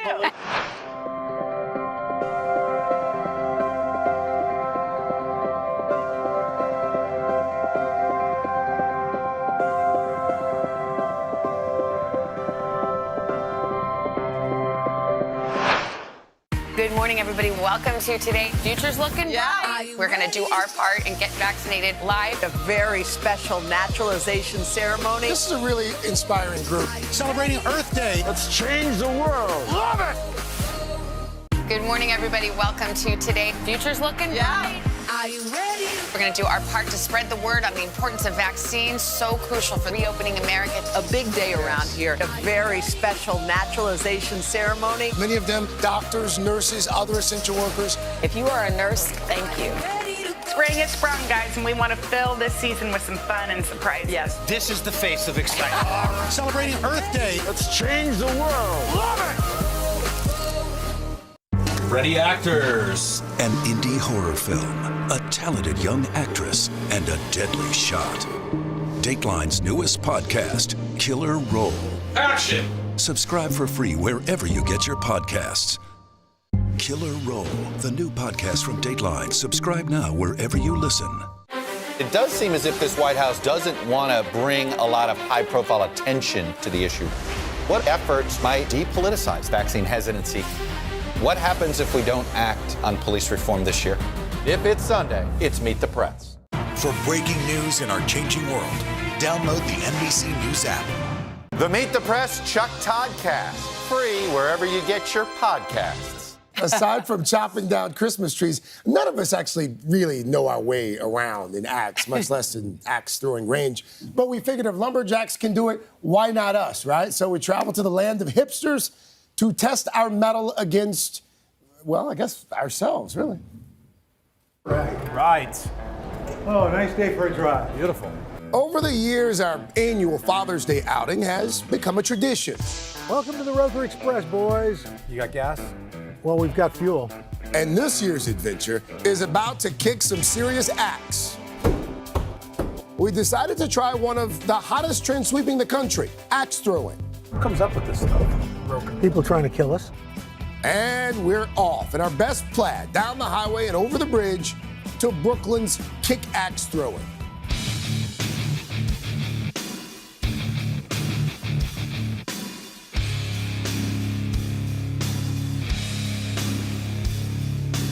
Hi, Ginger. It's so nice to meet you. Ginger, the owner of the lodge-like kick axe, assigned us expert Tony Fox for mandatory safety briefing. Okay, you're gonna bring that axe back. And right there. Yeah. There's no way I'm gonna be I'm frightened now. And then it was off to the ranges. Fire away. Oh, wait, whoa. What the hell are you doing? I found the bar. You want some beers? Don't stop a guy in the middle of. Oh my God. There you go, buddy. Take a toss break. Attaboy! Yeah! Attaboy! Yes, my friend. Go. This is actually a lot of fun. Than Fortnite. Not bad. A little bit of a bounce. We're gonna edit that out. See what- Really, you started so strong. I don't know. Yes, it's embarrassing. Good. Oh, fantastic!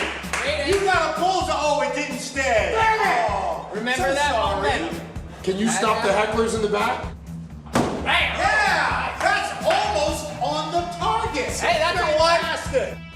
There it is. Yeah. There we go. Wow. I'm gonna stop. I'm done. I'm done.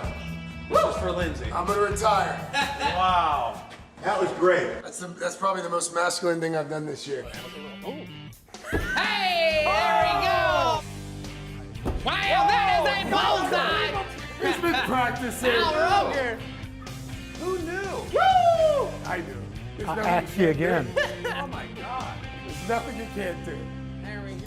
After the exciting action, it was time for some real talk over beers and barbecue.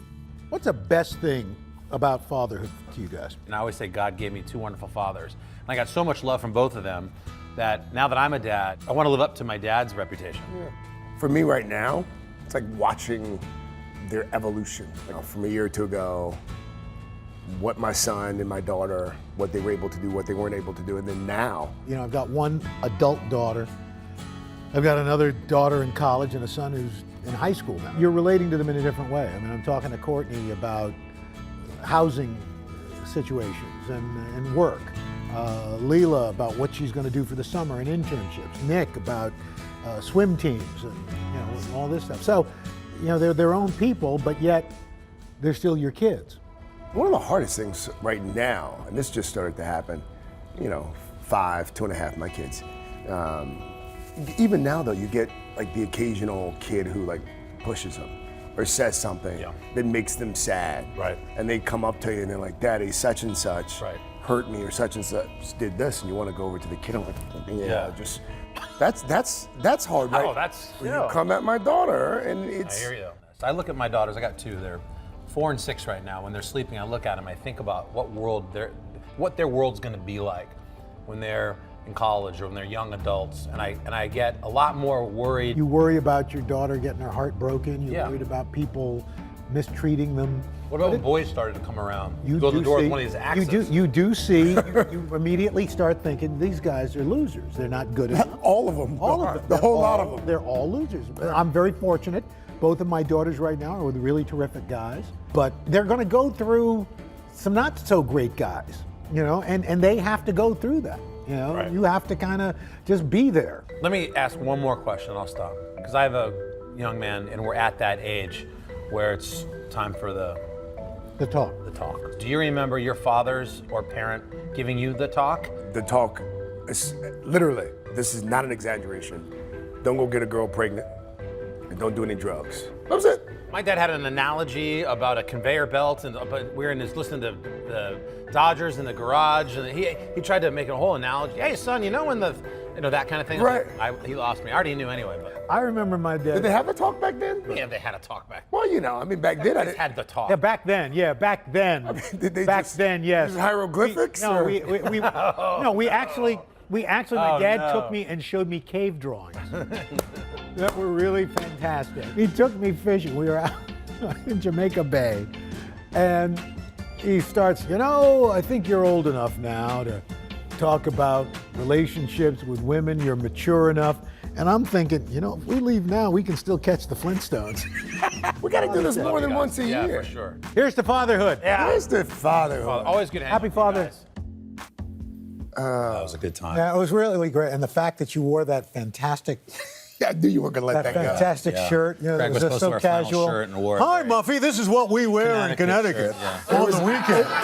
It was so good to see you. It was an afternoon of that. Yeah. It was an afternoon of that. Let's go, Muffy. Very Thurston Howell. That's Look true. at me. I'm wearing these It was jeans. a plaid shirt. They said, No, wear it was not plaid. That was not plaid. It was very monogrammed nice. with your initials. All It right. was not plaid. And they match my chinos.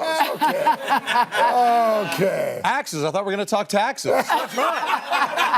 That is the 16th time I've heard that joke. We ribbed him the whole time. Oh but, my gosh, I And by mean- the way, thanks to Malia, the producer of that. She did a great job. Yeah, We she did that just like got to bed yesterday. now. She had to cut around She a lot cut of around it, inappropriate But it was fun. It was good. I loved listening to that conversation. Thank you. We had a It's the edited version. That's Yes. right. But we talked for almost an hour, so you can check out That's the right. whole thing. Maybe they could put the and you can X-rated version. You can actually Oh, get there is Craig's a Get work it? on today.com/shop. Another big thanks, by the way, to Kick Axe Throwing you. Yeah. in, Yes. in Thanks, Brooklyn. Tony. Oh, wait, Savannah, look, there they are. We spy all of our Today All Day viewers. We hope you all are having a good Thursday. Oh, we see you, and we're so glad you joined us for our digital show Today in 30, that 30-minute blend of everything you love about the 4 hours of our show, but shorter, smaller, faster, better. We like that. First, as President Biden returns to Washington, we'll explore the takeaways from his first foreign trip, including that historic summit with